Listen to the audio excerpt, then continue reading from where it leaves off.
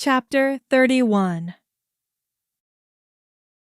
Lorraine made her way down the corridor of the station towards the conference room, where Admiral Goslin was waiting. The soles of her boots tapped triumphantly across the metal floor with each step she took forward. Lorraine rounded an intersection in the corridor and could see the distant doors to the conference room on the right side of the wall. She paused. Peering closer, Lorraine could see two of the Admiral's guards standing on both sides of the conference room's doors. She had seen them before, whenever Admiral Goslin was in a meeting with his superiors. She could only wonder how those go.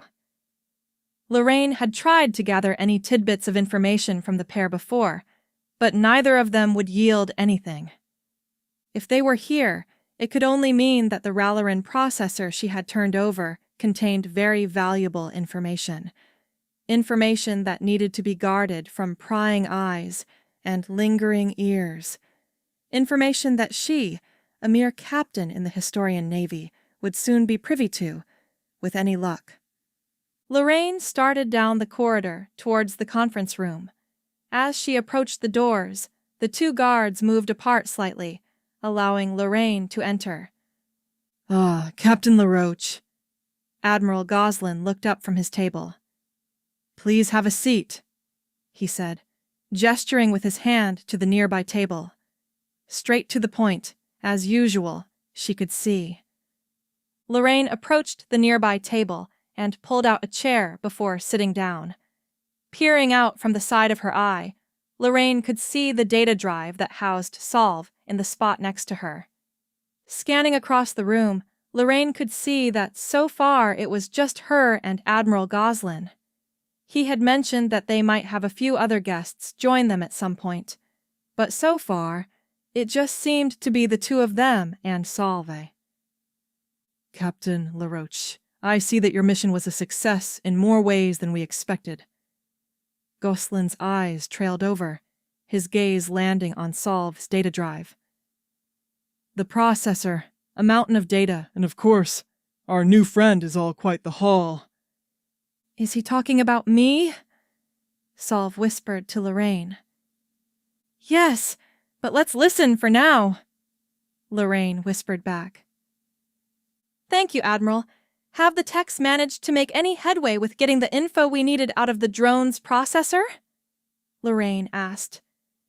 She had asked Solve if he had any idea about its encryption, but he wasn't familiar with the code structure. Neither she nor Kaufman was too keen on letting him tamper with it, however, before their return. "They are still working on cracking the higher encrypted data, but we have managed to extract some data from it. A report should be coming soon, but there are a few key points we gathered so far." Admiral Golson picked up a small remote on the desk and clicked some buttons on it. The lights in the room dimmed some as a projector hummed to life. Panels slid down over the outward viewports, and even one over the door to the room. "We have long suspected it to be the case, but we were finally able to confirm it." Golson paused. "Ralerin agents have been attempting to set up a network of pro-Ralerin officials in the Nisoan military and political structure. Their end goal is unclear, but they most likely desire to turn Nisoan space into a bulwark or staging ground." Golson clicked the remote again and showed some extracted excerpts of communications between Ralerin agents and Nisoan officials. Scanning through them, Lorraine narrowed her eyes when she saw Colonel Akos's name appear. "It should serve as little surprise that many of these officials have been bribed with payments of unregistered goods, credits, and future promises of even greater power should they aid in barring us from Nisoan space," Goslin said, before clicking the remote and moving it to another image. "We also managed to find several transmissions between the drone you recovered the processor from and the target ship Serpent. From what we can gather, Serpent travels near Florian every so often and collects data from the drones that operate within and near the system. Most drones usually have a self-destruct mechanism triggered when they crash, The best guess our techs have is that this one was defective or the feature was turned off by someone aboard," Goslin said, as Lorraine studied the image of a Ralerin drone. She thought back to the story that Jacob had told them about how he acquired the processor. The injured Defense Force pilot must have disabled the ship's self-destruct when they landed. She could only wonder if he did that in the hopes of saving himself or saving the ship's processor, so someone could put it to good use. "Was there any other information about Serpent?" Lorraine asked. That damn ship had stayed one step ahead of her for too long. She needed to close the distance and finally catch it. There was one other thing. Yes. Golson clicked the remote, and the image changed to a map. Looking it over, Lorraine could see that it was of space near Florian. "We believe that Serpent will be within the area for a clandestine meeting. We are uncertain of the nature of this meeting, but have reason to believe that its outcome could impact the current stalemate," Goslin said. Lorraine watched as he bridged his fingers and meshed them together firmly. "Do we have a plan to deal with them?" Lorraine asked. Her eyes narrowed on the photo of Serpent, that all too familiar image. She had studied every detail of the vessel thoroughly from the images they had previously acquired of it. She almost knew its outline better than her own ship. From what she could see, it had swapped out the bulk of its armaments it previously had when she encountered it on her patrol, and now mainly housed docking clamps for the drones. "We are currently in the planning stages of an operation, though we haven't settled on the best course of action yet. If we could muster enough ships, we might attempt to take them head-on, but ultimately, I have to wait to hear back from my superiors." Golson paused. "Oh, how I envy you." "Pardon me, sir?" Lorraine asked in shock. "I envy your greater freedom, Captain. Even with your ship still being repaired, you've left this station sooner than I have. I'm just worried that—" "Goslin," an unfamiliar voice called out, as Lorraine and Goslan both looked over to the now open door as a woman in a uniform that Lorraine hadn't seen before stepped into the room. "I see that you started without me." "Ah, yes. My apologies, Captain Laroach. I'd like you to meet our guest Colonel Florence," Goslin said, as the woman made her way over to a table near his own and sat down. "A pleasure to finally meet you, Captain Laroach. I'm an archivist of the restricted section," she said, adjusting in her seat. "Restricted section?" Lorraine asked, puzzled. "We have one of those?" "Doesn't every archive?" Florence replied. "Back to the matter at hand. Do you have the report?" Goslin asked. "Of course, Admiral," Florence said before sliding a folder over to him. "Before I proceed, I want you to mute the AI's audio input. It's for his safety as much as it is for ours," Florence said, eyeing Solveig's data drive. "Lorraine?" Solve shyly whispered, a bit scared. "It's all right, Solveig. I'll be right here," Lorraine warmly replied. She placed a hand on the side of his data drive, offering some comfort before she muted his audio input. Colonel Florence rose from her seat. "There are 2 pieces of sensitive intel that I have. The first is the reason that Serpent is such a high-value target." Florence started. Lorraine's ears perked up. She had never heard the exact reason why they started tracking this particular ship. She was aware that it was an RFI ship, but beyond that, she just assumed that it had some useful intel or something along those lines. "We have reason to believe that the head of Ralerin Field Intelligence, Leon Feckler, has been aboard Serpent several times. Ideally, we could try to snag the ship and him, but I don't believe in ideal outcomes," Florence said as the lights dimmed a bit. Goslin clicked the projector, and an image of Leon Feckler appeared on the screen. Lorraine had heard the name before, They all had. His drones, as well as his spies, had caused more than their fair share of chaos for the historians, not to mention an even greater degree of suffering for the people of the southeastern quadrant. Though he may be elsewhere now, the fact that he was aboard the ship recently leads us to believe that there may still be valuable intel. Where he goes, trouble is bound to come. This next bit of intel is on a need-to-know basis. I don't want anyone outside of this room knowing about it. Understood? Florence asked, her eyes set on Lorraine. Understood, sir, Lorraine replied. Captain Laroach, I read the report on your encounter with Serpent. Oh no, another berating. She could only hope that this critic would be more merciful than the regulars. I noticed something that relates to an active mission of mine. She paused. Have you ever wondered about the unknown craft that attacked your ship? Florence asked. Lorraine had wondered about it. Her recent mission hadn't left her much time to think more about that unfortunate encounter. At the time, she had just figured its arrival was the bad luck of the encounter, but she always had a feeling that there was something more to it. Now that you mention it, I have, yes. Then what I'm about to tell you may come as a surprise. Ralerin Broadcast Conglomeration. Good afternoon, citizens and subjects of the Ralerin Empire. Praise be to His Imperial Majesty and the ruling council. Reports are still filtering in concerning a disturbance that occurred on the planetary capital of Florian within Nisoan space last night. Though casualties were minimal, the true damage was to property and peace of mind. Citizens of Oldis reported hearing loud explosions followed by blaster fire for most of the night. Thankfully, peace has returned to the city, though questions remain. Upon news of the incident reaching the assembly, an emergency measure was passed with an overwhelming majority to prioritize the upcoming election.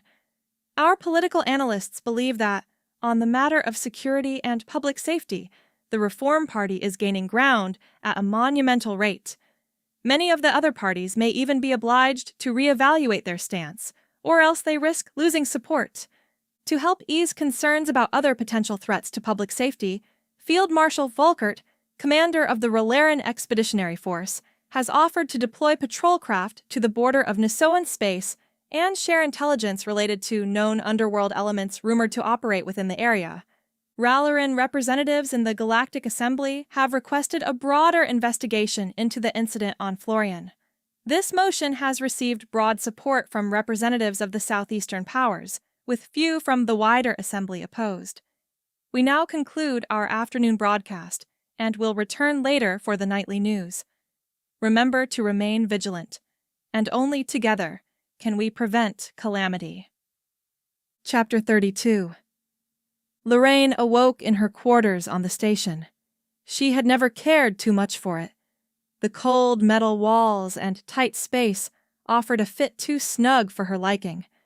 She sat up in bed and let out a yawn, hoping to release her fatigue through it. It was bound to work one day. "Oh, I see you're awake now!" Lorraine nearly jolted out of bed before turning over to her side table. Solve's data drive sat there among a few other personal effects of hers. "Do AIS have any concept of sleep?" Lorraine groggily asked. She slid out of bed and stretched for a moment. "Not particularly, no. Even if we are put to sleep or turned off, we don't have much sensation for the passage of time. We're just frozen until we're turned on again." "That sounds jarring," Lorraine said, feeling more awake thanks to the uncomfortable feeling of being frozen.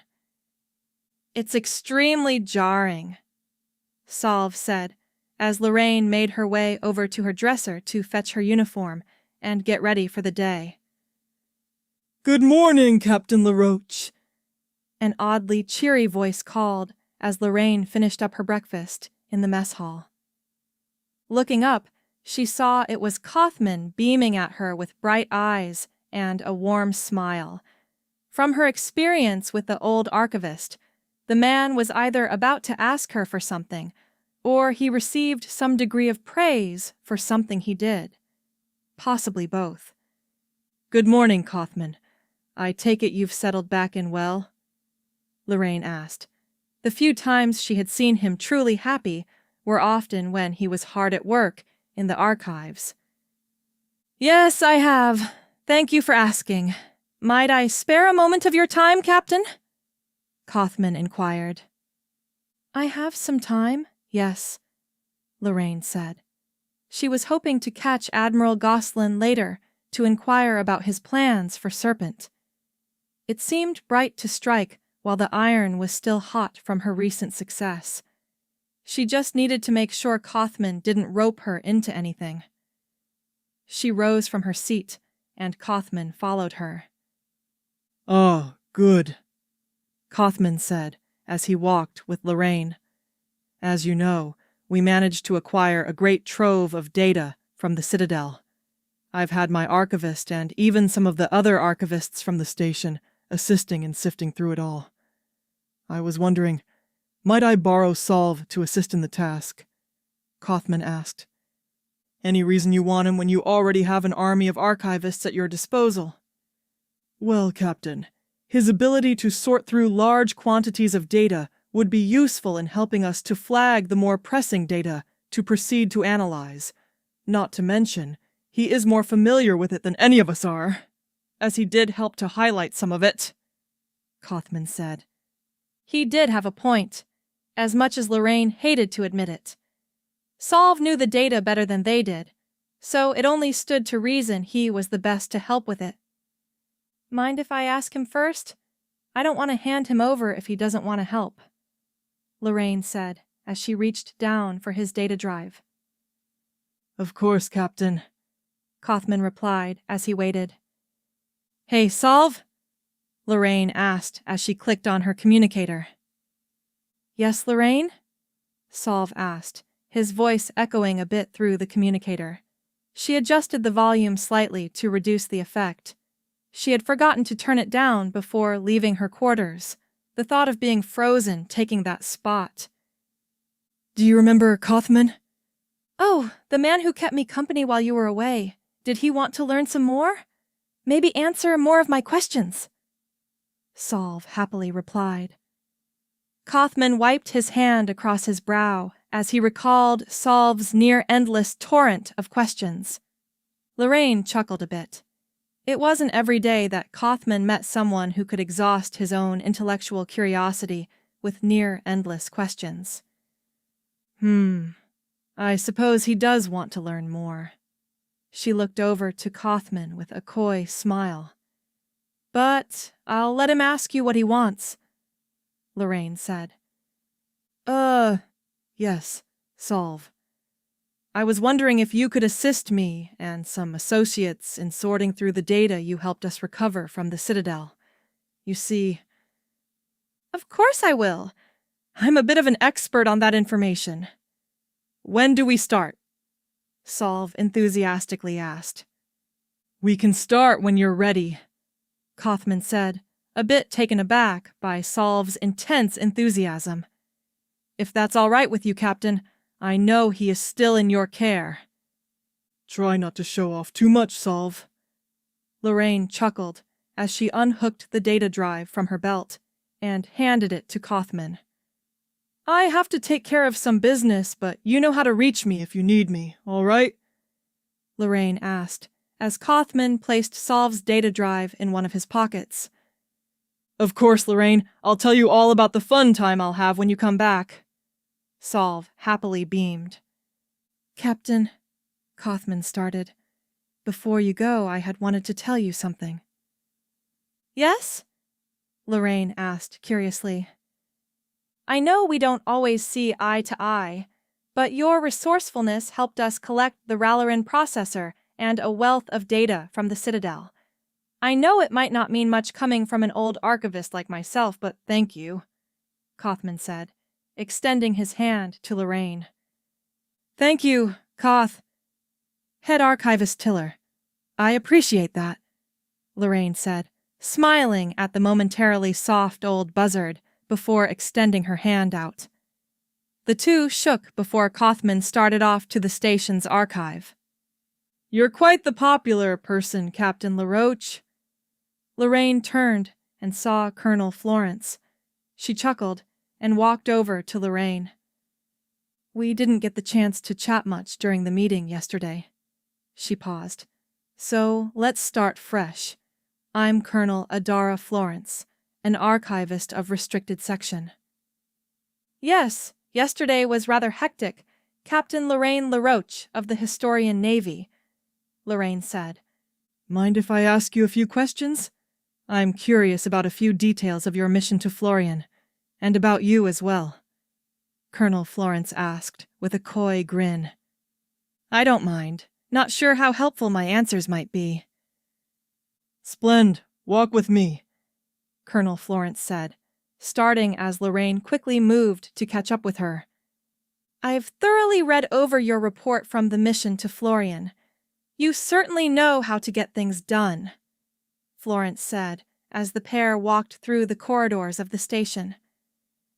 Thank you, sir. I didn't think that anyone above had noticed, Lorraine replied, chuckling. Make no mistake, Captain Laroach. People in places higher than either of us are always watching for talented and motivated individuals. With a foe like the Ralerins, we need every capable person we can get if we're ever going to end this conflict. You know, for an archivist, you certainly concern yourself with things beyond knowledge, Lorraine said. From their brief interactions so far, she noticed that Florence was much different from any archivist she had previously met. However, it didn't help that her mental image of an archivist was simply someone like Kothman, old, stubborn, and more concerned with ruins than the people sent to protect them. Well, I did join the historians for the same reason as most, to protect knowledge and fight tyranny, Florence said. I understand that during your time on Florian, you came across a Colonel Akos. Is that correct?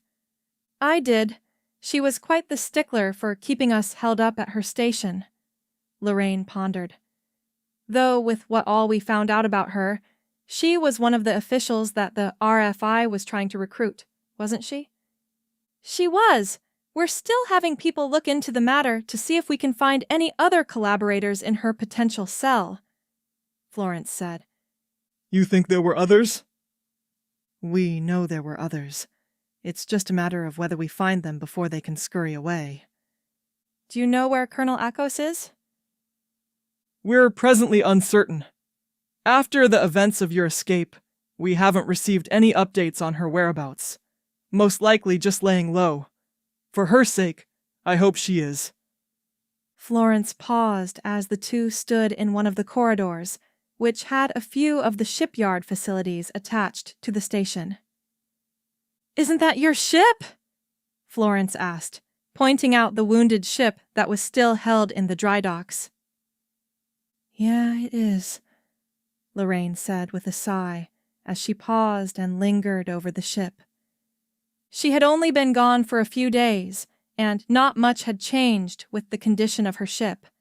Some of the burns from blast marks had been scrubbed off the hull, but overall, it didn't appear as though it had received any major repair. Given the state of the war and the long list of vessels ahead of her own, she wasn't expecting it to be repaired anytime soon. Don't worry, she'll be ready to sail again, Florence said, looking over at Lorraine and giving a quick smile. There was another reason I wanted to talk to you. You see, there's a job and... Before Florence could continue, Lorraine's communicator buzzed. I'm sorry, I have to take this, Lorraine said, as she pulled out her communicator and clicked it on. Hello? Captain Metello frantically spoke. Come quickly to the archive. Solve is having a problem. The Nisoan Chronicle.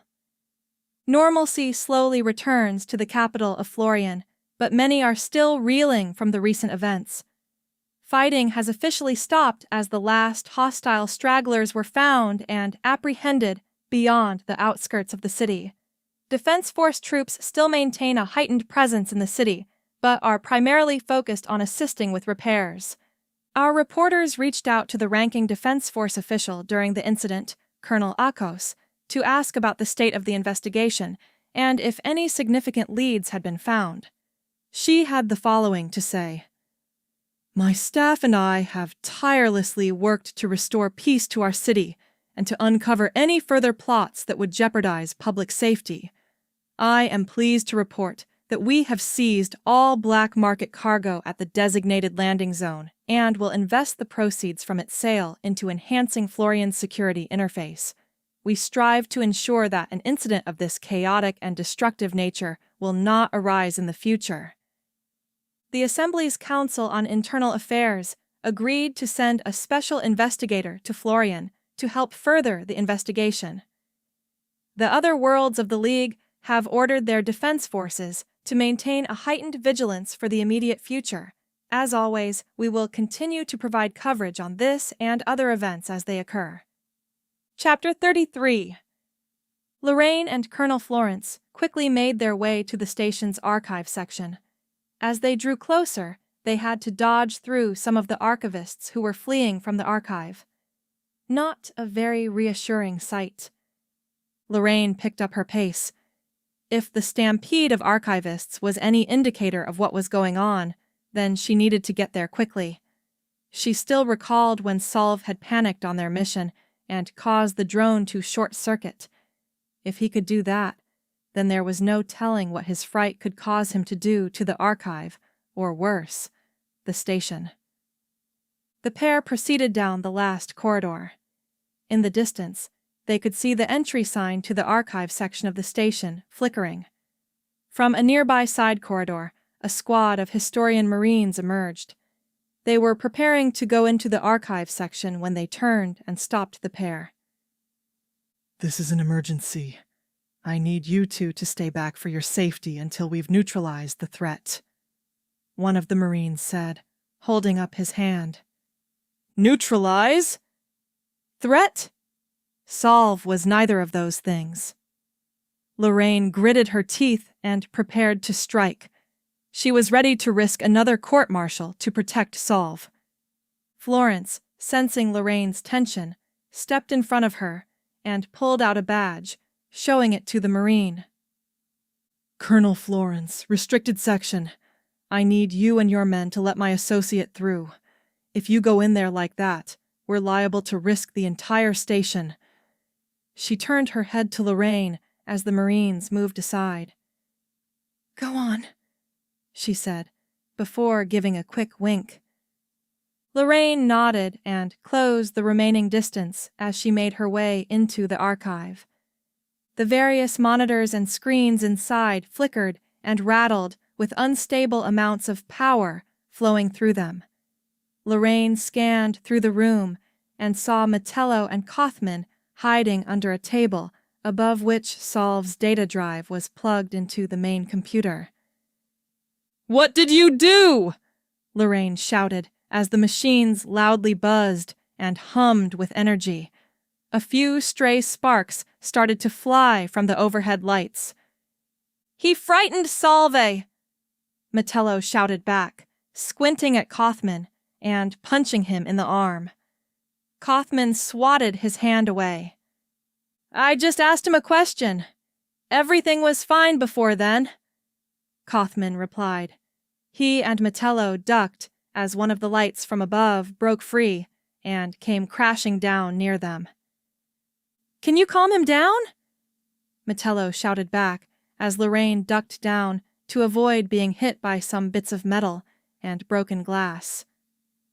"I'll try," Lorraine said as she slowly made her way over to the data drive. "Solve, are you in there?" Lorraine asked. Looking at the data drive, she could see a bright red beam of light from the top of it. She received no reply. "Solve, I don't know what Kaufman said to you, but you need to calm down. You're not in danger. Please calm down and talk to me." "I'm your friend," Lorraine said, reaching one of her hands up and lightly holding the data drive. She gritted her teeth as she felt a few sparks against her hand, but maintained her grip. I'm sorry, Solve weakly whispered. The flickering in the room slowly died down as the lights started to return to normal. The monitor's display dimmed, and the system powered down to restart, preventing any further strain in its current state. The data drive, which housed Solve, cooled down some in Lorraine's hand as she continued to hold on to it. It's okay, Solve. You didn't hurt anybody, Lorraine whispered, her voice clear and calming. Are you all right? I think so. Is it all right if we go back to your quarters? Solve sniffled. Of course it is, Lorraine said as she stood up. She proceeded to unplug the data drive from the hookup that linked it to the main archive computer. Metello and Kaufman crawled out from under the table, watching as Lorraine made her way past them. Outside, Florence stood there in the empty corridor. She turned to see Lorraine approaching with the data drive cradled in one of her arms. I knew you were the right person for the job, Florence said, the corner of her mouth pursed up. Thank you, Colonel. I need to take Solve back to my quarters so he can rest some. Was there something you were trying to ask me earlier? Lorraine asked. Don't worry, it can wait. Take care of Solve first. We can talk later, Florence said before entering the archive. Lorraine made her way back to her quarters. Along the way, she noticed the occasional glance from other personnel as they walked by. She could only imagine what Admiral Goslan would have to say after hearing about what happened in the archive. Lorraine didn't worry herself about it for too long, though, as she had more pressing things to take care of. She set Solve's drive down on her nightstand and sat down on her bed, facing it. Are you feeling any better? Lorraine asked, breaking the brief silence that had started to set in once the door had closed. A little bit. Thank you, Solve meekly replied. Lorraine frowned and thought for a moment. She had a vague idea about what might have scared Solve, but she still wanted to know how exactly it happened. You're wondering what happened, right? Solve paused. I figured you would. Caring does align with your observed profile so far. Lorraine shelved the question of what else he had observed about her. Yeah, I am curious, Lorraine confirmed. She could only hope his bringing it up was a sign of his recovery. Everything was going okay. I'm very familiar with the data that was present. The bulk of it was tagged by me after all. Head Archivist Tiller was trying to find a specific piece of data, but I knew it wasn't within the files. He was convinced otherwise and, after a few failed search attempts, thought that I misplaced it and needed to be reset. Solve stopped after the world exited from the drive speaker. When I was undergoing experiments, the researchers would reset me numerous times throughout. Ideally, resets allow certain coding conflicts to be resolved. In my case, however, the problem they were trying to resolve was my personality. They were trying to get rid of it? They still wanted my curiosity, but without my other baggage. I was relieved when my testing shifted more to data processing and assessment. I hope that wasn't too much, Solve said timidly. It wasn't. I think you're courageous being able to share something so traumatic from your past, Lorraine said, gently patting the drive. You do? Of course. You might even be braver than I was as a child. Lorraine laughed. Do you remember much of your childhood? Solve curiously asked. My childhood, Lorraine said, as she pondered for a moment on the question, raising a finger to her lips as she stretched on her bed. A stream of her childhood memories had steadily been flowing through her mind.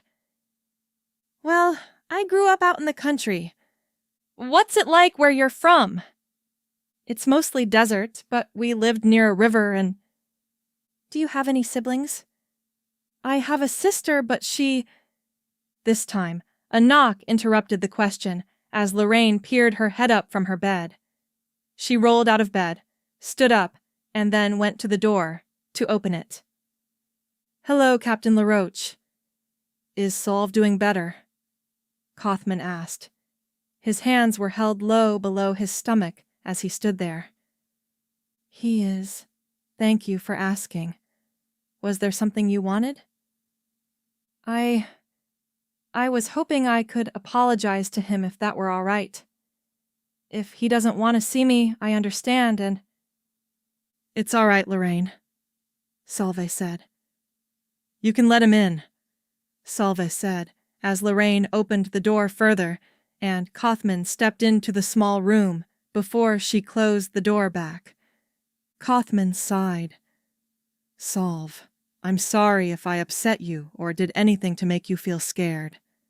Most of my peers and subordinates are people who should know better and are deserving of my scorn. Lorraine couldn't help but feel that she was somewhere in that group. But you've been secluded within the Citadel's data for countless centuries. What's more, your genuine curiosity and desire to learn everything you can are something I've long missed in my peers, students, and even myself, Kothman said, lowering his head. Solve remained silent. I've never really been good at this sort of thing. That's part of why I'm an archivist. Solve, I don't ask many people, but can you forgive me? Solve was silent for a moment before replying. I forgive you, Head Archivist Tiller. I can't wait to finish our work. Finish?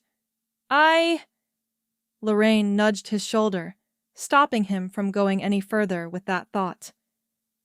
Would be happy for you to help me finish. When would you like to start? How about now? Solve happily beamed. If that's all right with you, Lorraine. Well, I think Head Archivist Tiller knows how to work better with you now, right? Lorraine said happily as she turned to Kothman, glaring a bit out of the corner of her eye. Of course. I look forward to resuming our work and am eager to get back to it, Kothman said, with a few strands of sweat going down his brow. Lorraine picked up Solve's data drive and handed it to Kothman as he prepared to make his way back to the archive. As Kothman left, Lorraine turned and saw Florence walking down the corridor. She waved and made her way over to Lorraine. I see Solve is doing better, she said, as the two watched Kothman walk off. Yeah, I cheered him up after he calmed down. Is it much work? Have you ever babysat? Other than my subordinates at times. No. Then yes, it is a bit of work, Lorraine said. Were you coming to see me? I was actually... Might we go into your quarters to talk more privately? Florence asked. Of course, Lorraine said, as she opened her door, welcoming her second guest of the day. She could only imagine who the third might be. What did you want to talk about? I wanted to tell you that I appreciated you saving Solve and potentially this station. From what I read in your report, he could have caused some serious damage to the station, Florence said, as Lorraine nervously scratched her head. She had forgotten about putting that detail in the report. Well, what can I say?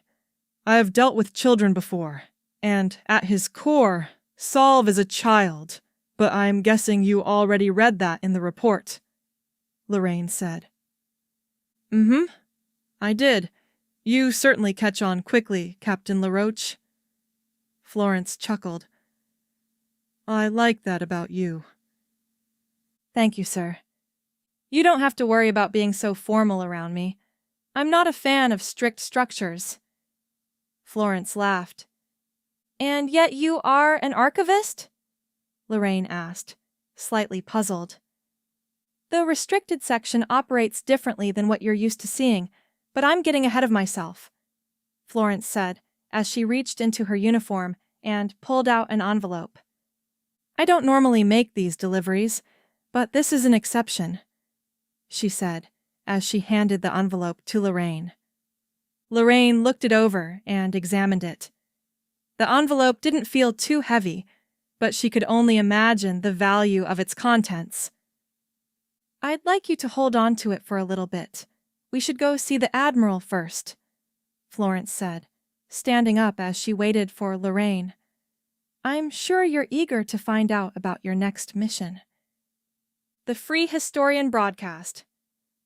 Thank you for tuning in to our nightly broadcast from the front lines in the East to the core of the Southeast, and to all of our listeners beyond.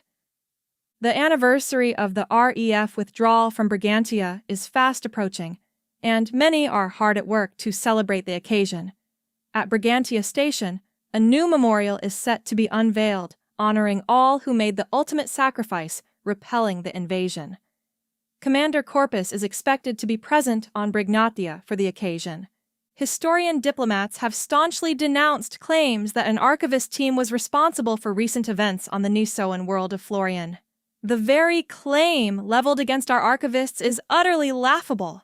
While we appreciate our detractors' belief that we excel in underhanded and illicit dealings, it is a flagrant departure from reality to believe that we would bring anything other than our curiosity and the tools necessary to study the ruins of ancient civilizations safely. Efforts continue in the clearing of orbital debris surrounding many previously contested worlds within the quadrants. While the major travel lanes have been cleared of debris, many other areas remain littered with the carcasses of warships as well as hazardous debris. With that, we will conclude our nightly broadcast and will return with more news and events as they develop. Chapter 34. Lorraine and Colonel Florence had made their way back to the conference room where they had previously met with Admiral Goslan. This time, however, there was another unexpected guest who joined them. Captain Laroach, Admiral Goslan started. A vital mission has just come up. I know you are eager to assist in dealing with Serpent, but this takes precedence over that, Goslan said. Lorraine frowned a bit. She had run herself ragged in the search for Serpent, for something new to come up that was of more importance than the elusive ship. What could it be? She looked over at the stranger who sat next to Admiral Goslan. He was an older gentleman, with a thick gray and black beard that hung close to his face.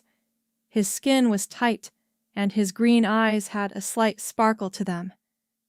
Admiral Goslan gestured towards the stranger. This is our guest, Laszlo Bettina. He is a leading designer of experimental craft.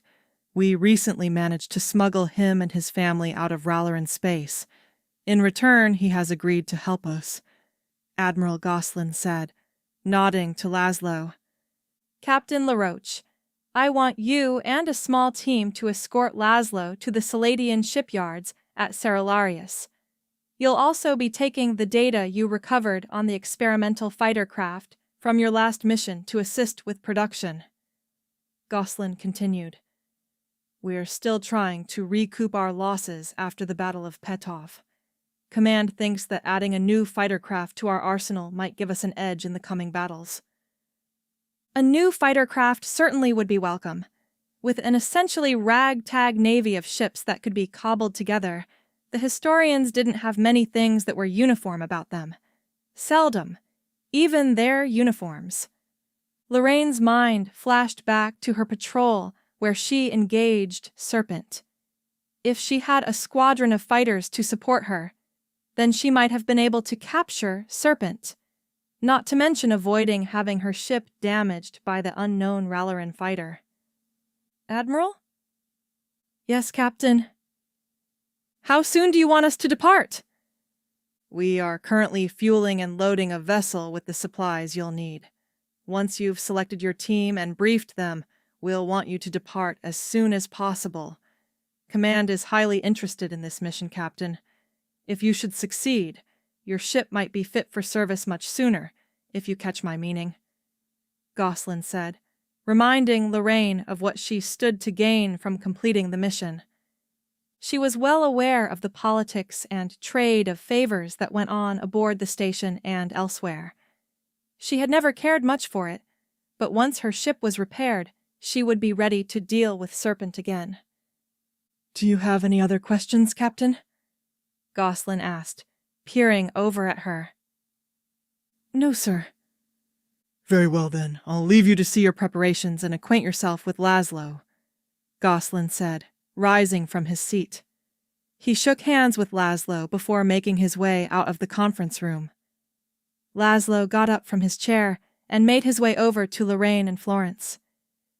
It is nice to meet you, Captain Laroach, Laszlo said.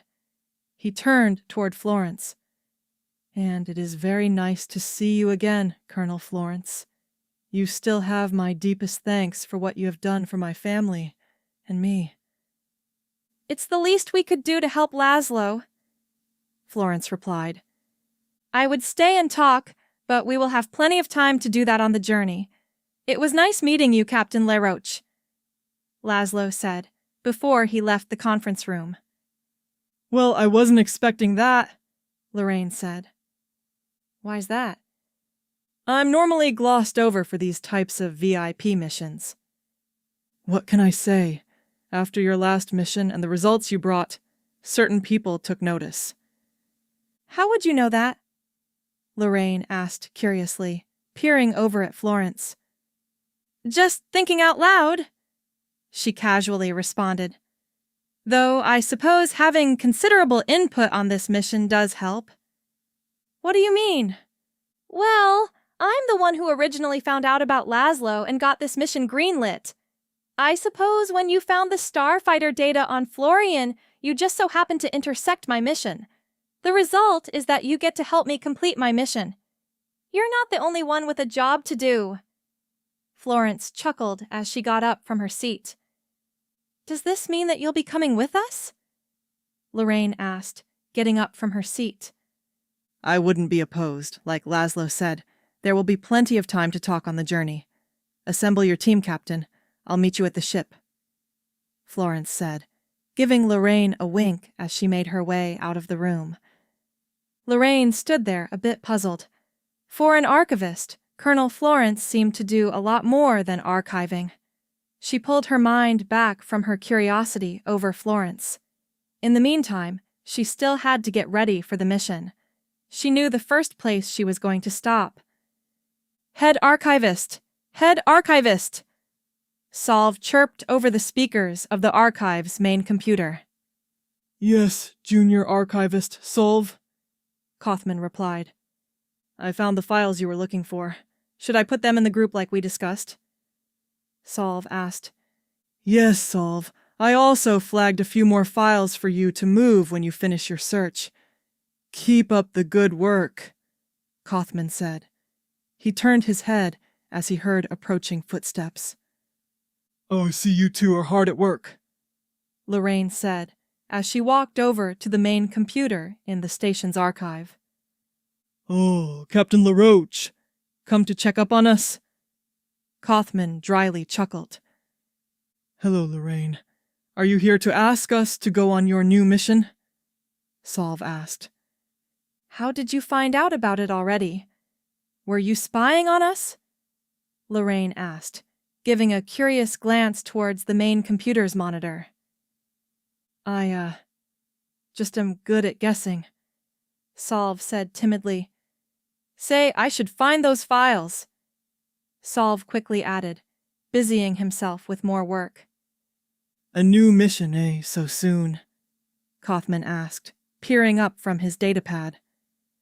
I was surprised too, but it seems I'm the right person for this vital mission, Lorraine chuckled.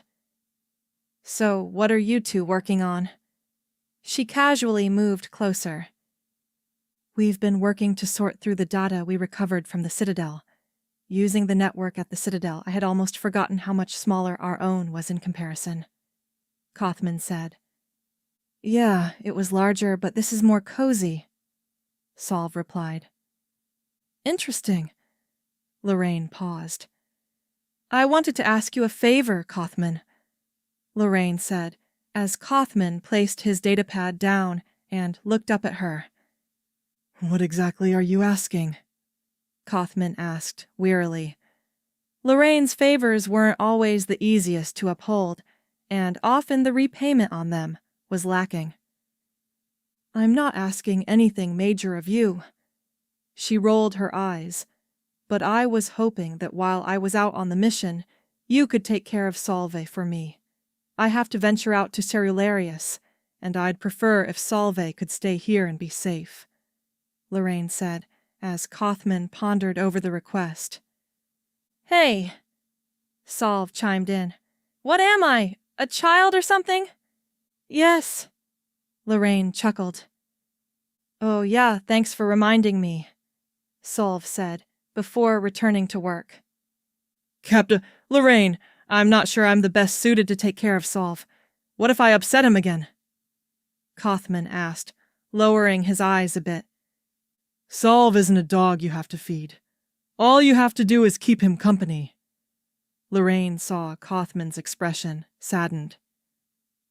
Kothman, if you can act like you were when I first came in here, then I can promise you that Solve will be ecstatic to work with you while I'm gone. He loves being helpful, and you love hard work. It's a pretty good combination, in my opinion, Lorraine said as Kothman peered up a bit. Head archivist, I know I don't have a vote in this, but I'd certainly enjoy working with you since Lorraine doesn't want me to go with her. He paused. Even though it would be fun. This is also exciting. Solve beamed. Kothman smiled and looked back at Lorraine. All right, I'll take care of Solve while you're away. Who knows, he might be head archivist by the time you get back. Kothman chuckled. Careful, or he might take that challenge seriously, Lorraine teased. You're joking, right? Kothman asked, mildly concerned. I am, but you never know, Lorraine said as she made her way out of the station's archive. So, Solve started. What do I have to do to become head archivist? Lorraine made her way to the hangar after gathering the rest of her crew for the mission and grabbing what gear she needed. She wandered past the rows of ships until she finally came across the vessel they were assigned. It was a relatively normal-sized passenger vessel. Lorraine had ridden on one of them when she initially left Brigantia to reach her posting here. The model they were riding in had a few blaster clusters on it, but overall, it was mainly meant as a vessel for travel. Captain, Kelson said, giving a quick salute. The men are ready. Colonel Florence would like to speak to you before we board. All right, thank you, Lieutenant, Lorraine said, as Kelson and the rest of the men prepared to board the vessel. You wanted to speak to me, Colonel? Lorraine asked, coming over to Florence. Yes, I wanted to speak to you before we boarded about something I want you to keep your eyes open for along our trip, Florence said as she started towards the ship with Lorraine. What is it? Lorraine asked curiously. I'm hopeful that we won't run into any trouble along the way, but I imagine we will. Florence paused near the landing ramp to the ship. Tell me, Lorraine, have you ever had any run-ins with the Knights of Ralearius? The Ralerin broadcast conglomeration. The will of the Emperor is sacred and must be upheld at all costs. When words should fall on deaf ears and resolve is firmly cast against his will, there is but one course of action to remedy this obstruction. Send in the knights. We are the Knights of Ralearius, dedicated to upholding the will of His Imperial Majesty and protecting the sanctity of his realm for generations. Though our forebearers are Ralerins, our order is open to any who prove themselves worthy of championing our cause. Join us and stand as the vanguard against calamity. Good evening, citizens and subjects of the Ralerin Empire, and praise be to His Imperial Majesty. We thank you for tuning in to our nightly coverage and hope you enjoyed the latest ad for the Knights of Ralerin, commemorating the anniversary of their founding. Keeping up with our coverage on the Knights, we congratulate the Grandmaster of the Order, Maximilian Stein, for winning the Crowns tournament hosted this year within the Union Crown. The tournament was initially started as a way for the various monarchs of the Union Crown to elect a new ruler fairly and to maintain their union of crowns. Today, it is primarily an event celebrating the prowess of knights. The Grandmaster declined to comment after his win. Members of the 4th Knights Division reported an overall decrease in raids from the Nebula Wayfarers, a once peaceful and nomadic race that traversed and even lived within the Nebula Wall. The exact cause of their increased aggression is still unknown, but they are still regarded as a protected race by the Galactic Assembly. As we prepare to conclude the nightly news, we would like to thank the Knights and all who seek to prevent calamity through our Majesty's vision. Chapter 35. The ship had only left Sector Command a few hours ago, and already Lorraine could see the signs of wear and tear on the aged vessel. Whenever they tried to adjust their heading, the ship would jerk and shake a bit if they tried to change course too quickly. Kelson had almost thrown up when they had to make a hard turn to yield to some other space traffic. The ship's sensors were largely unreliable. Before they had even left the station, it registered that they were inside an asteroid field and that their destruction was imminent. Despite the ship's prophecy, they had yet to crash into any large asteroids or be pummeled into debris by any dense fields. Lastly, the ship's engines were a depreciated, gluttonous beast of a bygone time. The amount of fuel they could consume was astonishing. Their top speed hardly made the heavy fuel consumption worth the trouble. The main thing that the ship had going for it was its incredibly dense hull that could shrug off most blasts with ease. It wasn't pretty or practical, beyond taking a hit or guzzling fuel, but Lorraine could see why Command decided to give them this vessel for their mission. Captain Laroach, one of the pilots said. Lorraine brought her focus back to the present. Yes? We're receiving reports of another asteroid field ahead, the pilot said with a dismissive sigh. More space traffic? Yes, sir, the pilot said, looking over as a beeping sound could be heard from one of the ship's instruments. We're starting to run low on fuel. Lorraine sighed.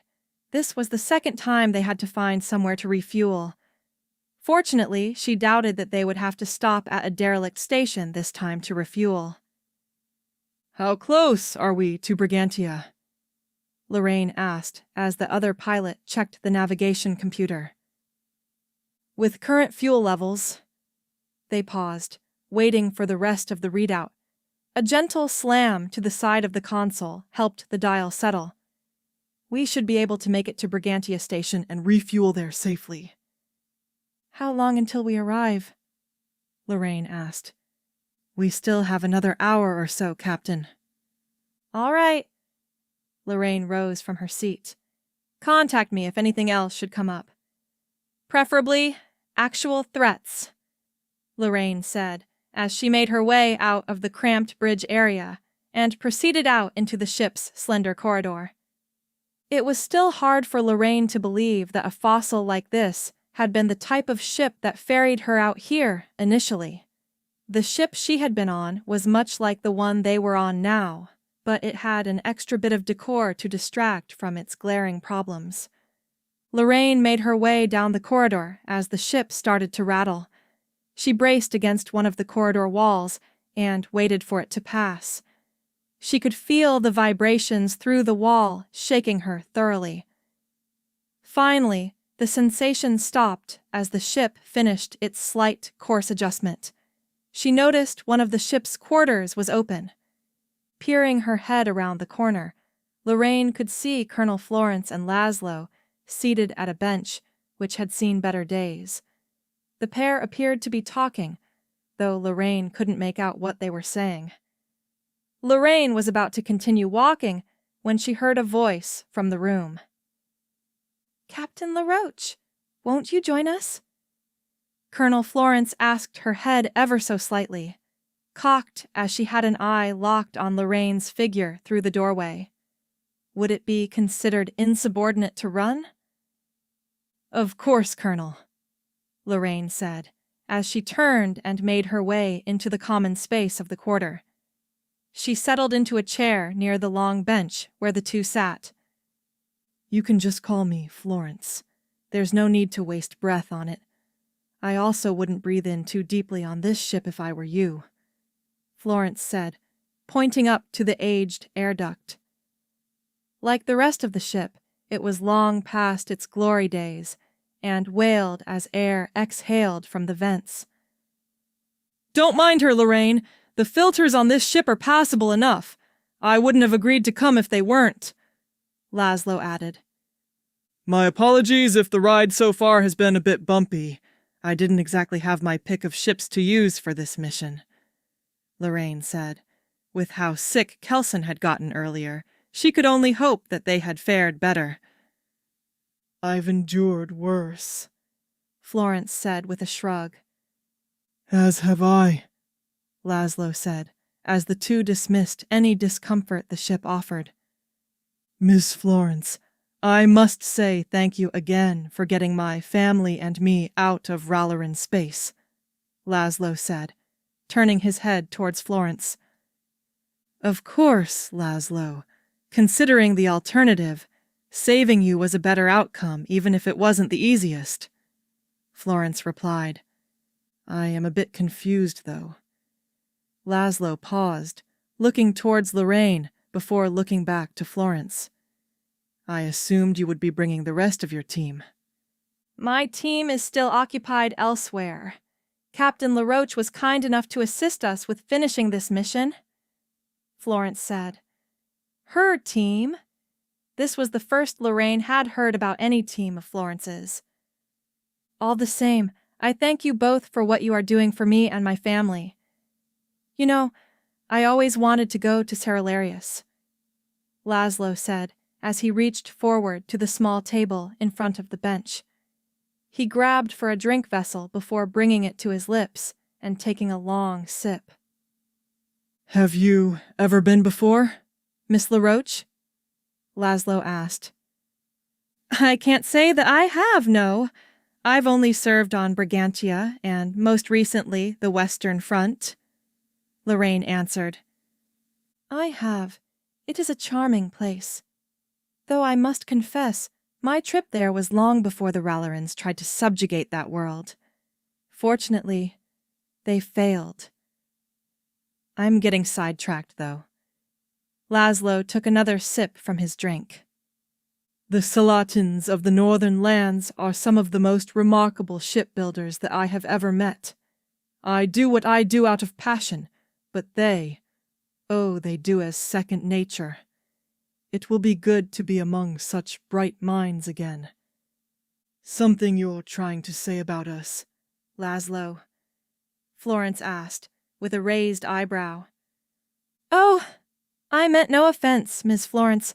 I simply miss talking with others in my craft. The Ralerins are hardly the most talkative. Build this, improve that, hail the Emperor. It all gets dull after a while. The only time they seem to articulate is whenever they're threatening you, Florence added, as the pair laughed. Lorraine sat there as an unwitting third wheel to the conversation. What she lacked in contributions, she did, however, make up for in her interest. She had been curious to learn more about Florence and what exactly she did.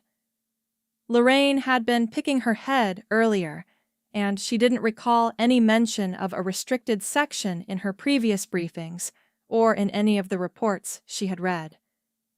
With the rapid growth of the Historian Alliance, however, they might have been a new department or branch, and she simply hadn't heard the news of their formation yet. However, Lorraine couldn't shake the feeling that there was something more to them. Captain Laroach? Lorraine snapped back in as Florence called her name, seemingly not for the first time either. Yes, Florence? Lorraine asked, hoping to brush away anything she might have missed before that question. I had asked where you were from. You are from Brigantia, are you not? Florence asked, before taking a sip from her drink. Yes, Miss Laroach. We're both curious to hear more about you, since you've already heard so much about us. Laszlo chimed in. I'm hardly from anywhere as glamorous as both of you, Lorraine said. She could only wonder about their reactions. Brigantia, just another backwater world in the chaotic heart of the Southeast. She always struggled to gauge people's reactions whenever she shared her homeworld with them. Some pitied her, some judged her, and others simply shrugged off the information. A moment of silence filled the room. Lorraine curled up her lower lip slightly and bit down on it. I can only wonder about the joys of rural worlds with vast open spaces. I've only ever known the sprawling metropolis within Ralerin space. Such confined and cramped spaces, devoid of the charm and character of nature. Laszlo said, his sentence varying more towards a curious question. I grew up near a desert. It's not as impressive to me now, but when I first saw the dunes as a kid, I thought they were amazing. Their sheer vastness, how every trip felt new thanks to their shifting, made them feel magical to me. If that makes sense. Lorraine awkwardly chuckled. Sharing her childhood nostalgia made her a little embarrassed, though the intent look on Laszlo's face as he pictured it for himself put her at ease. Florence's calculating glance, however, put her back on edge. Florence pursed her lower lip as she scratched at her chin. Her mental wheels were turning before finally reaching their destination of thought. I might not have grown up in a rural world, but I certainly grew up in a rural land. A moon, truthfully. Not all of the Union Crown is lavish castles, noble estates, and quaint cottages. The backbone of their society is the rural communities that make the dues owed to their noble houses, and so on and so on. They're surprisingly similar to the Prometheans in that sense, Florence said. I almost forgot you were from there, Miss Florence. You didn't escape an arranged marriage, did you? Laszlo teased. Wouldn't you like to know? Florence replied. She proceeded into the kitchen and brought back a plate with some snacks. The trio dug into its contents. Though the ship was in an ill state, the crew was fortunate that their rations were of a higher quality, albeit only by a few lateral moves up in quality. Lorraine thought to herself as the three ate. It was clear that Florence was well read, like any archivist she had met before, but she was convinced there was still something more to her. Lorraine, Florence said, breaking the silence from their eating. I've been meaning to ask, are you by chance related to Colonel Martin Laroach? Florence asked, after finishing a bite. Lorraine tensed up slightly, her back quickly becoming rigid. I'm not familiar with that name, Laszlo said, straining to try to recall it. Lorraine managed to bring her eyes over to Florence before she responded. He's my father. The Galactic Tribune. Within the structure of any government, company, or other storied organization, there is always a great deal of character. Much like houses, organizations tend to reflect the values of those who created them. The choice of decor, or rules, says a lot as well. The two also share another similarity. Cobwebs. There are always cobwebs resting, and sometimes lurking, in forgotten or overlooked places. The same is true for organizations, but often by design. The Historian Alliance is known to collect, organize, and distribute a great deal of information, but not everything that they discover becomes public knowledge. Until the last inquiry on justifying the historian's charter classification, it was not public knowledge that they had a restricted section. While this detail in and of itself is benign on the surface, the implications of what may be stored by them are not. Across any world in the known galaxy, there are often historic remains in one shape or another. Many of these are little more than footnotes from the past, long buried and forgotten. Some remains, however, hold both a greater significance and the potential to cause harm. Long-lost religious artifacts, evidence of heinous crimes, tools of war, and the list goes on. The historians maintain that they consult with the regional powers of worlds where they conduct archaeological work. However, as the recent Florian situation has shown us, things have the potential to slip through the cracks. While there have been no known incidents of local or galactic regimes being undermined by the historians, reports of covert agents linked to them traveling and even operating in Ralerin space raise some alarms. Efforts have been made by some within the Galactic Assembly to try and get this restricted section as well as the RFI to scale back any possible operations in the hopes of reducing tension and trying to chart a course to peace. We may only ever learn of any clandestine secrets in the future when they are once again discovered. Chapter 36. Captain, we are clear for final approach to Brigantia Station. Did we manage to secure a landing zone in our section? Yes, sir. Thanks to Colonel Florence's access codes, we got cleared to the top of the list. How long will refueling take? It will take some time. You and the others can feel free to stretch your legs at the station. Beats waiting in this fossil. The ship had lined itself up for its final approach and slowly started in towards the hangar. Its methodical pace carried the ship into the safety of the hangar as it descended before lowering its landing gears. With a firm thud, the ship finally sat down. Lorraine made her way back to the quarter where she had chatted with Florence and Laszlo earlier. This time, however, Laszlo was the only one inside. He sat on the floor in front of the low coffee table, which was littered with several papers. Laszlo held a pencil in one hand as he slowly combed his eyes through the messy pile. Occasionally, his hand would swiftly dart to one of the papers and write something down while he muttered to himself. Lorraine cleared her throat, waiting for Laszlo to respond before moving closer. She had seen this kind of tuned-in focus from Kaufman and the other archivists aboard the station. She sighed. She hoped Solve was getting along with him all right. "Oh, Miss Laroach, I didn't see you there. My apologies. I was looking over some of my schematics. Won't you join me?"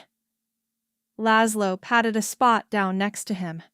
Lorraine went over to the coffee table and got down, sitting next to Laszlo. She looked over the mound of papers, but had a hard time deciphering their content due to their scattered nature.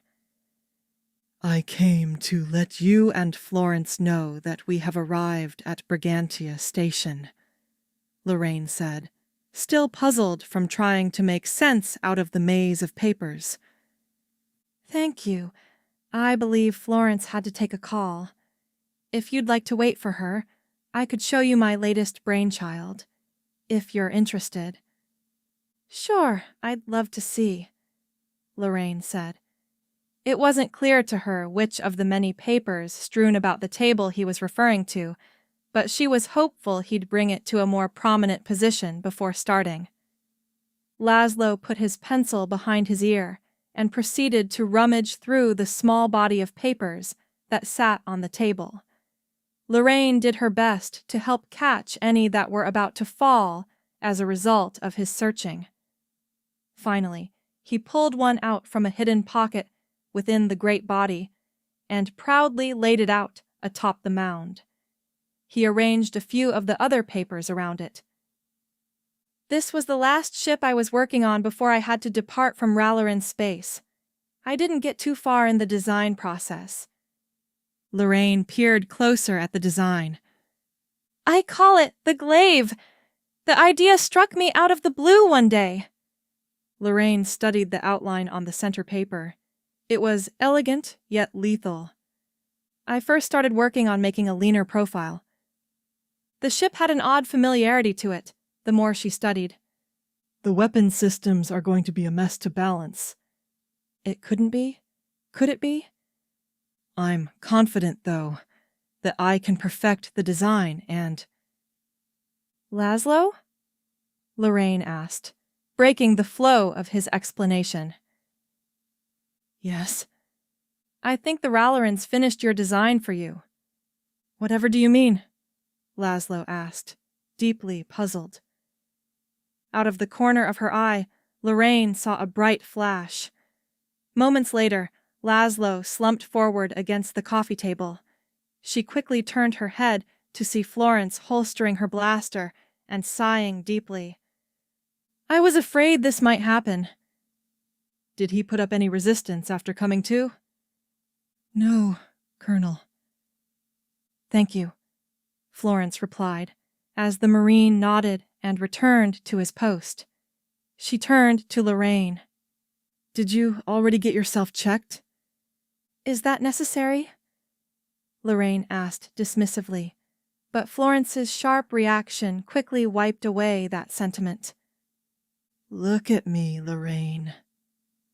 Florence placed her hands on Lorraine's shoulders, her fingertips firmly pressed against Lorraine's shoulders as her eyes narrowed. Did you get yourself checked? She asked again, making it clear how Lorraine should respond. I'll go right away, Lorraine said. She knew better than to try to press the issue further. Lorraine made her way over to a nearby examination room. Upon entering, Lorraine found the room empty, save for a large cylinder at the center of the room. It's Florence, she called over an intercom. Just step in the pod and you'll be set. With any luck, you'll be clean and after that, done with this. And if I'm not? You'd rather not know. Do you know if Laszlo is all right? Lorraine asked, making her way towards the examination pod. She hadn't expected any of this to happen so suddenly. We'll talk about that after we find out if you're clean, Florence said. Lorraine got into the pod. She stood there as the door slowly closed. It softly hummed as it came to life. A faint blue ring of light glowed around the bottom portion of it before a green one glowed at the top. Commencing scan. An automated voice chimed from the machine. It hummed louder as the two rings started to move around the length of the interior. Lorraine could feel some heat from the two rings as they passed over here. After a brief series of rotations, the rings returned to their original positions. Scan complete. Subject shows no traces of foreign signatures. The machine chirped before the door to the pod slowly slid open. The door to the room slid back open as well. Lorraine made her way out of the room and back to Florence. All right, you know I'm clean now. Can you tell me what's going on? Lorraine asked, crossing her arms. I can't tell you everything, but I'll tell you what I can. Not here, though, Florence said, before motioning for Lorraine to follow her. The two made their way through the hallway. They entered into a small room at the end of the hallway, before Florence sealed the door behind them. What I'm about to tell you is classified information. Only those who need to know or have dealt with it are aware of it, Florence said. Lorraine could feel a few goosebumps on her spine.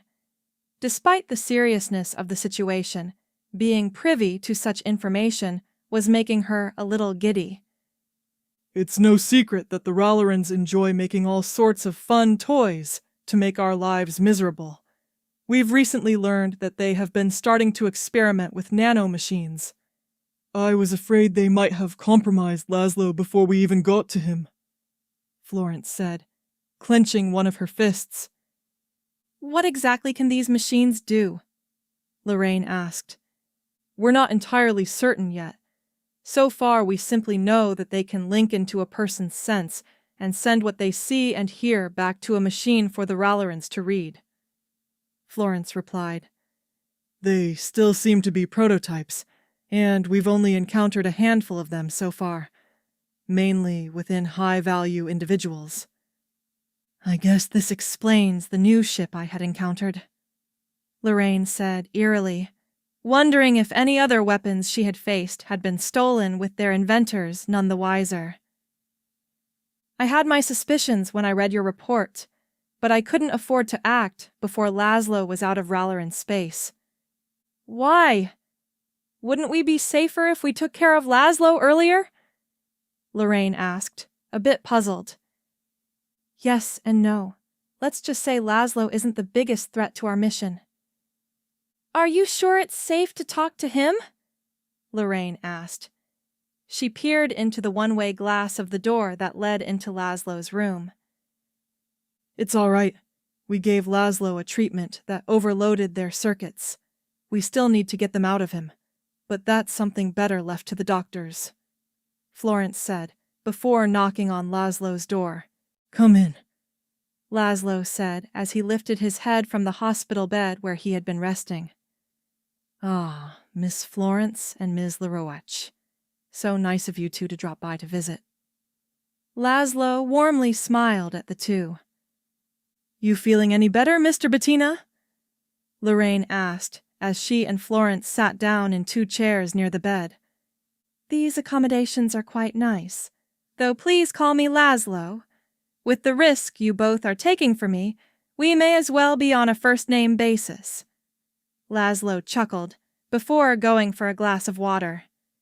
Have the doctors said how long the procedure will take? Lorraine asked. From what I understand, the doctors are currently preparing for the procedure.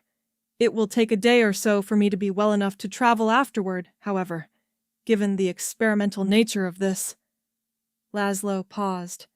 I wonder if this is how my prototypes feel whenever I tinker with them. I hope you don't mind getting comfy, Lorraine. We might be here for a bit, Florence said, slouching down in her chair. I don't mind. This is already comfier than most of my previous missions, even with our concerning ship, Lorraine replied. Lodging isn't what I'm worried about. It's staying here for too long that has me worried, Florence said, tracing her hand over her holster. Computer, what is the status of the signal? Signal is currently inactive. Should I try again, sir? A soft voice replied. No. Input the last known coordinates of the signal. Acknowledged, sir. The last signal was received at Brigantia Station. Good. Set a course immediately. Acknowledged, sir. Glaive systems are locked onto coordinates. The Barnovian Journal. The Luxcan economy has seen a great boon with refinery production continuing to increase for the 7th consecutive month. This, coupled with the increased demand for new ships, has led to record sales in several alloys used in starship production. Rumors persist that the Salacians and Astorians are in talks over new rates for the upcoming year. Index funds across the southeast have experienced some dips as future uncertainty grows following the recent events on Florian. The upcoming elections in the League's assembly will be the most closely watched in recent years. With the Reform Party seeking to realign the League's political priorities, investors can only wonder what plans they will have for the economy and its impact on the broader quadrant. Astorian Hypernautics recently unveiled its latest thrusters, which aim to improve travel rates and fuel efficiency for its freighters. Shares of their stock have already seen a significant rise and are expected to increase further after a demonstration of the new thrusters later this month. Chapter 37. All right, I'll tell them, Florence said, her head tilted to the side as she finished up a transmission on her communicator. She proceeded to close it up and place it back on her belt before heading over to Lorraine and Kelson. The doctors just called. They told me that Laszlo's procedure has started. I already spoke to the head of security for our module and alerted all security personnel aboard the station. No one goes in to see Laszlo without my say-so. Florence said. Her facial muscles were tight, her brow stern, and her eyes vigilant. Lieutenant Kelson, Florence said. Yes, Colonel, Kelson replied, his back straightening up quickly and his posture stiffening. I want you to alert the rest of your men on the ship. Ensure that no one beyond the three of us board or even gets too close to the ship. The last thing I want is our ride out of here being sabotaged. Am I understood? Florence asked, peering over at Kelson. He remained motionless like a statue. Yes, sir, Kelson replied. Now then, Florence said, walking away from the two before turning back around. With that taken care of, let's have some fun, she said, her expression softening as a smile formed. Lorraine and Kelson exchanged concerned glances out of the corners of their eyes. Lorraine was slowly starting to understand how Kaufman must feel around her sometimes. Was there anything that you had in mind, Florence? Lorraine asked, scratching the back of her head. I thought we might take a look around the station. I thought it would be a good idea for us to relax a bit and also have the opportunity to check for any suspicious activity. What better way to do that than to explore around? Florence asked, before she started towards the exit of the historian's module. Lorraine looked through the large opening as they made their way to the border. Beyond the binding of the historian's module was the rest of Brignacia Station. It had been some time since Lorraine last set foot on it. She could only wonder how much it had changed since then. The group walked over the border and entered one of the long hallways of Brignacia Station. Upon exiting, they merged with a large crowd of other passengers and patrons of the station. The stream of people flowed by the group. As they continued forward, Lorraine looked over some of the people within the stream, curious about the various walks of life that were present. The bulk of the stream was composed of various groups of spacers, though their attire often varied from group to group and even person to person. They mainly wore aged, tattered, and otherwise beaten-up outfits made usually from leather or cloth. They were a rough and tumble sort who often spent more time in space than they did planetside. When they did rarely venture back to the surface of a world, it was usually for work, supplies, or the all-important vices which kept them ticking. A common, though common as the hardy present spacer, in the stream were merchants. Like the spacers, there were many varieties of them. Small-time traders, freighter captains, and even the occasional head of a trade company. Their success was often measured by the delicate trimmings and details of their attire. Though their trimmings could be distracting, the true sign of a merchant's worth was the weight of his word. The rest of the stream was of a mixed variety. None were as present as the spacers or the merchants, but all were still from notable professions. Bounty hunters, mercenaries, travelers, scholars, etc. All were coming or going from the station for their respective reasons. Lorraine soon managed to reach the end of the stream, as the long, winding hallway of the station opened up into a large, circular room. Looking around, Lorraine could see various shops, peddlers of goods, and other sights scattered throughout the room. At the center of the room, she noticed a simple fountain. I didn't think I'd miss the station, much less see it again, Florence said, taking in the sight of the central market area. Her eyes scanned over the region, half vigilant, but still tinted with nostalgia. Is the work of a restricted section archivist truly that dangerous, Colonel? Kelson asked. Lorraine had told him about some of her suspicions earlier. He had formed his suspicions from what little he knew of the organization. I tend to volunteer for the more dangerous ones. I'm sure you and Lorraine can both understand that. Florence responded with a coy smile. Kelson could hardly disagree, and he knew better than to press the matter for now. All right, everyone. Let's split up for the moment and take a look around. Take note of anything or anyone suspicious you see. We'll meet back up at the fountain and proceed from there." With that, the trio spread out, making a casual sweep of the marketplace. Lorraine had been back at the station more recently when she last visited her family. It took her little time to sort through her surroundings. She started towards the fountain, deciding to check around it and to pay her respects once more. She walked over to its base, where a plaque was mounted. Peering down, she read it. "In honor of all those who made the ultimate sacrifice to protect Brigantia, the historians salute you and strive to honor your sacrifice. Commander Corpus." The plaque read. Lorraine stood there and looked over the plaque for a moment. She gritted her teeth as her head slumped down slightly. She firmly clenched her fists as her knuckles turned white. A single teardrop managed to escape from her scrunched eyes and rippled into the fountain. "Lorraine," Florence softly said, her voice difficult to pick up over the loud hustle and bustle nearby. She placed a hand on her shoulder as she stood next to her. "Is Laszlo's procedure done yet?" Lorraine softly asked. "It is," Florence replied. "Is he all right?" "He is." "That's good." "Lorraine, I won't force you to tell me about what happened. We both know, but you can't blame yourself or your father for it." "I know." Lorraine turned to Florence. "I just miss my sister."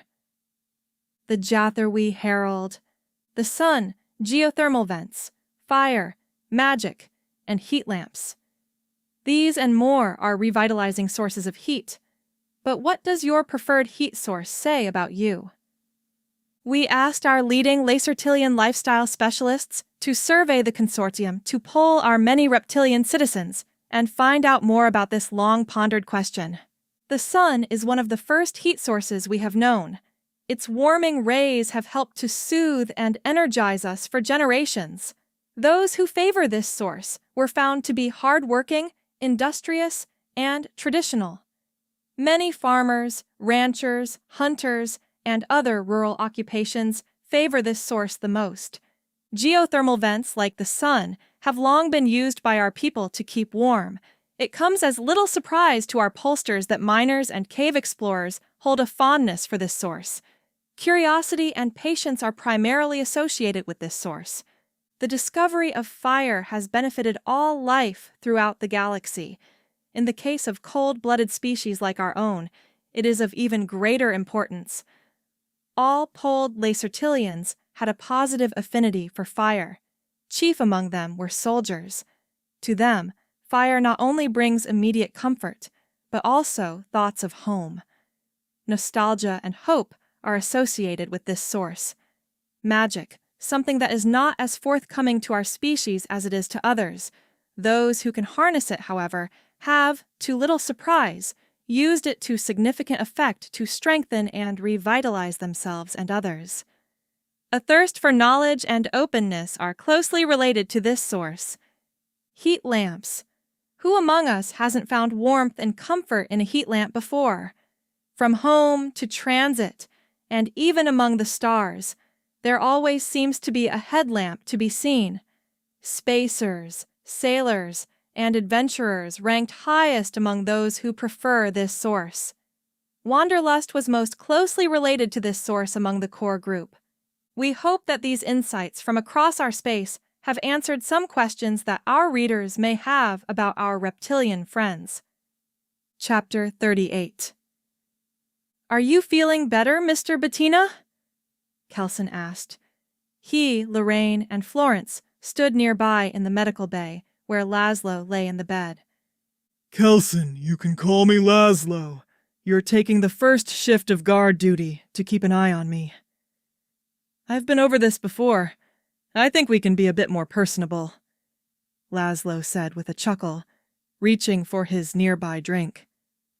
"Are you sure you want to take the first watch, Kelson?" Florence asked. Lorraine or I can always could, Florence said, volunteering Lorraine. Not that she minded. I've got it. You two get some rest, Kelson said reassuringly. Do not worry, my friends. The doctors say that I should be safe to travel tomorrow, Laszlo said, looking over at the medical chart which hung near his table. Good. The longer we stay here, the bigger a target we become, Florence said, as a nurse passed by outside the door, but picked up her pace when she caught a side-eye from Florence. We're at the heart of historian space. I'm sure we'll be fine, Lorraine said, offering some reassurance. Florence stifled a sigh. If only it were that simple. I suppose we should go and get some rest for now. Remain vigilant, Lieutenant Kelson. We won't fully be safe until we get moving again, Florence said as she started towards the door. I hope you sleep well, Laszlo. Try not to get too bored, Kelson, Lorraine said, before waving to the two as she left. Kelson settled into a chair as the door closed, and he and Laszlo proceeded to chat. Try to get some rest, Lorraine. I'll take the second watch, Florence said, yawning. Lorraine hadn't noticed it before, but she could spot a few purple lines under Florence's eyes. Are all of your missions this exciting? Lorraine asked. Not all of them. That's a relief. Yeah, sometimes we don't have to wait for someone to try and kill us, Florence chuckled as she went into her quarters. Keep your communicator and a blaster handy, Lorraine. Never know when we might have to respond, Florence said, yawning one last time before closing the door. Lorraine made her way into her small room on the ship. It wasn't as comfy as her quarters aboard the Astor.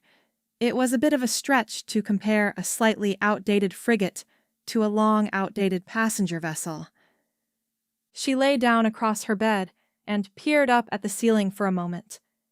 A small circular light fixture was the only source of light in the room. Its aged glow illuminates the room below. She hoped that Solve was doing okay. She had told Kaufman to give her a call if anything had come up. She was both thankful and anxious at not hearing anything. Looking at the walls, Lorraine could see faded, peeling wallpaper, which exposed some rusted metal plating that marked the room. Lorraine sat up at the side of the bed. She tossed off her boots and proceeded to unlatch her belt. Lorraine pulled her communicator from her belt and unholstered her blaster pistol. She moved to place both items on the small enclave next to her bed, which served as a nightstand. Lorraine reached her hand over to a dial affixed to the nightstand and turned the light off. She sprawled out in the bed and proceeded to adjust her head on the pillow, getting comfortable as she slowly closed her eyes. By this time tomorrow, they should be back on schedule and continuing their journey. Lorraine slowly started to drift off to sleep as she listened to the soft dripping of fluid from the small room's roof. Lorraine? Lorraine, come in! Her communicator called out, a bit of static following. Lorraine stirred awake and clumsily felt her hand around until she found her communicator. She grabbed it and brought it closer. This is Lorraine, she groggily replied. Lorraine, I've detected an unknown life form within the module. I think it's him, Florence said over the communicator. Who? Lorraine asked, a bit puzzled as she sat up in bed and turned up the dial for the light sum. No time to explain. I can't leave the room, so I need you to find the source. Be prepared for trouble, Lorraine. Florence out, Florence said, before she clicked off from the transmission. Lorraine reached over and grabbed her boots as she slipped them back on. She stood up and secured her belt back onto her uniform. She picked up her blaster pistol and her communicator as she started out of her quarters. This is Captain Laroach to Night Watch. Do you copy? Lorraine asked as she dialed in her communicator. Night Watch here. We copy, Captain. One of the Marines replied. Is the data drive secure in the ship's hold? Yes, sir. My men and I see no readings out of the ordinary, and have sentries around the clock. Good. We have reason to believe there may be an intruder in the module. I'm about to go investigate, and I want you to lock down the ship once I exit. Understand? Understood, Captain. We'll keep the ship secure. The Marine replied before Lorraine ended the transmission. Lorraine made her way out of the ship. After she exited, the hatch closed behind her, and a security barrier sealed over it. She proceeded to start towards the medical bay. Lorraine readied her blaster pistol. She stopped. Lorraine could hear the movement of heavy steps. It was different from the loud, rhythmic thuds of the Ralerin soldiers' metal feet. No, this wasn't the cold pattern of a machine's footsteps. She almost jolted when she heard the large security barrier close behind her. Lorraine wasn't sure if Florence had access and was simply sealing off the intruder's potential escape, or if the intruder had found their way to the medbay's main control terminal. Lorraine reached a hand down to the side of her blaster pistol and clicked on the tactical light as she raised it. The last thing she needed was to wander around blindly. Lorraine stood steady near the wall as she slowly scanned the light around the hallway, searching for any more signs from the intruder. The light slowly moved over a sea of shattered glass from the lights above. Finally, another sign. She narrowed her eyes and kept her head on a swivel as she started down the main hallway of the medical bay. The lights weren't on. Lorraine looked up at the light panels in the ceiling, noting how a few sparked every few seconds. Trying the switch wouldn't do much good.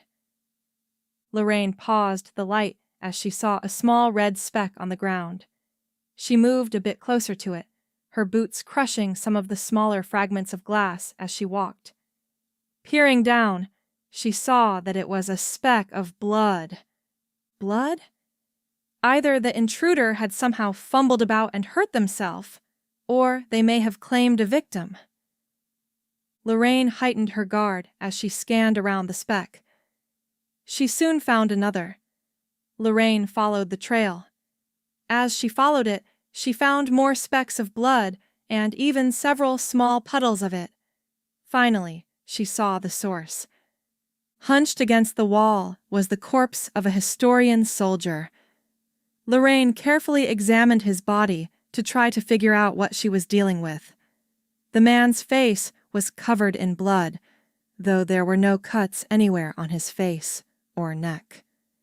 Lorraine knelt near him to get a closer look.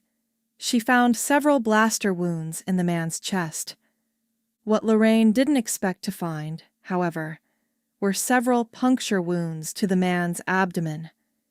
She did her best to restrain, grimacing as the foul odor assaulted her nostrils. She looked around the body and found the soldier's assault blaster. It was covered in blood, but it appeared to still be in working order. She picked it up and checked the magazine before securing the strap around her shoulder.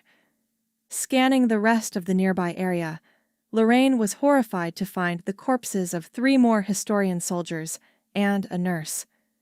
From the looks of the grisly scene, the intruder had managed to get into the medical bay undetected and proceeded to slaughter the security detail and a nurse. She moved over to the nurse's body and searched through the pockets of her apron. Lorraine felt around the blood-soaked area until she managed to find the nurse's ID. Now she could make her way to one of the terminals and call for backup. Lorraine quickly got back up as she heard the same heavy footsteps. Looking around, she ducked down in the doorway of a nurse's break room and turned off her tactical light. The heavy footsteps drew closer. Each step brought with it the imminent sense of danger. She lowered her profile further and slid back so that only a small portion of her face was peering beyond the safety of the wall. Lorraine thought back to what she remembered of the layout of the module's medical bay. The area she was presently in was the first row of the bay. After an intersection, it joined another hallway, which then proceeded to curve left. At the end of the other hallway was the room where Laszlo was located. With the security doors to the med bay sealed off, however, she'd need to act fast to contact help and alert them to the intruder. So, this was the danger Florence was trying to avoid. The Galactic Tribune.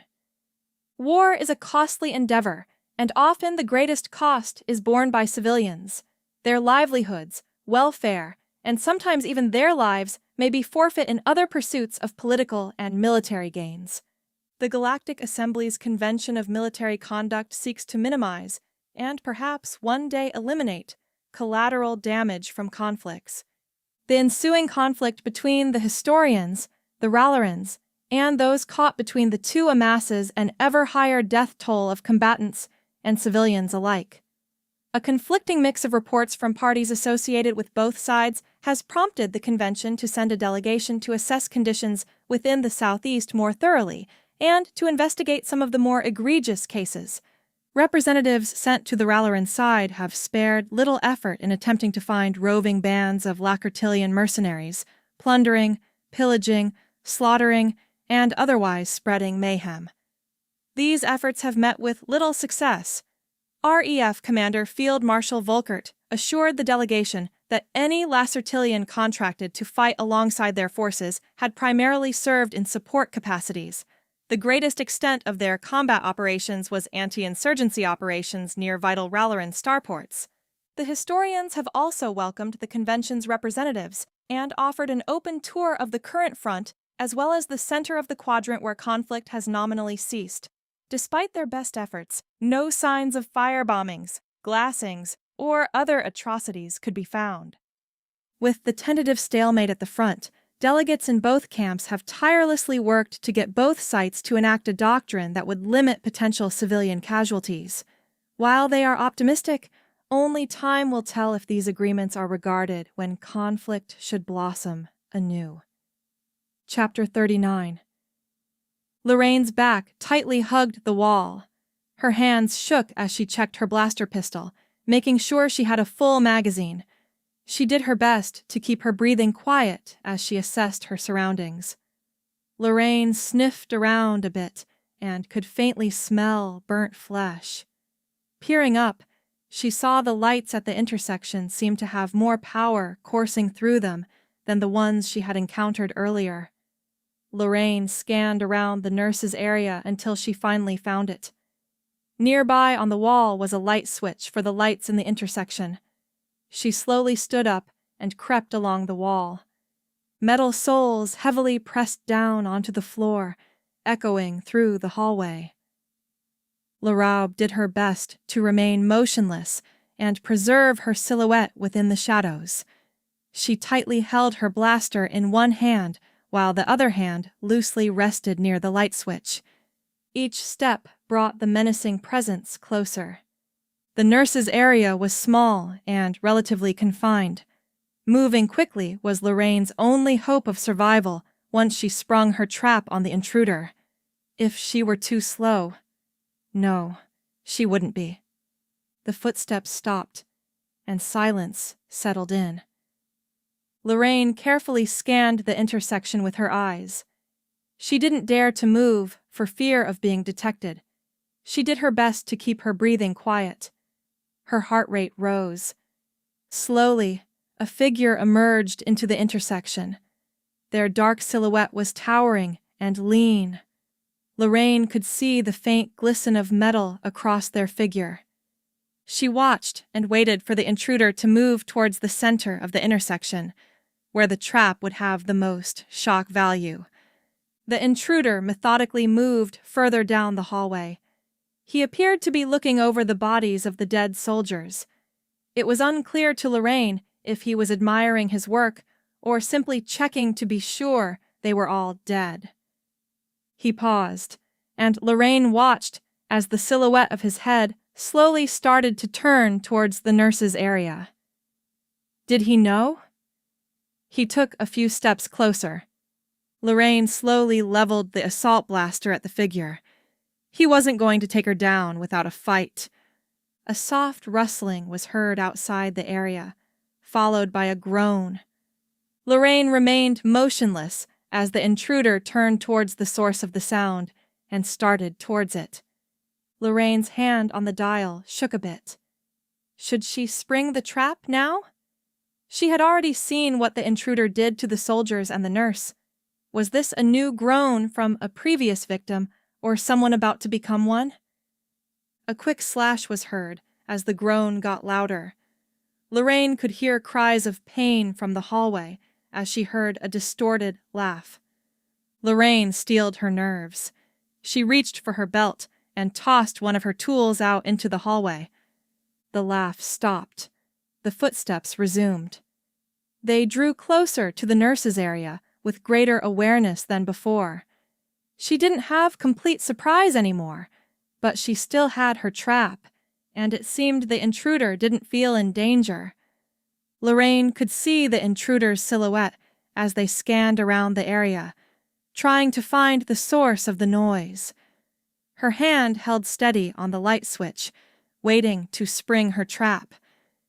The intruder's head turned back towards the nurse's area, but before he could move further, bright sparks rained down on him from above. He raised a hand to try to shield himself as his other hand leveled a foreign-looking blaster at the nurse's area and started to fire. Lorraine quickly ducked to the ground.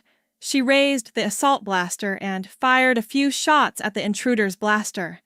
The shots hit the weapon, causing it to spark. The intruder grimaced a bit in pain as more sparks hit him, and a few of the blasts grazed his armor. He tossed his blaster away and went for a long saber. As he prepared to enter the room, a shot rang out from the hallway. A loud boom from a blaster as a shot of shrapnel hit against his side, pushing him towards the wall of the intersection. A few more followed, forcing the dazed intruder against the wall with a loud thud. With the way clear, Lorraine quickly got up and darted out of the room. "Hey, over here!" a voice shouted out in pain. Lorraine turned her head to the left and saw a wounded Historian soldier leaning heavily against the wall. She looked back at the wall of the hallway as the intruder started to pull himself free of the wall. Lorraine ran over to the wounded soldier and tried to help him up. "What are you doing?" he shouted at her, swatting her hand away as he racked his blaster. "I'm trying to help you," Lorraine shouted back at him. "Don't worry about me. This bastard already got me and I could die any time. You need to save the VIP!" The soldier shouted back before raising his blaster again and firing some more blasts of shrapnel at the intruder. "I'm not leaving you. He's already killed enough people." "Don't let us die for nothing then," the soldier replied before shakily pulling himself up and rushing towards the intruder. He unloaded the rest of the shells in his blaster before tossing it at him and going for his pistol. The intruder shrugged off the shells, but found himself falling back through the battered wall. Lorraine did as she was told and quickly ran past the soldier and the intruder.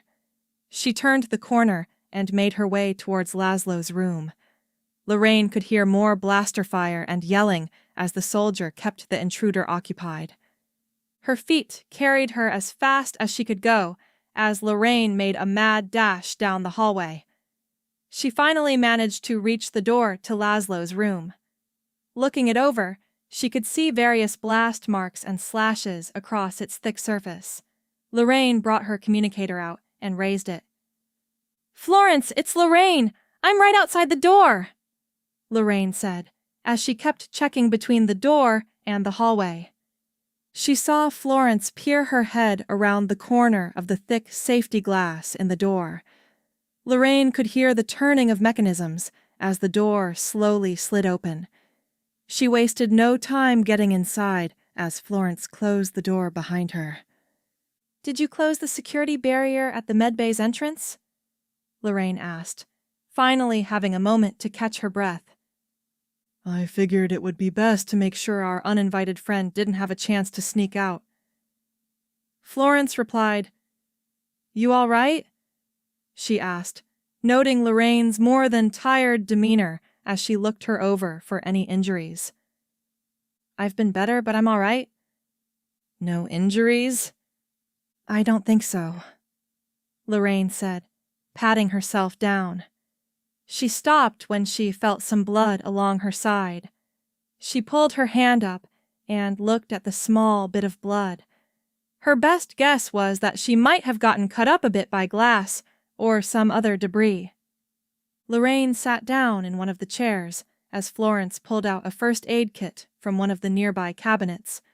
She opened it up and pulled up the side of Lorraine's uniform, enough to expose the wound. Not the worst I've treated. At least we don't have to amputate anything, Florence said as she started to treat the wound. Lorraine bit her lip and clenched her fist as Florence got to work treating her injury. I'm guessing that he murdered the security team in the medbay? Florence asked, and she rummaged through the first aid kit to find some bandages to place over the injury. Yeah, he killed them all and a nurse, Lorraine said, recalling the grisly sight. But then she remembered. Before I came in here, though another soldier helped me fight off the night. I think he's still out there and... Wait, another soldier? Florence started. There were only 4 men in the security detail here. How did someone else get in? I closed off the medbay once you entered, Florence said, a bit puzzled. I'm not sure, but he told me to go on ahead to get to you. Do you think he's all right? Lorraine asked, and she looked back towards the door.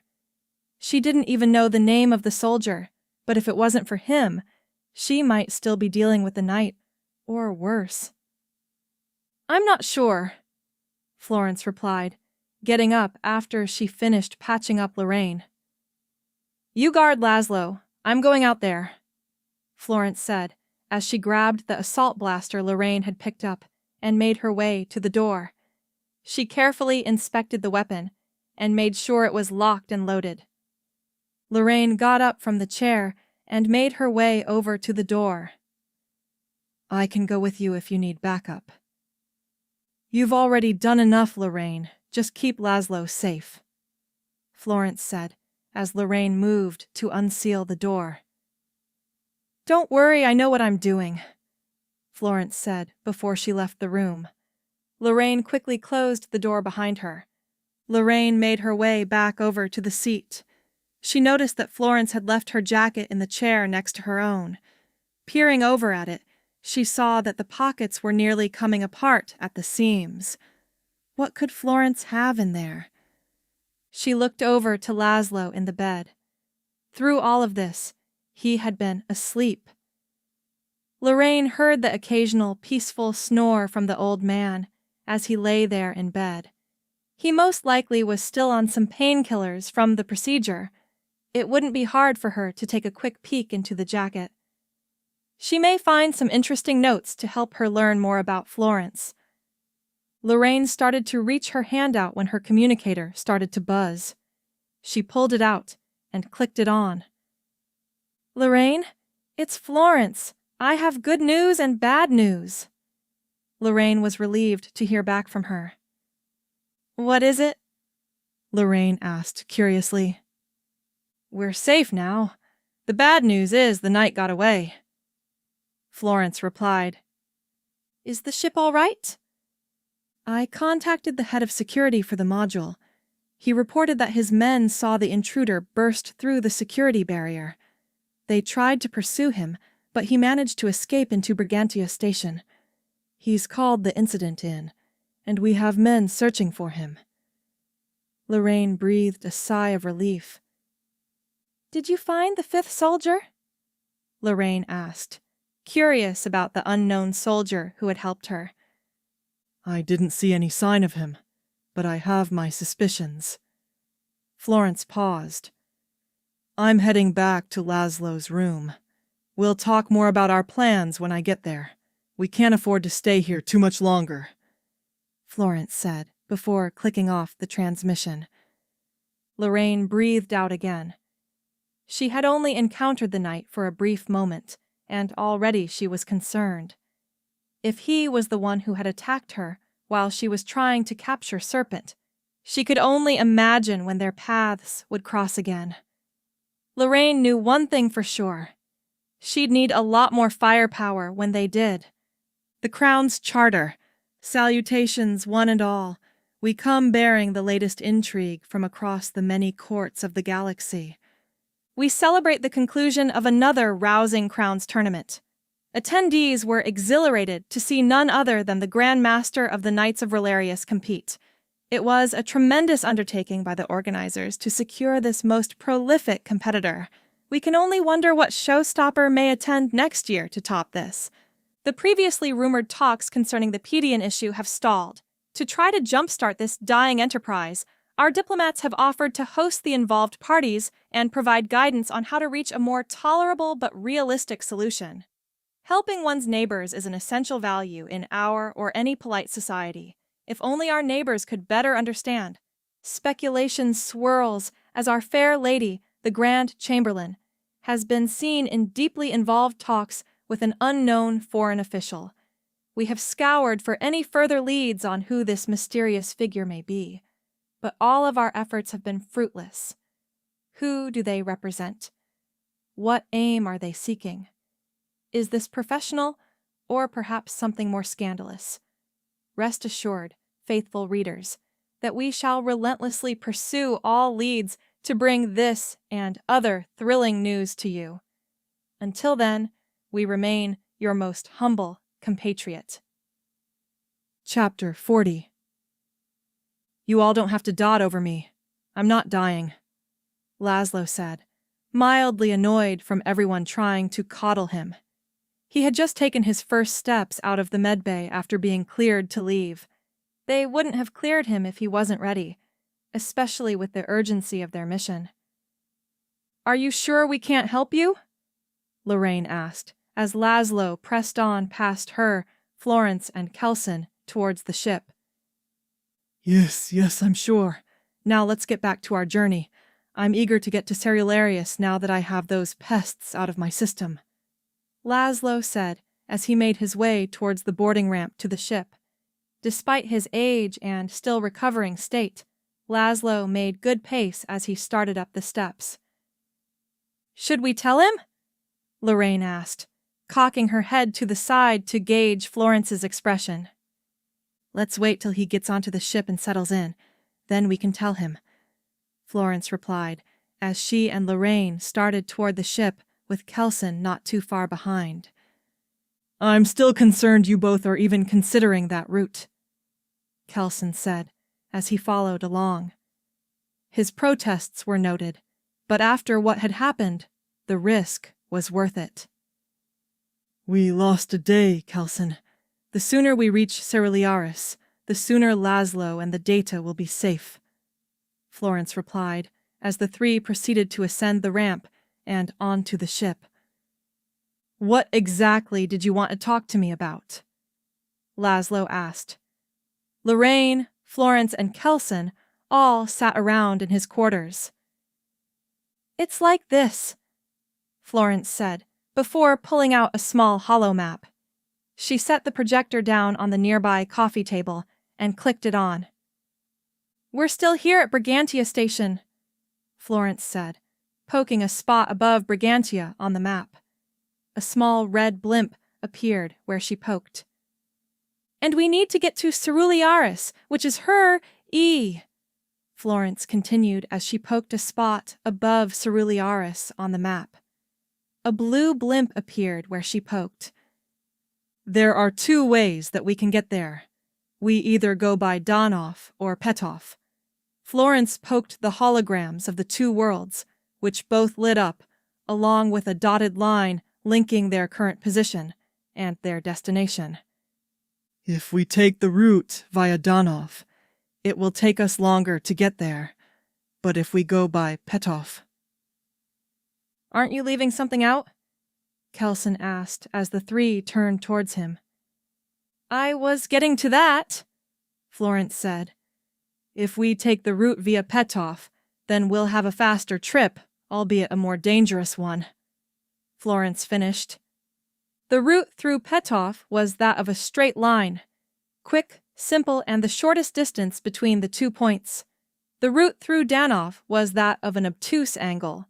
It was simple, safer, but it took longer. Laszlo thought for a moment as he looked over the map. I heard some of the stories about Petov, but I thought fighting concluded there. Officially, fighting there concluded, but that isn't the whole story. Petov was a costly affair. Command is still recovering our naval losses from it. Florence looked back at Laszlo. Which is why we must get you and the data to Cerularius as soon as possible. So, why are you telling me all of this? Laszlo asked, adjusting his glasses. Because Lorraine and I are currently in favor of going via Petov. Meanwhile, Kelson is in favor of going via Danov. So I either make the tie or settle the dispute? Laszlo asked. Essentially, Lorraine chimed in. I see. I suppose I already know why you wish to go via Petov Florence, given our prior journey, but I do not know why Lorraine and Kelson feel as they do. Laszlo reached for his drink and took a sip. I want you two to tell me why you feel so strongly about your decisions. After that, I shall make my own. He looked at Lorraine. You tell me first, Laszlo said. Well, Lorraine started. I agree with Florence that the sooner we get you and the data to Cerularius, the better off we'll be, and the safer you will be, Lorraine said. I know it will be dangerous, and we may run into the night again, but if we survived him once, we can do it again. She paused.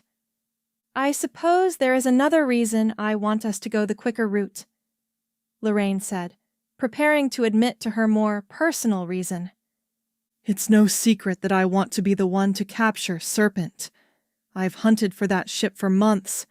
The first chance I had to capture it actually came when that new ship showed up, and things went awry. If you can help the Celatons with new ship designs and production, then the next time I face Serpent, I will stand a better chance if that fighter shows up again, Lorraine said, finishing her reasoning. I see. I'd expect that of you, Lorraine. From what I've gleaned of you, you are a very determined spirit. I like that about you. He turned to Kelson. I would like to hear your reason, Kelson, assuming you still stand the way you do after hearing Lorraine's reason, Laszlo said, as the three turned to face Kelson. My vote has not changed, and I'll tell you why, Kelson said. All eyes were on him as he prepared to speak. Laszlo, I was at the Battle of Petov. I wasn't in space, but I was on the ground with other historian forces and our local allies. Kelson paused. I did see the carnage of the battle in space, though. At night, one of the men in my unit had a telescope. We'd take turns looking up and watching the battle as it continued to rage. The exchanges of battery fire across a clear night sky were both beautiful and terrifying. Hell, part of the reason he even had the telescope with us was to keep an eye out for any ship debris that was about to crash onto the planet, or worse, our position. During the day, we would engage the Ralerins at every opening.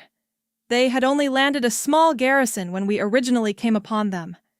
We had an easy enough time using the rugged terrain of the world to encircle them quickly. But then the battle above us intensified, Kelson said. When the Ralerins lose ships, most just drift about through space, but some make their way to the surface of a world. If you've ever seen a Ralerin core ship crash to the surface of a world, you've known true terror. Watching it felt like we were watching a moon come crashing down on us. We did our best to find shelter and avoid the shock waves. but not everyone was as lucky. Kelson paused. When the dust settled, we returned to our old positions, or what was left of them. We returned to a new, hellish landscape. What had once been rustic, untamed wilderness was now tarnished and disfigured. Craters and canyons replaced the gentle rolling hills and light forest that once dotted the world. Kelson said, entranced in vivid memories. We had more than a small Ralerin garrison to deal with as the battle dragged on. We had an entire army to face. Each new ship that managed to survive the impact offered more of their forces to join their ranks and a new hard point for them to fortify. Kelson paused. I don't know how many of their soldiers I took down myself, but it wasn't enough. The Ralerins were endless. We'd do what we could to slow them down or split them up, but more always came. The worst part about it all is what happened to the people I fought with. When we first arrived, we were part of an advanced unit that had arrived before the battle. We avoided the Ralerin garrison and managed to make contact with the locals. They were simple, hard-working people, about like many you encountered on worlds like Petov. Kelson paused. They showed us their ways and the life they had carved out for themselves. We shared our knowledge with them and provided them with tools to enhance their settlements and cities.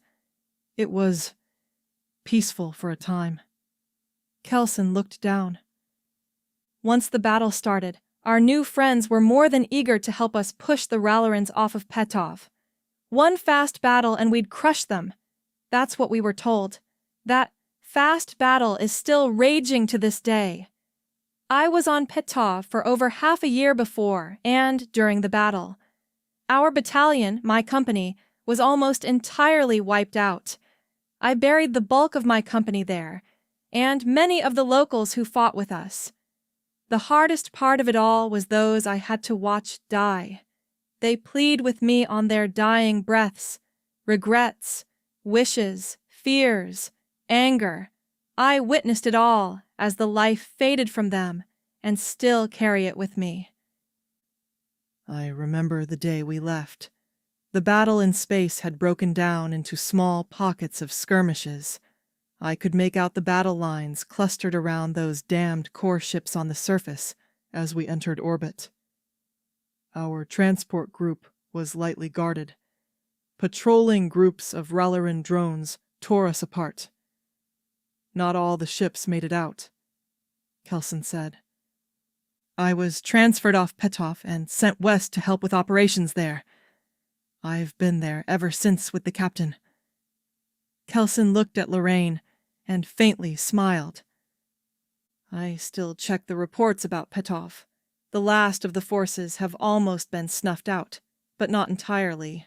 Reports persist of drone squadrons suddenly appearing to harass ships and just as quickly disappearing when a response force moves in. Their forces on the surface are only a few holdouts, cut off from orbital resupply and left to wither as they deserve to be. Kelson exhaled. The lane we'd travel by Petov is still littered with the carcasses of ships and other debris from the battle. I can only imagine what dangers still linger there. That is my reason, Kelson said, his voice hollow and devoid of feeling. Kelson, I doubt that was easy for you to talk about. I'm sorry about what happened to you and your men. Laszlo said softly, patting his shoulder. Thank you, Laszlo. It doesn't change anything, but thanks. Kelson dryly replied. A few minutes passed as everyone sat in silence. The mood was still dreary from Kelson's tale. Laszlo sat at his seat, deeply pondering his potential decision. Lorraine and Florence occasionally exchanged glances, though neither tried to break the silence in the room. Finally, Laszlo did. I have made a decision, Laszlo said as he turned to Kelson. Kelson, your story moved me. Loss should never be forgotten. That is why I wish to venture through Petov. You promised your men that you would make their sacrifices worth something. If I can help create new ships for the historians to turn the tide and even end the Battle of Petov, then I am happy, Laszlo said. Lorraine looked over at Kelson. She wasn't sure how he would react.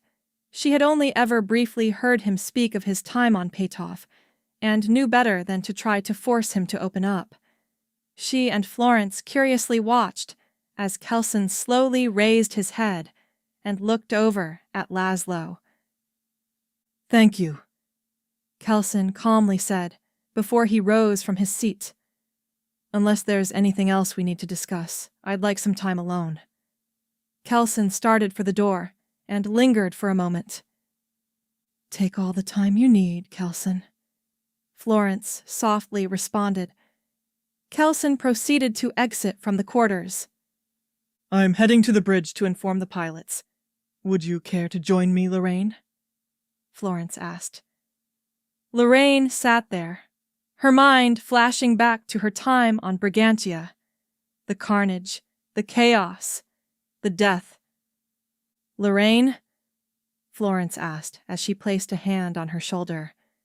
Lorraine quickly looked up at Florence. The touch quickly snapped her back to the room. Of course, Lorraine said as she got up from her seat and followed Florence out. She looked back into the room before leaving. Laszlo had wasted no time in spreading his schematics back out again. The addition that caught her eye, however, was a miniature portrait that sat on the edge of the table. She looked closer and saw Laszlo's familiar figure, but also noticed a woman beside him and two small children in front of him. They must be his family. She could only wonder where they were presently. Lorraine had asked Florence about it earlier, but she skirted around the question and cited it as dangerous to know. She sighed to herself. Lorraine hoped her own family was all right, especially those still missing. The Free Historian Broadcast. Thank you for tuning in to our nightly broadcast from the front lines in the East, to the core of the Southeast, and to all of our listeners beyond. One of our reporters recently returned from touring the frontline positions on Ansturm, nestled just outside of Nisoan space, and can safely say that they have not shifted. During their time on the world, they accompanied our forces on several routine patrols. Save for a few skirmishes and brief probing attacks on the lines, they reported little action. Our forces in orbit reported essentially the same, maintaining this status quo. The unveiling of the new memorial at Brigantia Station was met with a favorable reception. Rumors are circulating that the Fountain Memorial at the Central Market will be updated to honor those who have fallen at Petov, Danov, Astoria, and the other worlds of the quadrant. Diplomats at the Galactic Assembly report little progress in reaching a ceasefire. The efforts have been hindered by a recurring cycle of meetings, reschedules, venue changes, and other tactics designed to prolong the process. Neither diplomacy nor force of arms will alter the present course, or rather the lack thereof. Neither the General Staff nor the Sector Command has offered any comment on how they intend to resume operations. One can only wonder what plans have been drafted, scuttled, revised, and debated. With that, we will conclude our nightly broadcast and will return with more news and events as they develop. Chapter 41.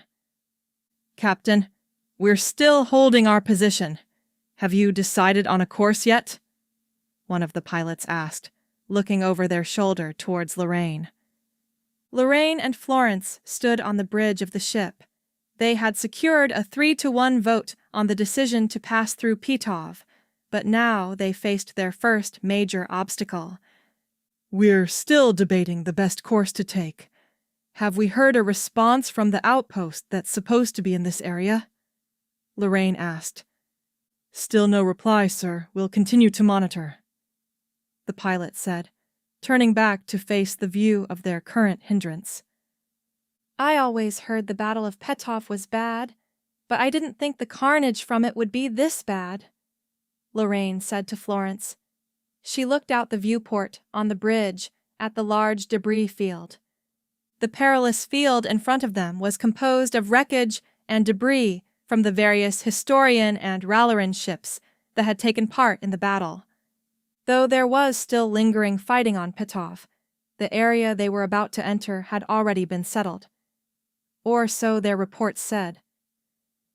Lorraine looked through the lifeless hulls of ships that were adrift in space. She could only wonder who had won this particular engagement. We've already run several scans of the area, Lorraine. This is the least dense area. We have the best odds of getting to the other side through here, Florence said, turning her own gaze to the graveyard of ships. The two gripped at some nearby railing as a small piece of debris hit against the hull of the ship. It was small enough to leave, but large enough to leave a reminder for Lorraine and the others. I'm less worried about the debris field and more worried that we haven't heard back from the outpost in this sector, Lorraine said to Florence, her voice holding concern. It's possible the debris field is interfering with their comms. Once we get to the other side of this mess, then we can refuel and rest a bit before finishing the journey to Ralerin, Florence said. Lorraine was still concerned, but ultimately they still had a mission to complete. Pilot, Lorraine started. Set course through the debris field. Take a steady pace and try to avoid what debris you can, Lorraine said. Don't worry, Captain. This ship might handle poorly, but it was built to last, the pilot said as he started to input the course. The ship slowly started forward into the debris field. Lorraine watched as they began to traverse the many obstacles around them. The pilot carefully adjusted the ship's course as needed. Many clangs were heard as more minor bits of debris hit before bouncing off the ship's hull. Lorraine examined the remains of the many ships around her. She didn't have a hard time spotting the countless corpses of Ralerin drones. Many of them were covered in blast marks, riddled with holes, and often missing several parts of their hull. She noticed some of the larger Ralerin ships. Even in their largely destroyed state, their chrome-plated hulls radiated light from the nearby stars. Lorraine saw the mixed assortment of wreckage from the mismatched Historian fleet. Starfighters, corvettes, cruisers, the occasional battleship, and even some carrier-based vessels littered the orbital graveyard. Her eyes lingered longer when she came across a frigate. It was the same model as the Astor. This particular frigate had its hull covered in blast and burn marks. The glass around the bridge was utterly ruined. A large opening ran along the port side of it, an open wound that would never heal. Lorraine turned to Florence, a curious question popping into her mind. There's something I've always wondered, Lorraine said, as Florence raised an eyebrow. How did we have so many ships at this battle? You've read your share of reports, Lorraine. Surely you knew that after we helped the Saladians repulse the Ralerins, they supplied us with ships, Florence replied. I'm aware of that, but that doesn't explain the rest of the ships that were at the battle, Lorraine said. If you're asking the exact place where each ship came from, I couldn't tell you. Florence turned to Lorraine. Officially, our fleets grow larger every day as more people join the fight against the Ralerin threat. Unofficially, we receive support from those who do not wish to oppose the Ralerins directly. Understand? Florence asked. I do. Since Petov, it's been harder to get a hold of new ships, Florence sighed. Everyone wants to see the Ralerin threat stopped, but the moment you lose a battle, suffer heavy losses, or face any setback, people's faith starts to waver, no matter how many battles you have won since then, Florence said. Why is everyone scared to stand up to the Ralerins? Lorraine asked. There's more to it than that, Florence said. What do you mean? Not everyone is afraid. Many are, you aren't wrong, but the promise of money and power easily sways many more, Florence said. You crush those who are brave enough to stand against you, bribe those who want what you have, and rule the rest through fear, Florence said. You don't conquer over a third of the galaxy without knowing a thing or two about human nature. That's rather grim, Lorraine replied. That's our struggle. We can accept it, or we can fight to change it. What do you... Captain, we're detecting unknown energy readings heading towards us, one of the pilots shouted to Lorraine. Where is it coming from? Lorraine asked. Lorraine looked at the small tactical display installed on the ship. The view was of poor quality, but she could make out their ship on the map. The various signatures near them were hard to distinguish. The countless corpses shielded the actual numbers of their attackers. Sir, the readings are sporadic, but we think we've managed to identify the ship, the pilot said. Lorraine looked over at another nearby monitor, and slowly the rough image of a vessel appeared on it. It didn't take long for her to recognize it. He's persistent. I'll give him that, Florence said as she crossed her arms. Engines roared as a ship whooshed by them. They could hear the scream of laser fire as the blast hit the ship's hull, jostling it. Damage? Lorraine asked. None, sir. Shields are still holding, the pilot replied. Get us out of here, Lorraine said. The pilot increased the power to the engines as the ship pushed faster through the debris field. A loud thrashing was heard as the wreckage of a Ralerin drone was cleared out of its way. Lorraine saw a few laser blasts travel far beyond the ship. Moments later, one of the wrecked ships exploded into a blazing inferno. The ship rattled as the pilot veered hard to the right to get away from the burning ship. Another ship nearby exploded into flames. This one was much closer. Several pieces of its hull shot into the side of the vessel, peppering it with debris. The ship rattled again as the attacker flew by and performed another strafing run. Does this ship have any weapon systems? Lorraine asked as another ship exploded. The ship is largely unarmed. It does have a few clusters of missiles, however, the pilot responded.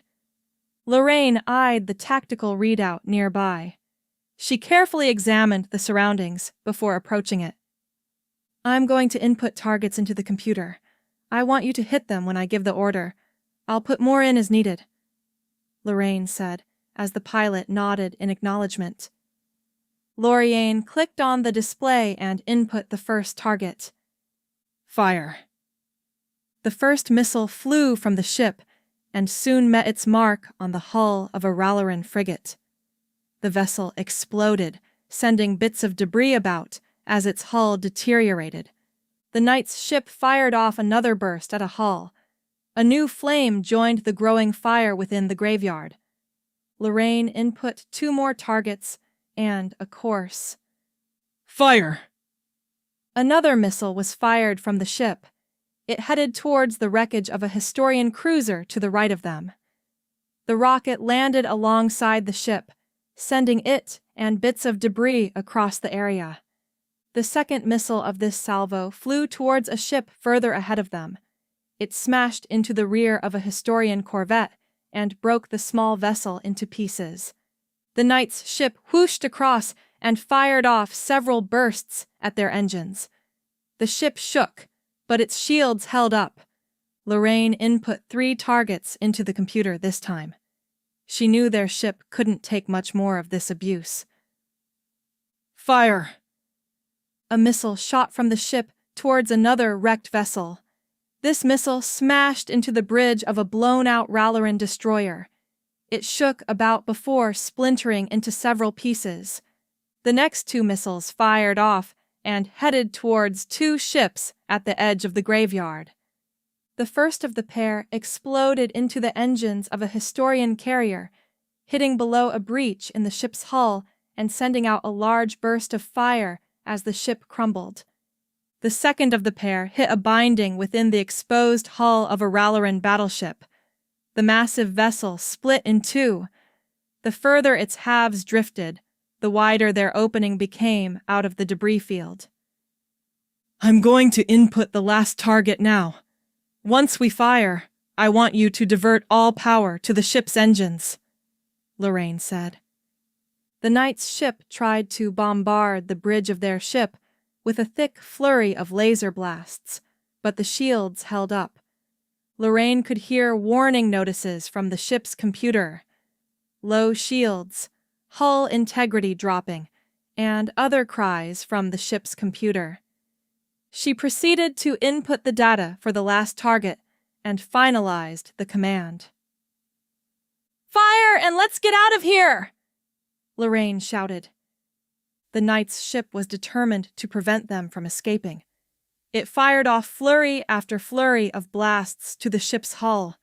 Its final move was to charge towards them in a daredevil style. At the last possible moment, it veered off and flew past their ship back into the debris field. Lorraine steadily watched the tactical readout and saw the missile draw closer until it finally reached its mark. The rocket passed through a significant hull breach into a Ralerin carrier before exploding between the ship's generator and fuel storage. The explosions from the carrier thundered out and quickly intensified. The volatile reaction produced a large dark blue stream of flames that raged out from the vessel. A large portion of the debris field behind them was scorched in the process. The ship had managed to escape the blast radius from the explosion and started to press on past the smoldering graveyard. "Good work, Lorraine," Florence said, patting Lorraine on the shoulder. "Captain, we've finally received a transmission from the outpost." The pilot paused. "You'll want to hear this." The Selayan Courier. In this edition of the Courier, we are taking a break from our regular coverage to honor the sacrifices and hardships endured by everyone who helped repel the Ralerin incursion a few years ago. We all remember when the REF first crossed into the quadrant and attempted to raze Brigantia. What we were not expecting was their efforts to seize control of our starfighter industry first through intimidation and later by force. Our world still bears many of the wounds inflicted by them and those who collaborated with them in pursuit of these tyrannical goals. We are persistent in our efforts to raise awareness of the actual carnage inflicted on our world and to dispel the false narratives the Ralerins and their proxies promote. Ours is but one world in the most rural quadrant of the galaxy. If the Ralerins are willing to extend these means against us for refusing to bend to their will, what horrors await others who dare to stand against their imperial aspirations? Chapter 42. Captain, set this message to repeat. To anyone out there, this is Outpost 195. We are under attack by Ralerin forces. I've never seen anything like this before. Requesting immediate assistance. Our hull has been breached, and we are being boarded. I say again, send immediate assistance. Captain set this message to repeat. Lorraine clicked off the distress signal from their comm reader. She turned to Florence and Kelson. "I knew he worked fast, but I didn't expect him to work this fast," Florence muttered under her breath as she gritted her teeth. "Did we manage to finish a scan of the outpost for any life forms?" Kelson asked. He dragged the palm of his hand across his forehead. "We got the results of the scan. They weren't able to pinpoint anything. There were some strange readings across the station, so the Ralerins may have some sort of biometric jammers on board," Lorraine said. The more info they got on their next stop, the more eager she was to get away from it. She turned to Kelson. "Did the pilot say how long it would take for us to refuel the ship?" Lorraine asked, curious to gauge how long they had to stay at the precarious outpost. "With the age of the ship and the extra fuel we had to burn through to escape the debris field, it could take some time, possibly an hour at least." Kelson paused. assuming the fuel tanks on the station weren't damaged or already drained. He finished with a pessimistic note. Is it possible the knight escaped the explosion? It would be nice to know we at least had one less threat to deal with, Lorraine said, letting out an uneasy chuckle afterward. With how many times I've encountered others like him, I doubt it, Florence said, crossing her arms. I know the chances are slim, but I believe we can find some survivors on the station, Lorraine said, catching Kelson's and Florence's attention by surprise. Lorraine, we're already walking into a trap. The last thing we want to do is walk further into it. Florence sighed. I want to believe there are survivors, too, but we have to deal with the facts. We're low on fuel and about to dock with a station presumably under hostile control. We need to focus on our own mission, Florence said. No response from any nearby Historian forces? Lorraine asked, turning to Kelson. She knew the answer, but she clung to hope. I haven't heard anything. I instructed the pilots to continue sending out the message. They said they'd let me know when they heard something back, Kelson said. Lorraine knew that they were in a bind. Their mission had already gotten off to a rocky start. With the success of her last mission, it made sense for her to play things safe and blast off from the outpost as soon as possible. But Lorraine couldn't do that. She wasn't willing to leave the station without trying to find survivors. I'm going back to the bridge, Lorraine huffed as she made her way out of the small room. You didn't try very hard to dissuade her, Kelson said, peering over to Florence and raising an eyebrow curiously. What can I say? Professionally, the mission objective has to come first. But personally, I can't blame her for having hope. Florence sighed. She hasn't had to see what we've seen, Kelson said. No, she has. Florence paused. The difference is, she hasn't had to do what we've done. Lorraine made her way through the tight corridors of the ship. Her mind was ablaze with thought. If the outpost was in danger because of the route Lorraine and the ship were on, then it was her responsibility to find any survivors she could. In boot camp, she was taught never to leave a man behind. At home, she was taught to never deny help to those who needed it. Lorraine often had to weigh her morals against her duty, but when they aligned, she was more than determined to see her course through. Lorraine entered through the doors of the bridge. The two pilots sat at the controls of the ship. What's the status of our docking? Lorraine asked as she stood behind the two pilots. She could see the outpost nearby. From this close, it appeared to be a sturdy fortress, but to any vessel drawing closer to it from a distance, it was just another pit stop. We've had a hard time connecting to the system. It's hard to tell if the ship or the outpost docking software is more outdated, one of the pilots said dryly, chuckling. We did finally manage to secure a connection and are proceeding to steer the ship in now, the other pilot said. Lorraine looked out at the viewport. She could see the side of the station drawing closer as the pilots eased the ship in. 3 ports on the outpost's outer hull opened up. Long docking clamps slowly emerged from them. Looking them over, Lorraine could tell that they had seen better days. A coat of gray paint did its best to conceal the bruises and other damage on the clamps, but it fell short of achieving the desired effect.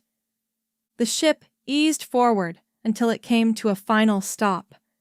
Lorraine could feel 3 waves of vibrations spread through the ship as the docking clamps secured onto the ship. Everything checks out. We've successfully docked. Now for the fun part, one of the pilots said as he started to punch some commands into a nearby terminal. What the? Frank, see if you can get any readings on your end, the pilot said to the other. The other pilot leaned over to a nearby terminal and proceeded to enter some commands. He let out a frustrated sigh as Lorraine could hear the machine beeping. "What seems to be the problem?" Lorraine asked, peering over the first pilot's shoulder. "We're trying to get the system to open up its fuel line and dock it to our tank. The problem is there's an administrative lock that won't let us open the fuel line," the pilot said. Lorraine could only wonder if the station's commander had locked down the fuel line, or if their persistent foe had done so when he attacked the station earlier. "Can we get around it?" Lorraine asked. "It would take time that we most likely don't want to spend here," the pilot said. Lorraine started to regret not bringing Solve or Metello along. Either of them could have made the process doable. Though, if having the data and Laszlo made them a target, she could only imagine how much they would have to contend with while carrying a third item of value. "There is another way, but we'd have to go on to the station," the other pilot chimed in. "What do you mean?" "If we could find the administrative terminal on the station, then we could shut down the override and begin refueling. Until then, we're stuck here. Lest anyone fancies going out into space with a blowtorch and cutting into the fuel line. That might not be an excellent idea," the pilot said, stammering their voice off after the last thought stumbled out. "I'll assemble a team and see what we can find. Keep me posted if you hear any response or find a way around," Lorraine said as she started from the bridge. She had her doubts prior, but now she was certain. Once again, her morals and her duty would be able to work together to get the job done. The Niceoan Chronicle.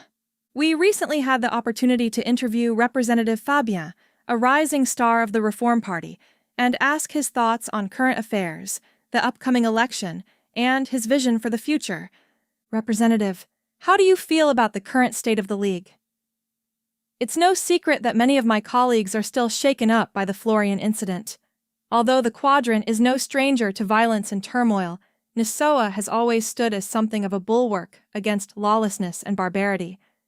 Though our borders have held steady, there are still some historic claims that remain unrectified. The world of Okrillian sits between us and the Promethean Empire, and it has previously shifted hands routinely before ending up under their control. Our current division makes it difficult for us to deal with matters beyond our borders. What are your thoughts on the upcoming election? I am confident that the people will see that our party offers the best path for a resilient and stronger League.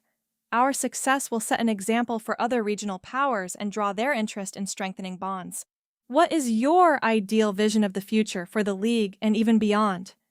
Ideal outcomes are rare, but I'll share them and strive for the best result. I hope to strengthen the bonds of the worlds within the League.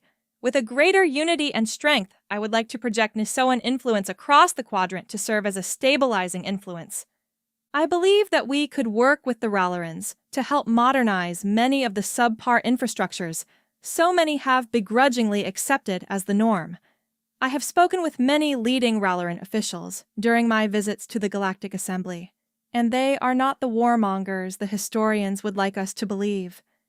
They value stability and seek to uplift the galaxy. We would like to thank the representative for answering our questions and hope that we may publish other interviews in future issues. Chapter 43. Captain, we're almost ready for your team to depart. We just need to run a quick equipment check, one of the Marines told Lorraine. She and her men were assembled in the ship's pressurized docking chamber.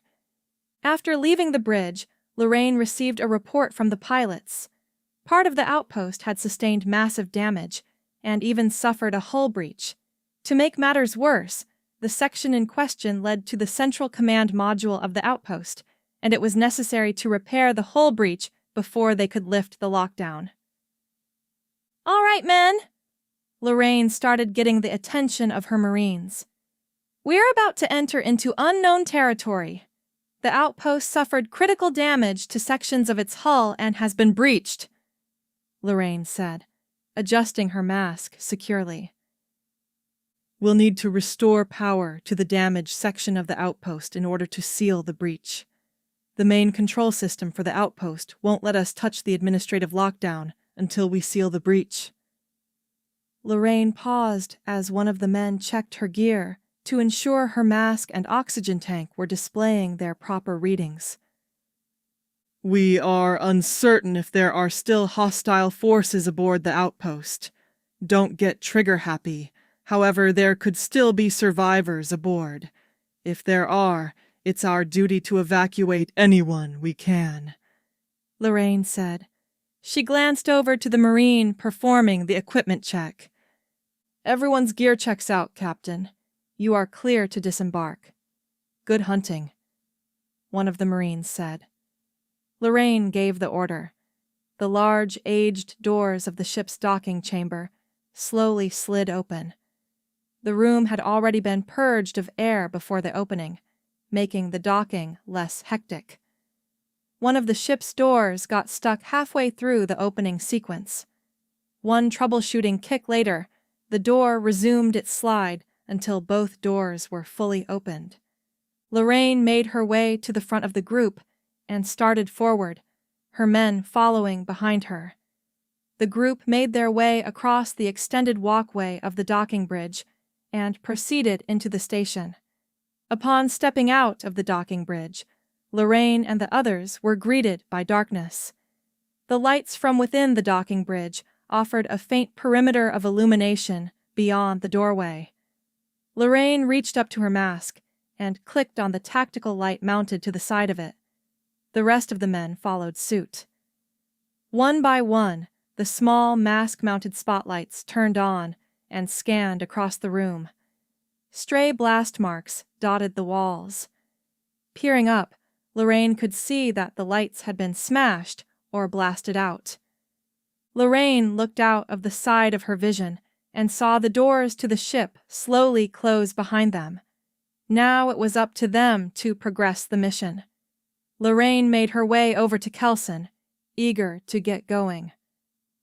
How do you want to play this, Captain? Kelson asked.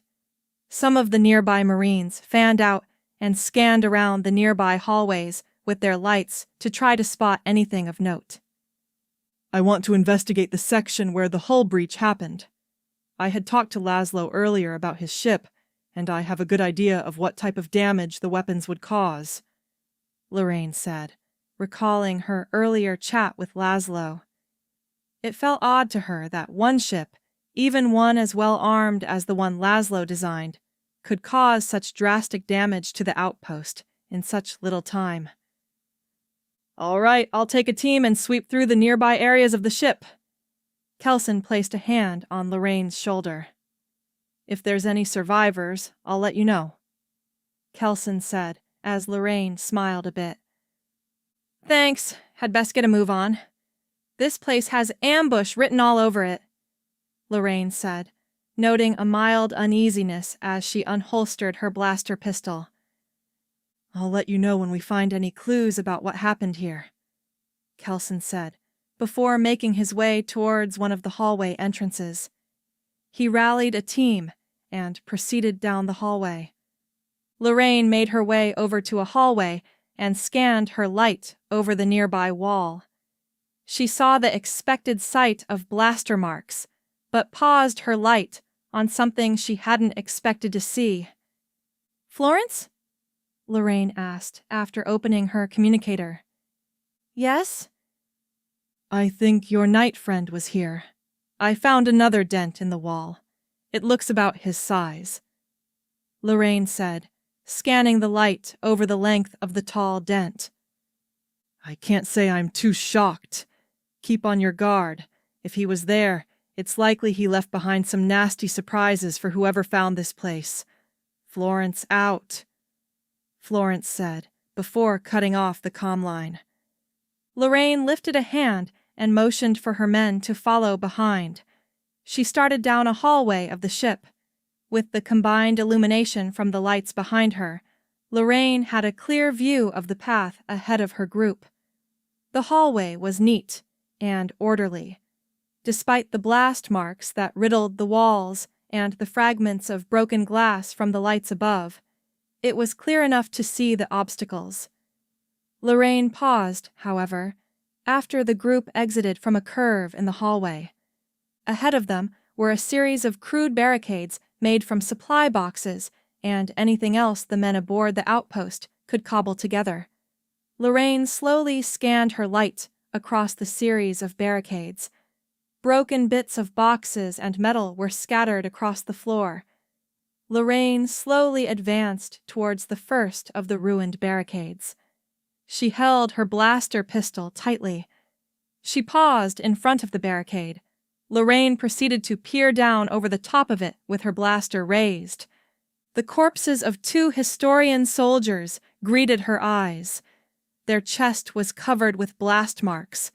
Blood had already oozed out from their wounds and turned the chest of the 2 men into a rusty-looking marsh. Lorraine carefully made her way through the breach in the first barricade and proceeded on to the next one. This barricade had a soldier slumped over it and another face down on the ground. The first soldier had a massive gash in his helmet. His weapon lay in front of the barricade, just out of reach of his left hand. The second soldier had a blaster mark to the back of the neck. Lorraine looked closer at the mark. From what she could tell, it appeared to match the marks from the first 2 soldiers. Lorraine made her way past the third and final barricade. She saw a single body leaning against the wall with the upper half of its torso slumped against the barricade. Her attention was quickly grabbed by a faint glisten she saw in the hand of the dead soldier. Lorraine reached down and pulled out a small data log. It was a small device, about the size of her index finger.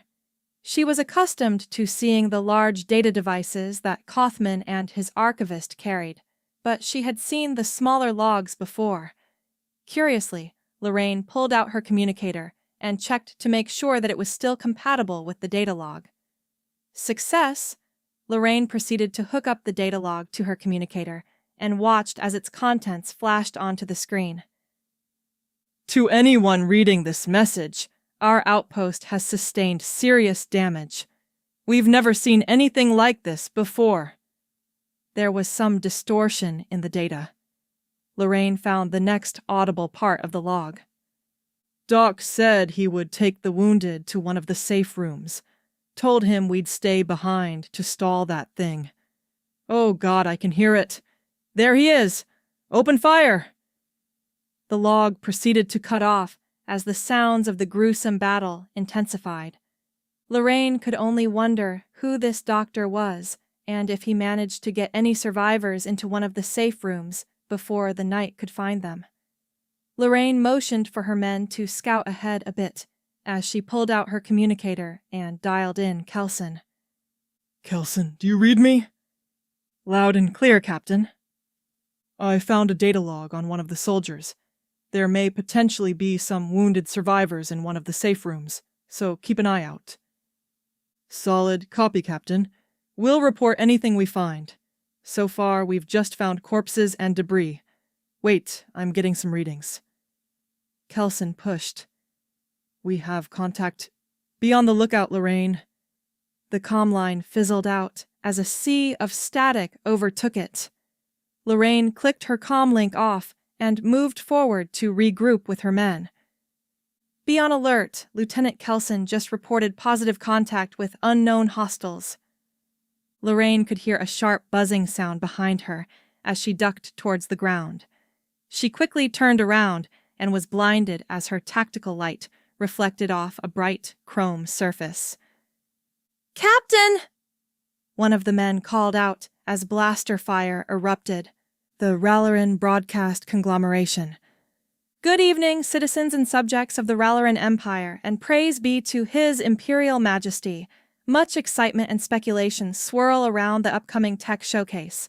This is in part due to the main presenter, Dr. Nienaber, the reclusive head of House Nienaber. One of our reporters contacted his office and was able to speak with a member of his staff. While unable to reveal everything that would be showcased, they were able to offer us a brief glimpse of what to expect. Our scientists have been hard at work improving the lifespan and reducing the volatility of our standardized power cells. Anyone who has ever traveled across our empire or used any of our cutting-edge appliances is aware that disposing of power cells can be tedious and even hazardous if not done correctly.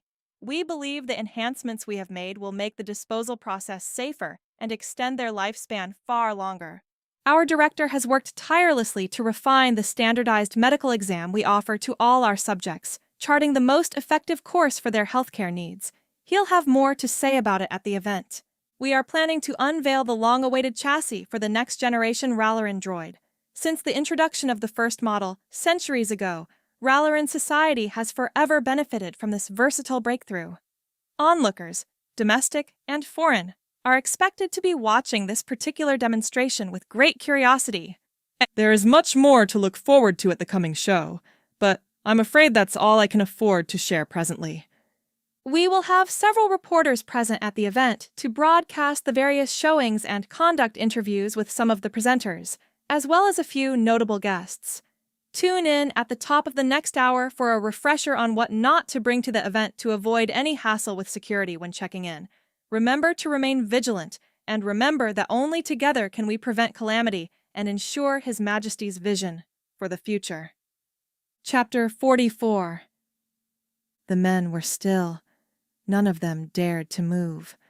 A moment later, the assailant fell over. A still smoking blast mark was on its back, where one of the Marines had landed the fatal shot. Lorraine lay there a bit dazed.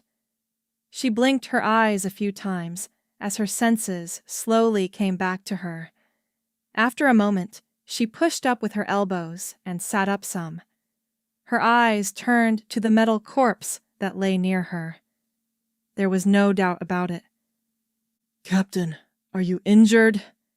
one of the Marines asked, making their way over to Lorraine. "I'm all right," Lorraine said as she slowly rose from the ground. She braced her left hand against the wall as she kicked over the corpse. "Contact Lieutenant Kelson and check his status. If we both got hit by the same drones, then there's a good chance there's more of them waiting for us."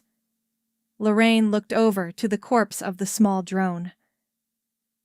"A lot more of them," Lorraine muttered under her breath. "I understand, Lorraine. I'll run a scan and see what we're dealing with," Florence said into her communication as she stood on the bridge. She looked over the battered outpost through the bridge's viewport as the scan commenced. The Ralerins' ingenuity was only matched by their ruthlessness. The cold efficiency of their machines made atrocities a minor inconvenience for them. One of the bridge's terminals buzzed as it scanned across the surface of the outpost. If this was what Florence suspected, then things were about to get... A soft clang came from above the ship. Florence and the two pilots looked up in response. Finally, the terminal beeped, confirming that it had finished the scan. Florence peered down at the results displayed on the monitor. "Lock the bridge down." "Sir?" one of the pilots asked Florence, confused. "Lock the bridge down. I'm going to secure Laszlo," Florence said as she exited from the bridge and pulled out her blaster pistol. "Lorraine, it's Florence. You need to speed things up. I think we might have some uninvited guests to deal with," Florence said, her stride quickly picking up as she made her way to Laszlo's quarters. "Florence, what exactly?" "Find," Lorraine said, her communication garbled with static. The source was obvious to Florence. Florence reached the outside of Laszlo's quarters. Before going inside, she went over to a nearby intercom. She pressed the button and swiveled her head, scanning down the hallway. "Yes?" "This is Colonel Florence. Have the remaining men on the ship put on alert. Tell them to expect trouble." "Yes, sir," the Marine on the intercom replied before the line cut off. "Bridge to Florence. Come in." Florence's communicator buzzed on her belt. She reached down and grabbed it. "Florence here. We ran a scan of our own ship and have detected several heat signatures on our hull. They appear to be clustered near your position," one of the pilots said to Florence. She sighed and whipped her brow. Her expression eased when an idea struck her. "How long can the ship manage to overcharge its shields for?" Florence asked, her back tucked into the small space outside of Laszlo's quarters. "We can manage an overcharge burst for about half a minute. Why do you—" "Do it now!" Florence shouted into the communicator. The pilots followed orders and activated the shields. They pushed the shield generators into overdrive, rapidly increasing the power and the density of the shield on the ship's hull. Florence stood still and listened carefully. She could hear the hum of energy get louder as the shields pushed past their limits. Before long, she started to hear several loud zaps, followed by loud thuds against the ship's hull. Laszlo stepped out of his quarter and into the hallway. "Florence, what's going on? One moment I'm taking a nap and the next I hear a hail of clanging hitting against the ship. Why do you have your blaster out? If I'm snoring too loud, you can just tell me to—" "Laszlo, this isn't about your snoring. We're dealing with a situation," Florence said, satisfied to reholster her blaster for the moment. Laszlo sighed and rubbed his eyes. "What are we dealing with now? Pirates, asteroids, a derelict station?" Laszlo asked, groggily listing off the usual disturbances. "A derelict station and Ralerin swarm drones," Florence replied, her communicator buzzing again. She pulled it from her belt. "Heads on a swivel, men. I don't want another of those drones getting the jump on us," Kelson said, his blaster rifle raised and his light scanning the way ahead. He and his men had been the first to encounter the squatters who had taken up residence in the outpost. So far they had come across 2 more, but after that, nothing. "Corporal, what's the map readout saying?" Kelson asked, as the group paused in a small intersection. From what they already knew, the section they were in now was a large loop that led back to the original point from which the group from the ship had inserted. "Way back to the boarding area is right, and we can enter into a new area to the left, sir," the corporal replied, checking the map readings on a small device. "Any idea how far the left path leads?" "It leads out into a residential module and ends with an armory," the corporal replied. "All right, men. We're clearing the path to the left before we circle back and clear the way to our extraction point. Remember, we received news from the captain of possible survivors, so watch your fire," Kelson said, before leading the way down the left path. Upon entering the new area, Kelson could make out a crude barricade in the distance. From the looks of it, it didn't hold up in doing its job, but he was more curious about the fate of who built it. Kelson slowly advanced towards the barricade. He carefully scanned through the hallway in their advance. His light scanned every door and space along the sides of their route. He didn't like surprises, not even the friendly kind. He paused for a moment when he noticed a large pool of blood leaking under a cracked doorway. Kelson made his way to the door and waited for another soldier to get on the adjacent side before slowly cracking it open. Kelson scanned through the room as the door slowly opened. The room itself appeared orderly enough, albeit somewhat empty, though he suspected some of the furniture and boxes inside had been taken to build the barricade. He stopped his light when he found the source of the blood pool, another corpse of a historian Marine. Kelson spun his head to the side when he heard glass breaking further down the hallway. He had his men spread out before they slowly advanced towards the source of the sound. Another crash was heard as more glass broke. Kelson had determined that the source of the noise was from a large open room 2 doors down from where they were. He and his men continued their advance towards the nearby room. Kelson had his men hold as he ordered 3 of them to slowly move around the closed door to take up positions on the other side. The men slowly moved forward and assumed their positions. A 3rd crash of glass was heard this time, followed by what sounded like soft wailing. The men looked a bit confused as Kelson ordered them to stand down. He slowly made his way towards the door and stood right next to it. Dawn! Kelson called out the sign that had been widely used across Petov. If the bulk of the personnel here had served on the planet below, they would recognize it and provide the counter. There was silence. Kelson sighed and waited a moment before reissuing the sign. Dawn! Kelson could hear faint movement in the room. He lowered his blaster rifle, but kept a firm grip on the handle. Kelson gently opened the door. The Barnovian Journal. Our analysts have found that over the last few decades, there has been a growing interest in deep space structures. The vast majority of people in the galaxy have experienced some form of space travel, even if only venturing to a local station in orbit of their world. With planetary land prices on more developed worlds reaching greater heights, some find a new sort of longing for space.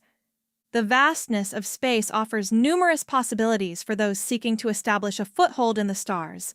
Like land, space has been increasingly subject to ownership and oversight by galactic powers, and even fought over.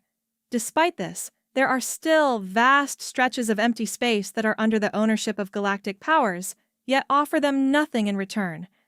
This opening represents a golden opportunity for those seeking a new life, and opportunities following in the footsteps of past pioneers.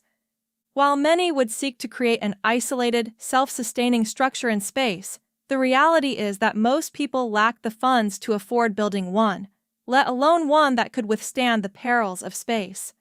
To that end, connecting a viable service or production to one's station is a way to both provide a living and expand in the future. Our analyst found that last year, the top earners for deep space enterprises were fuel sales, asteroid mining, solar farming, mineral refining, fuel refining, trade, and starship construction and repair. Any of these represents the opportunity for someone to make a living and work to expand their dream space, a frontier home. We encourage any readers interested in this lifestyle to read our interview with the founder of the Smiling Promethean trade company in our next edition, as well as his thoughts on the future. Chapter 45. No one makes any sudden moves, Lorraine whispered to her men. They remained motionless amongst the loud chorus of vibrating and clanking metal near them. A large swarm of drones buzzed around the hallway ahead of them. Lorraine could see the edge of the large swarm as the drones started to return to their ambush point. After a few moments had passed, Lorraine breathed out a sigh of relief and motioned for her men to ease up. Do we have any idea what spooked them? Lorraine asked, looking back at her men. I'm checking readings now, a corporal replied, swiping through his handheld sensor. A support column broke off from the nearby module. So far it seems stable, but the structural integrity of the outpost is starting to decline. Just what they needed. A timer to keep them from getting too comfortable. All right, men, if we can take care of that swarm, we'll be able to restore power to this section of the outpost and close the breach. Then on to the administrative office, Lorraine said as she readied her assault blaster. Is everyone clear on the plan? Lorraine asked, turning back to face her men.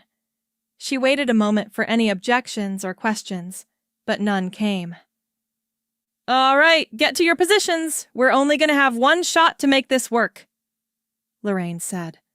Her men moved about the nearby hallway as they took up their positions. A loud blast echoed through the silent hallway. The previously idle hive of drones buzzed to life. They began to swarm forward to meet their attacker. Several quick bursts of blaster fire followed the explosion. The blast cut through the lead parts of the swarm, sending their corpses to the ground. The vicious swarm of drones continued forward. Their buzzing intensified as they readied their sharp pincers and talons to strike back at their attacker. Another burst of blaster fire erupted, striking the vicious drones. The new burst of blaster fire rippled through the drones near the top of the swarm. Their corpses rained down and crashed into their advancing comrades. The ensuing chaos caused some of the other drones to spin about chaotically. Amidst the chaos, the bulk of the swarm continued forward after their prey in hot pursuit. They advanced down a bend in the hallway, eager to close in for the kill. The drones were taken by surprise as their optical sensors were overwhelmed by several concentrated bursts of light. The dazed drones hovered about in confusion. Some collided into the walls, while others collided into one another. The confused drones were easy pickings for the nearby Marines, who poured out a heavy onslaught of fire from their blasters. Loud pops could be heard as blasts cut through the Dro ANS, and their remains were sent tumbling to the ground. The swarm steadily declined in density as the Marines continued to pour on the fire. Finally, the last of their swarm was defeated.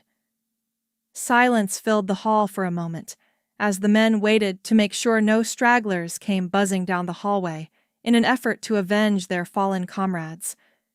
No such second wave came, and the Marines slowly rose from their positions. "All right, men. We've cleared the way now. Let's get the power restored," Lorraine said, as she and her men started forward. They carefully advanced through the hallway cluttered with the remains of the drones. Some walked faster than others. In the flurry of fire and mass of swarming drones, it was hard to tell if any still had enough juice to take a chunk out of someone's leg. They soon rounded the bend and could see the entrance to the generator room at the end of the hallway. "Something is bothering me," Laszlo said, tracing his fingers through his beard. "If it's about the leaking pipes, I did all that I could to—" "No, not that," Laszlo interjected. "About what you have told me of this outpost, the Ralerin swarm drones and all. Something isn't sitting right with me." "What do you mean? Pretty standard little terror buggers," Florence replied. "You are not wrong, but there is something bigger I fear we are not thinking about. These droids, they do not act on their own, correct?" Laszlo asked. "No, they follow a general path. That's pretty standard programming for drones," Florence said. "You are not wrong, but during my time within Ralerin space, I learned a few things about their machines, specifically about these drones we are dealing with." "Go on." "These drones often have a hive nearby where they rest, recharge, and repair. So far, we have not been able to get any such readings of a hive." "We haven't. What about the jammers, though?" Florence asked. "It would be a perfect way to hide their location." "You are correct, my friend, but—" Laszlo paused. "I believe that these drones have a much larger hive nearby, one that isn't attached to the outpost." "Do you mean?" "I'm afraid so." "If that's the case," Florence pondered, "what do you think they're waiting for?" "I am not a hunter like you, or the knight, Florence, but from what little I've gleaned, you never spring a trap." "Until the bait has been taken?" Florence quickly went over to the intercom after reaching her realization. "Bridge, this is Colonel Florence. Have our shields been restored from the overcharge burst?" "Not yet, sir. The cycle is almost complete, but it will take a bit longer for the generators to finish recharging." Florence stood there for a moment. In their game of cat and mouse, Florence was currently at a disadvantage. The shields were still recharging, and they didn't have enough fuel to get very far. This crumpling outpost was their lifeline, and they were stuck to it until they could refuel. She needed to think of something to prepare her own surprise for the night. I see. I want you to... Sir, we just received a transmission from Captain Laroach. She reports that her team managed to restore power and has sealed the breach in the outpost hull. One of the pilots interrupted over the intercom.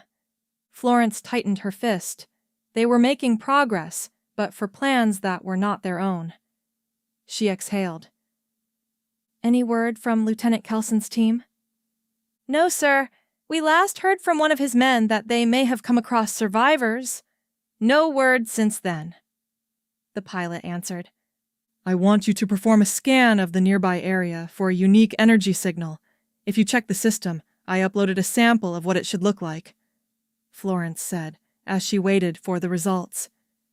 A few moments passed, and the intercom fell silent. Finally, a response came. We found a match for the signature you mentioned. It's in a holding pattern just beyond the outpost's main sensor buoys. Has it moved any? No, sir. I want you to keep an eye on that signal. The moment you detect any movement, please inform me directly. Am I clear? Yes, sir, the pilot responded, before Florence took her finger off the intercom. She came back over to Laszlo. It's as you suspected, Laszlo, Florence dryly said. I feared as much. Laszlo sighed. Still, we do have one trick up our sleeves, Laszlo said, a grin slowly spreading across his face. You can't be serious, Florence said, sighing a bit, rolling her eyes. It seems like a good enough time to me to test your... Florence corrected. Fine. Test my special project. Florence shook her head. Don't worry, I've been saving this surprise for a very long time, and I think I know just the person to test it on. Laszlo chuckled to himself.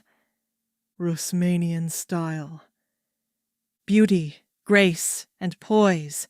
These are the virtues extolled by the goddess of creation, and we are here to observe their latest manifestations. Many eyes dotted the red carpet in Barnovia for the premiere of the latest work from acclaimed director Argyros. Among the glitz and glamour of the event, our reporters managed to capture the most elegant and radiant outfits of the night. Look forward to our rankings in the next issue. We are happy to report that we are the first to receive word from acclaimed designer and former decorated Explorer Corps officer, Lady Marcella. Many have wondered what new inspirations and designs shall emerge from her time exploring the ancient lands of the Promethean Empire. Our highest-selling issue to date featured the reveal of the collection from her previous tour abroad. The recent tournament, Crowns Tournament, offered us a glimpse back to a more chivalrous time with our cousins from across the galaxy.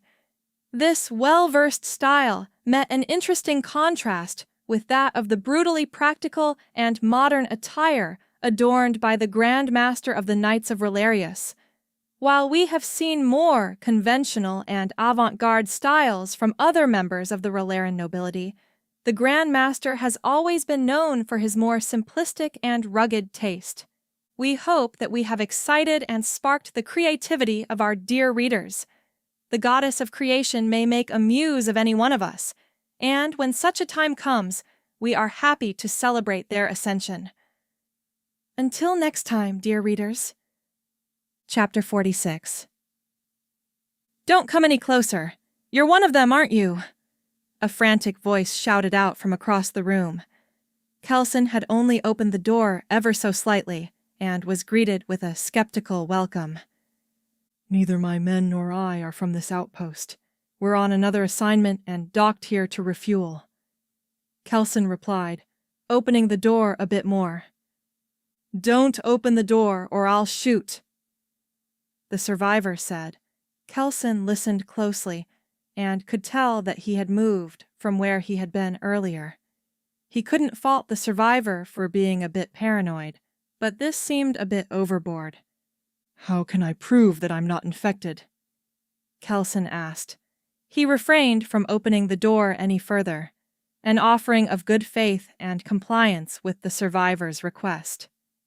There was silence for a moment as the survivor mulled over the question. He soon answered. That sign. Only someone from Petov would know it. Are you a native? The survivor asked, his voice once again coming from a different position, though a little calmer. No, I'm not a native. I did serve a tour on Petov. I was part of General Harper's advanced force. Kelson responded. Has the situation improved any on Petov? Before I was rotated out, we had managed to breach the main strongpoint in the southern hemisphere. Kelson asked. Not much has changed on the surface. Space, well, we thought it was secure, but you can see how that turned out. The survivor replied with an uneasy chuckle. We're on a vital mission that could help give us a leg up not just here, but everywhere else we're currently fighting. Kelson paused. My men and I have been searching the outpost for any sign of the attackers. If you know anything or know of any survivors, we would appreciate your help. Kelson said he was hopeful that he had finally managed to ease the man's paranoia. I want to believe you. But the last time one of us trusted someone, more of those swarm drones came. I thought the night was bad enough. The survivor said, his voice shaky. The night has been stalking us, possibly since we set out on our mission. It's possible he attacked this outpost knowing that we would try to stop here. I'm sorry if... Kelson was cut short as a few blasts hit against the wall of the room. You're the reason that thing came here? The survivor angrily shouted before firing a few more blasts. The additional rounds hit against the wall. Kelson's men raised their blasters and prepared to stack up, but stopped when Kelson motioned for them to stand down. I'm ordering my men to pull back. I just want to talk to you, Kelson said, nodding as his men slowly made their way back down the hallway. It's just you and me now. Can we talk? Neither of us has to get hurt, Kelson said, waiting for a response from the survivor. What exactly do you want to know? I'm just a private, the survivor finally responded. The man's voice was soft and held a sorrow to it. You mentioned others. Are there still other survivors that we can help? Kelson asked. There are a few of us, though not everyone is well. If you can take us to them, we can get everyone out of here. Our ship is hardly a starliner, but it beats waiting for mercenaries to come scavenge the place, Kelson said. All right, I'm coming out. I want you to back against the wall across from the door, the survivor said. Kelson slowly made his way back against the wall and stood there. He kept his hands in clear view and away from his holster or his assault blaster. I'm against the wall, and I have my hands visible. I'm not a threat to you, Kelson said. He listened closely and could hear footsteps moving across the room. A moment later, the door slowly slid open, and he could see a pale young man peering his head out from the door. I realized I never introduced myself. I'm Private Morgan, Morgan said, slowly stepping out from the doorway. Looking him over, Kelson could see that the man's uniform was covered with bits of dust and other debris. He could spy a few bandaged wounds on Morgan's wrist, shoulder, and calf. I'm Lieutenant Kelson, Kelson replied. He offered a gentle smile to try to help ease Morgan's nerves further.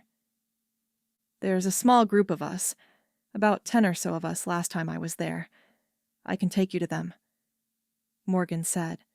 His head nervously swiveled around the hallway, scanning for any more of the drones. Show us the way, and we'll get them the help they need, Kelson said.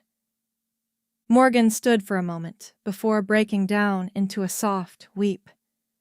We lost so many men here. It all happened so fast. Morgan cried as he dropped his weapon. It isn't easy. I've seen too many good men die. Kelson came closer and put an arm around Morgan's shoulder. We need to be strong, though. If they died so that we could live, then the least we can do is use that life to save others. Can you help us do that, Morgan? Kelson softly asked. I can do that.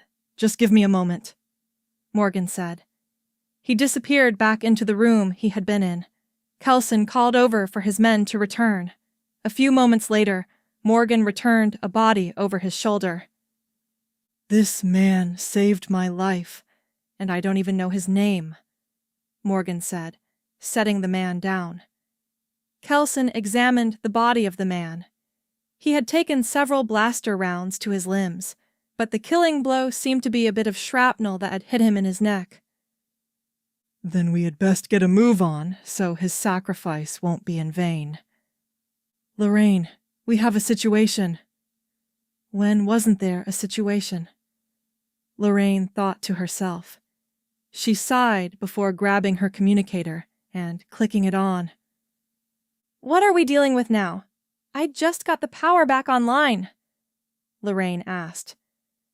We're aware that you did, and someone else is also aware.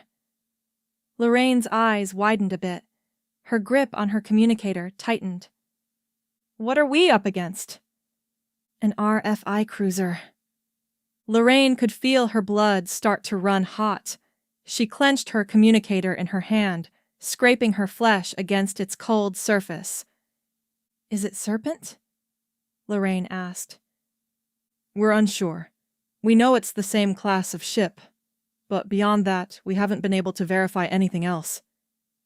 It hasn't attacked us yet, has it? No. We think it's waiting for us to begin refueling before it tries anything, Florence said, as Lorraine thought over their current situation.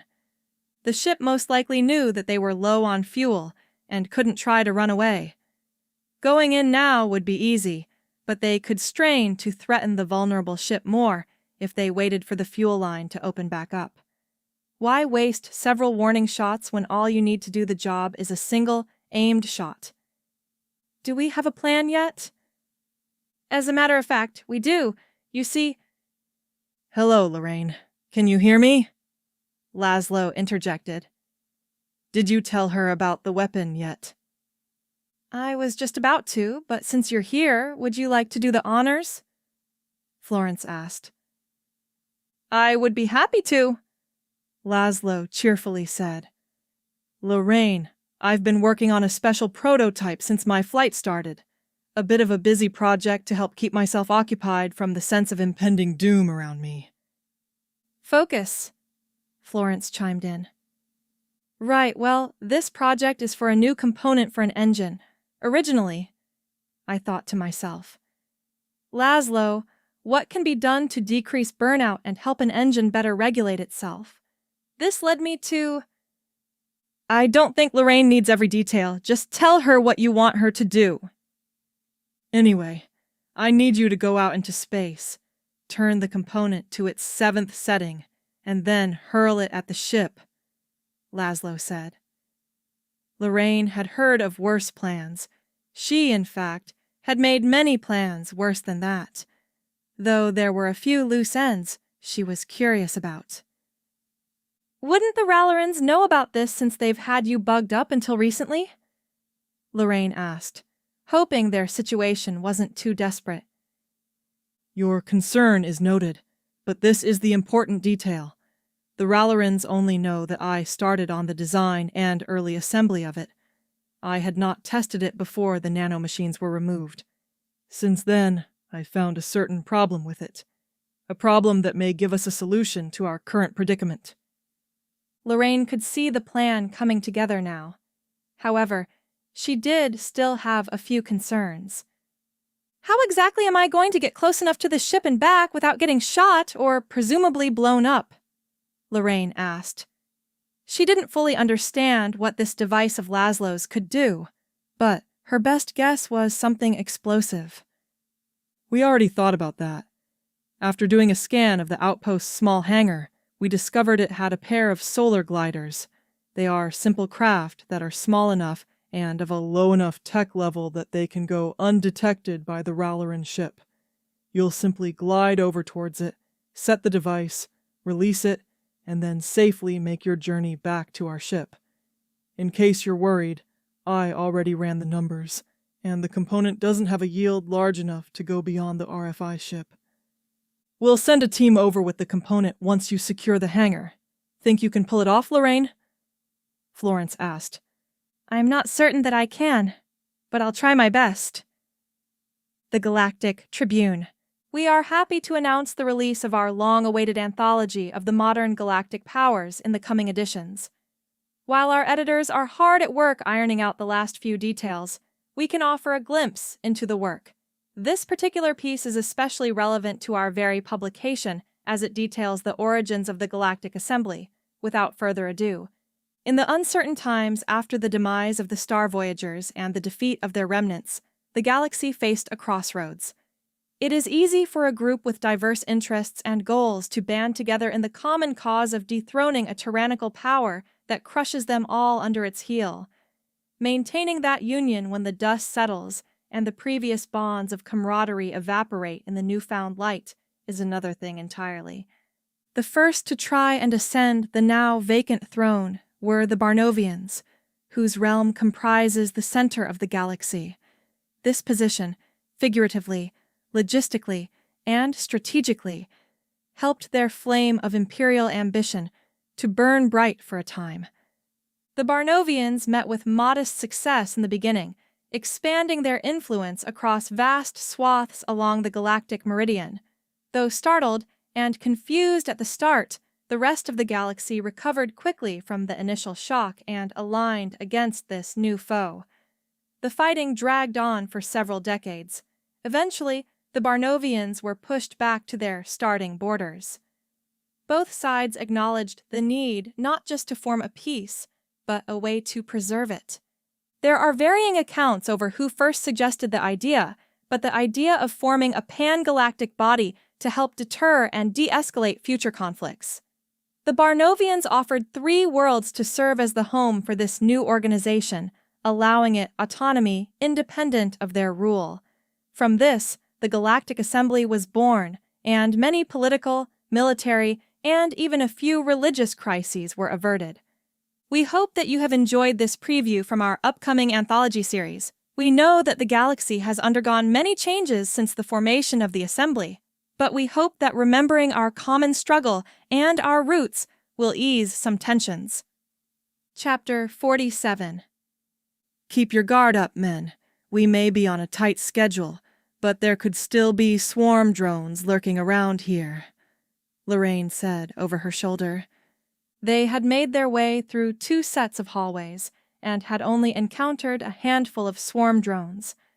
The large swarm they had taken out earlier destroyed the bulk of the drones' numbers, but there was no guarantee. Lorraine didn't expect the hangar to be unguarded. No, the drones would be sure to have a few lurking about to ensure no survivors could use any of the craft to escape the outpost. The group exited from a bend in the hallway. Ahead of them was a short corridor.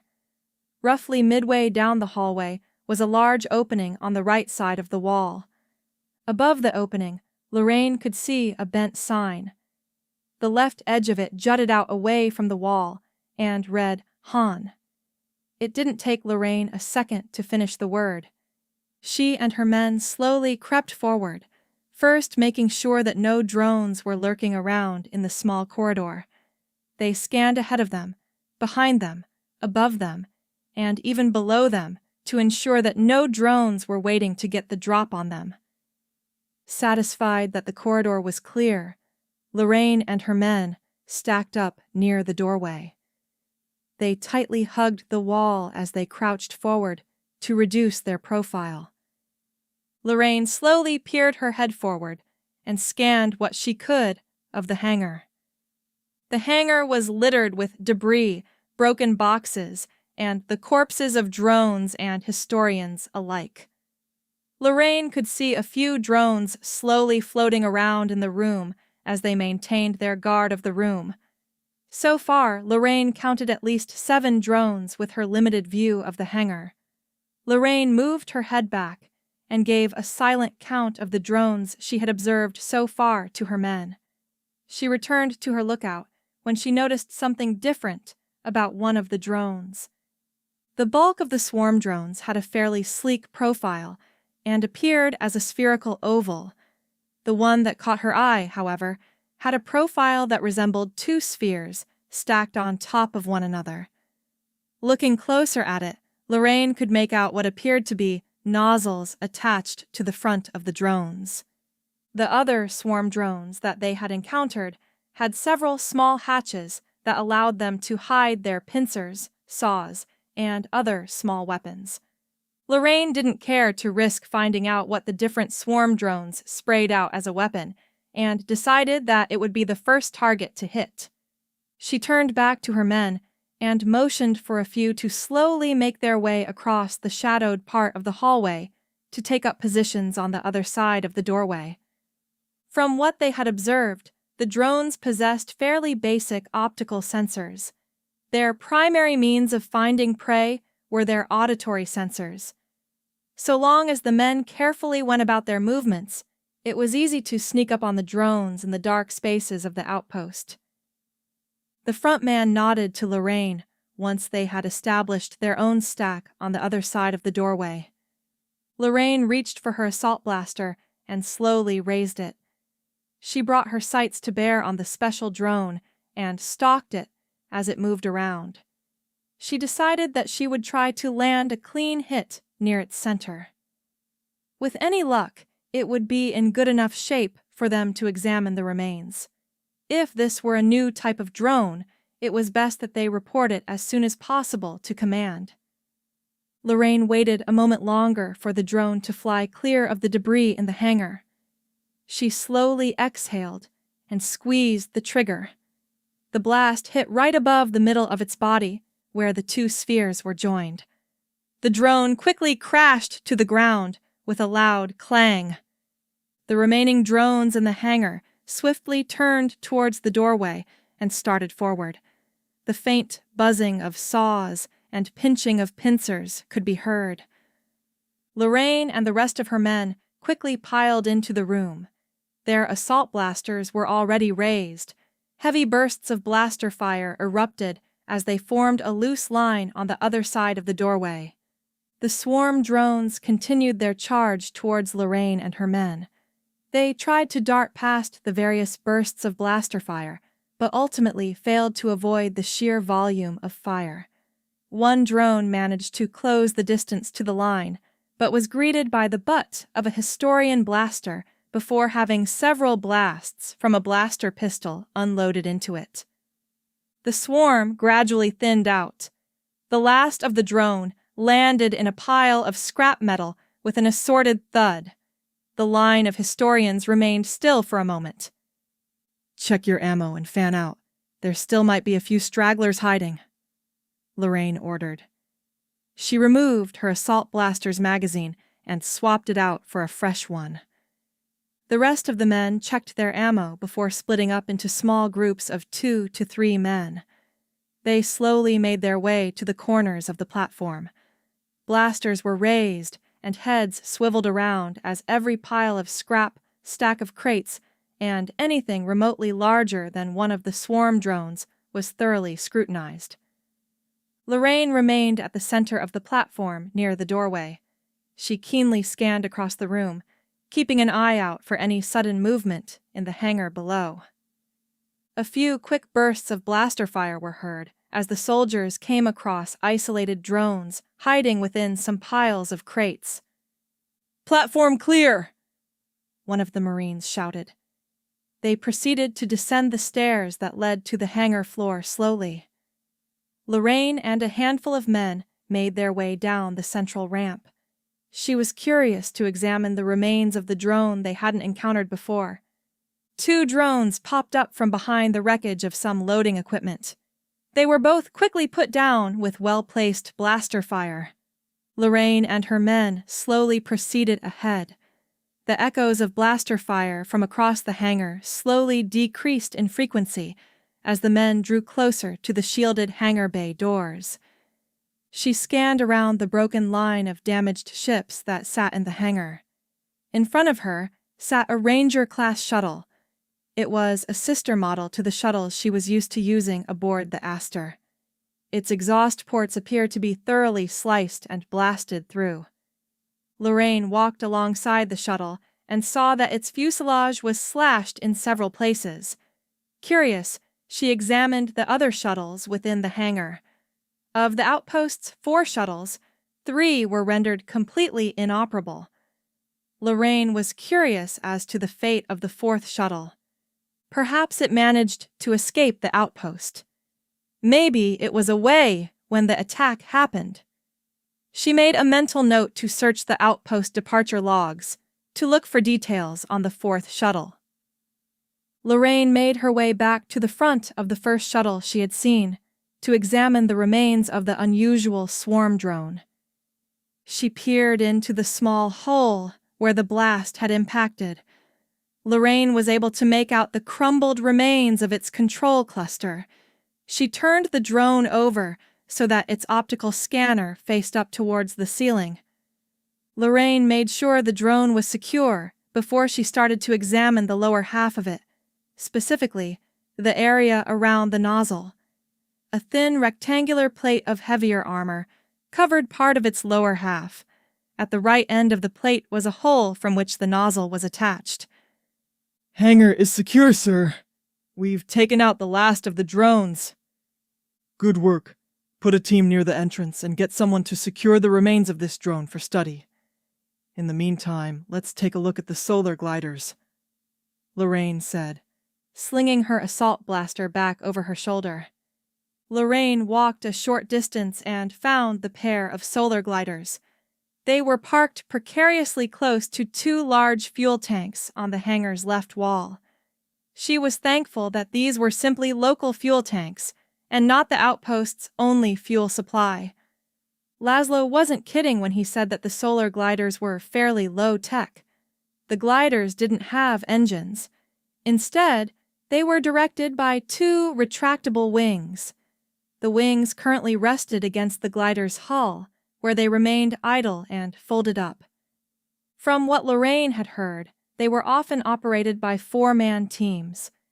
She had a hard time seeing more than 2 people sitting comfortably in one. Her reservations aside, Lorraine looked over the gliders. Their hulls were thin. She could spy several small slashes across them. From what she knew, it wouldn't be too hard to fix them up.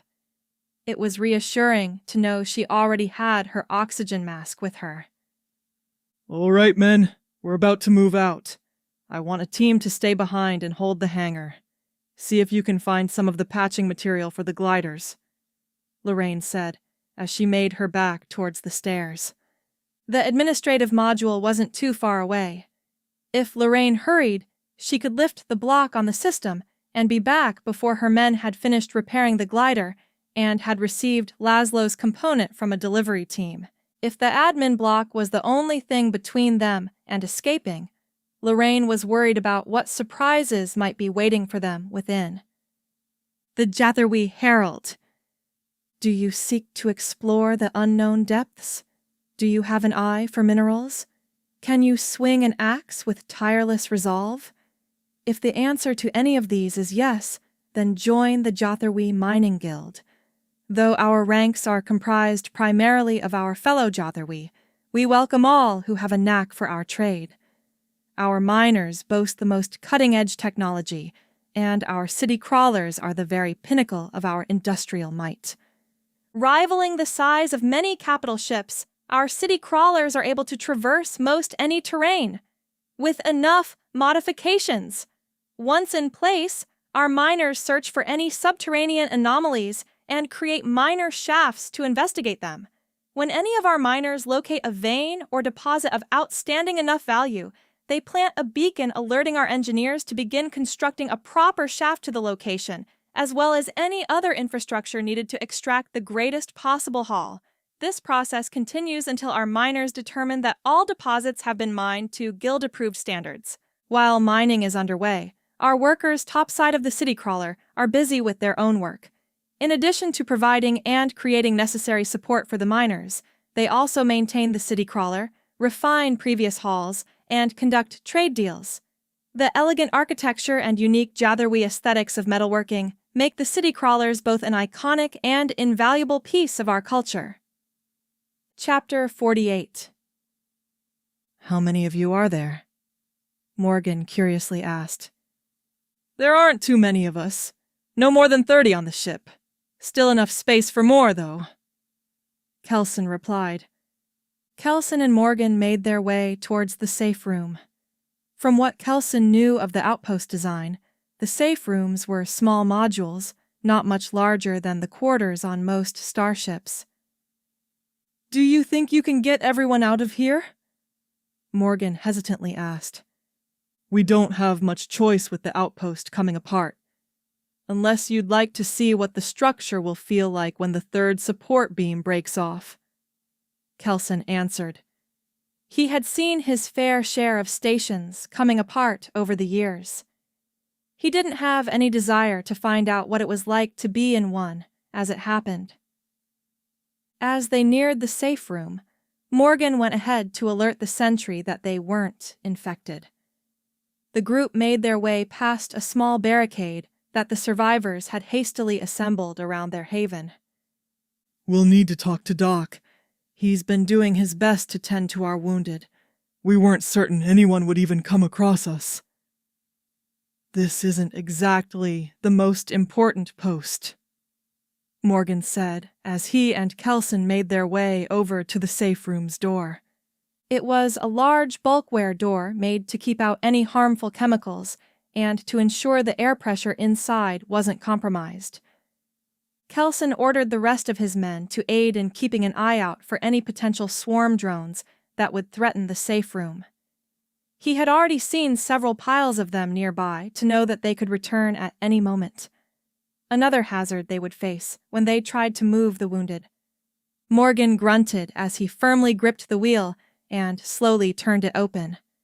Kelson gave him a hand, and together the two managed to open the heavy door. Morgan panted a bit as he entered the door.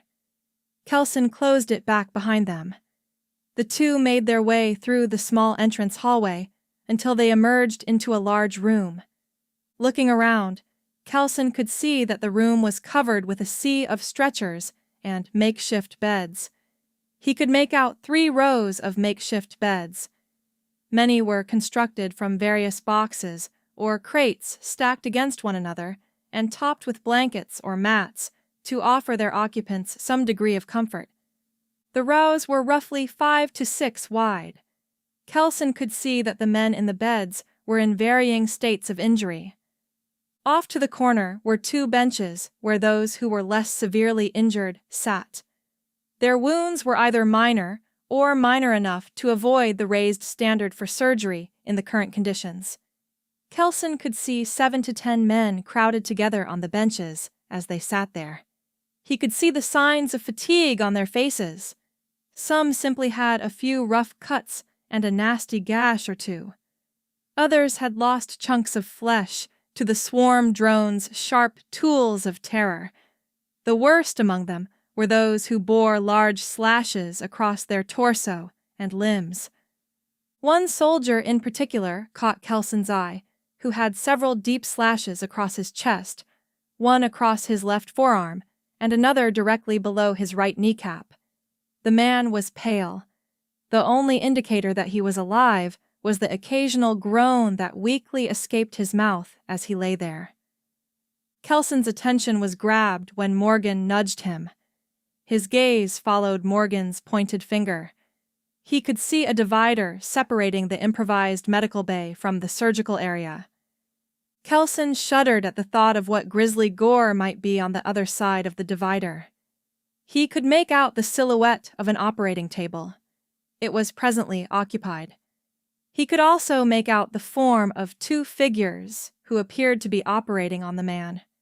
It wasn't clear to him whether or not the man they were operating on could be saved, but he could only hope. Morgan led the way through the sea of beds. The two soon crossed behind the barrier. Doc, I ran into a team while I was out scouting for supplies. They said they were here for fuel, but that they could evacuate us from this outpost. This is their leader, Lieutenant Kelson, Morgan said, as the two stood near the operating table. The man on the table had his shirt open and a leather strap firmly in his mouth. Kelson could make out several deep cuts to the man's chest, which oozed with blood.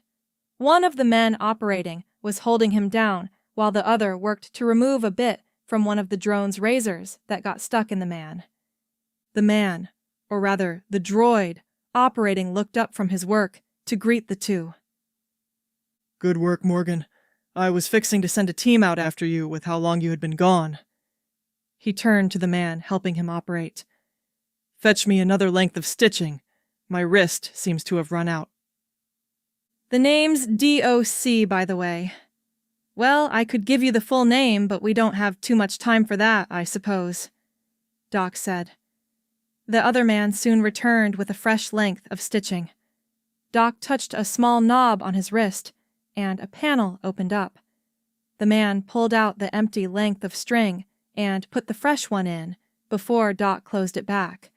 He proceeded to extend a small needlepoint from one of his fingertips. After withdrawing some of the new string and securing it through the point, he started to close up the man's wounds slowly. Kelson had almost forgotten about the medical droids that the historians had brought to Petov. They were outdated models, but they were still reliable. Kelson scrunched his face a bit and tried to remember what their designation stood for. It was something care, but there were more important things to deal with. You aren't hurt, are you, Lieutenant? If so, I'm going to need you to add your name to the list. Doc's sterile voice asked as he closed up the first wound. No injuries to report, sir. Sir, do I look like a commissioned officer to you? I'm lucky not to be a pile of spare parts in the garage with my last system review. He turned to the man he was operating on. That's internal systems, not surgical prowess, mind you, he said, before moving to start stitching up the second cut. Kelson was starting to recall why he hadn't seen too many droids of Doc's model in other places that he had been stationed. I'll just be a moment longer, the less you want to discuss things now. I'm a droid, so the vacuum of space isn't too concerning for me, Doc said, as he continued to work. We'd prefer avoiding the vacuum of space, if possible, Kelson said. All right then. I told Morgan before I sent him out, so I'll tell you now. We barely have any medical supplies here, save for what Morgan and a few others have been able to scavenge up. Of course, sending out just means more risk of my having to work more. I'm not complaining, but they tend to complain when you have situations like this, and little to no painkillers, Doc said, gesturing to the man on the table. Biting down on a leather strip until you went into shock hardly seemed ideal, or up to most modern medical standards of care. There are also a few of them that are sick in a different way. What do you mean? Kelson asked curiously. Ever dealt with Ralerin biopoisons before? Doc asked, as Kelson's face hardened with familiarity. He had heard about the horrors firsthand on Petov. He had never encountered them personally, but hearsay placed them around an RFI carrier that had crashed. Sadly, yes. Do you think some of the men here are infected? I know they are. My sensors might not be what they used to be, but I still have serviceable enough imaging processors to tell that some of the men show trace amounts of the poison in their systems. How hard do you think it will be to move everyone? Well, in my expert medical opinion, the bulk of these men have no business moving. But seeing as this outpost won't last the rest of the day, I think I could change my prognosis. Doc paused. Though the ones I am more worried about are the infected. Are they not able to move? Kelson asked. No, they can move all right. The problem is that the poison messes with their senses. If they aren't falling over themselves, they try to fight enemies that aren't there. Or worse, think you're the enemy. That's doubly so in my case, Doc said. He reached down and tightened a few loose bolts on his left arm plating. Could you get rid of the poison inside of them? I could, but I don't have the proper tools or medication to help them through the recovery. There's also the prime chance this presents. Not this again. Morgan sighed to himself. In their current state, these men are in the early stages of exposure to the poison. This presents our best opportunity to study it and possibly even develop an antidote. Or even better, make an immunity patch of some sort. Doc paused and examined the skeptical looks he was receiving. It ain't my fault my ethics software expired. It isn't my job to renew the subscription. That's above my programming. Regardless of this opportunity, is there anything we need to get everyone out of here? Kelson asked. Well, now that you mention it, if we could get more stretchers, there were only a handful here when we set up. We would have a much easier time getting everyone out of here safely, Doc said. There's just one problem. What is it? Kelson asked, already dreading the thought of whatever obstacle was between them and getting out of the outpost.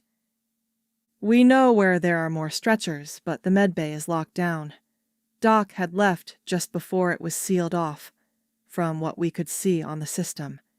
It got purged of air. We haven't been able to break through the security doors that protect it either.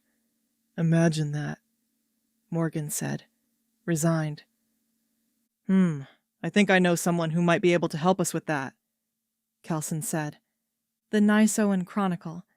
In our last edition, we interviewed a rising star of the Reform Party. To keep the scales fair and balanced, we now bring you an interview with Representative Allaire, a member of the Conservative Party. Representative, how do you feel about the current state of the League? Recent events have left me concerned. However, we are still at peace. We have not suffered further incidents, and we still have the drive to move forward. Our neighbors have responded in good faith and are willing to assist us should we need aid. The historians especially have decried the incident and have been nothing but cooperative with our inquiry concerning their presence on Florian at the time. What are your thoughts on the upcoming election? I feel the same way about this election as I do every other election. It's just another part of nature. Whether it will be generous or harsh, we shall see. What is your ideal vision of the future for the League, and even beyond? I seek what I have sought since entering elected office, peace and prosperity for our people. We are fortunate to have avoided the scars other worlds have faced since the start of the historian Ralerin conflict. We bear no ill will to either side in this conflict, and would be happy to assist in bringing an end to hostilities. Others are afraid to say it, but I am not. Our quadrant has seen much chaos and suffering since the start of the conflict, but it has also witnessed a growing revival. The historians have labored arduously on worlds where the fighting has long since stopped to assist in rebuilding and uplifting them. If we all kindle this spirit, then we could achieve a lasting peace. We would like to thank the representative for answering our questions, and hope that we may publish other interviews and important election news. Chapter 49. How could one person do all of this? Lorraine wondered to herself. She looked down the long hallway, which led to the entrance of the administrative module. Between her and the door was a field of carnage, gore, and suffering. Lorraine had to steel her nerves to keep from throwing up. She wasn't a stranger to the lethal sights of war, but it was never easy for her to see it. The floor ahead of them was spotted and covered with puddles of blood. They varied in size, with the larger puddles often lingering close to their host. At the very end of the hallway, Lorraine could make out the large metal frame of the security doors. It seemed they had tried to use them to keep the night from getting inside. Unfortunately, a large diagonal slash and several pieces of folded metal showed that their efforts were ultimately futile. "Eyes open, men. There could still be drones lurking around. We don't have much further to go," Lorraine said as she started forward. It was for her to tell who she was, trying to reassure herself or her men. Lorraine and her men slowly advanced through the hallway. The puddles of blood had already turned from their usual bright red to a much darker shade. It was difficult to scan through the carnage in search of swarm drones. The gore and debris were a handy, if unsettling, cover for the drones. Lorraine did her best to give quick, perceptive glances at the many potential hiding spots. She was thankful whenever she would glance upon any corpses that were less gruesome than expected. Beyond the disfigurement and gore that accompanied the corpses, it pained Lorraine to see the sheer amount of dead. If the night was hunting them and came here, wasn't it their fault then? Beyond the fact that the route they picked went by this particular outpost, there was little of value here to attract the attention of the night. Guilty or not, Lorraine knew that they still had a mission to complete. If these men and women had died here, then it was her responsibility to make sure that their deaths were not in vain.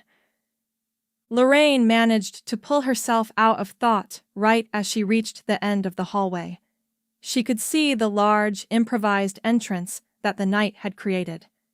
She waited for one of her men to come up to the access panel for the door and to see if he could open it. The Marine pulled out a small datapad from a satchel. He proceeded to pull a wire out from the base of it and hook it up to the access panel. After a few minutes, the security doors slowly started to slide back. The doors made a loud screech as the various pieces of bent metal scratched against the walls. With the security doors out of the way, Lorraine looked over the broken bits of the regular door. Unlike the security door, it wasn't made of any impressive alloys. It seemed to have easily yielded its integrity to the knight's blade as he had forced his way into the room. Lorraine and her men proceeded inside. Their weapons were raised as they swept through the room. With every surprise that they had come across so far, it didn't seem likely that they would be in the clear yet. With the room thoroughly swept, Lorraine and her men eased up a bit, though everyone kept their weapons ready, should that change. Lorraine made her way over to a section of wall that was covered with terminals, dials, knobs, and other devices.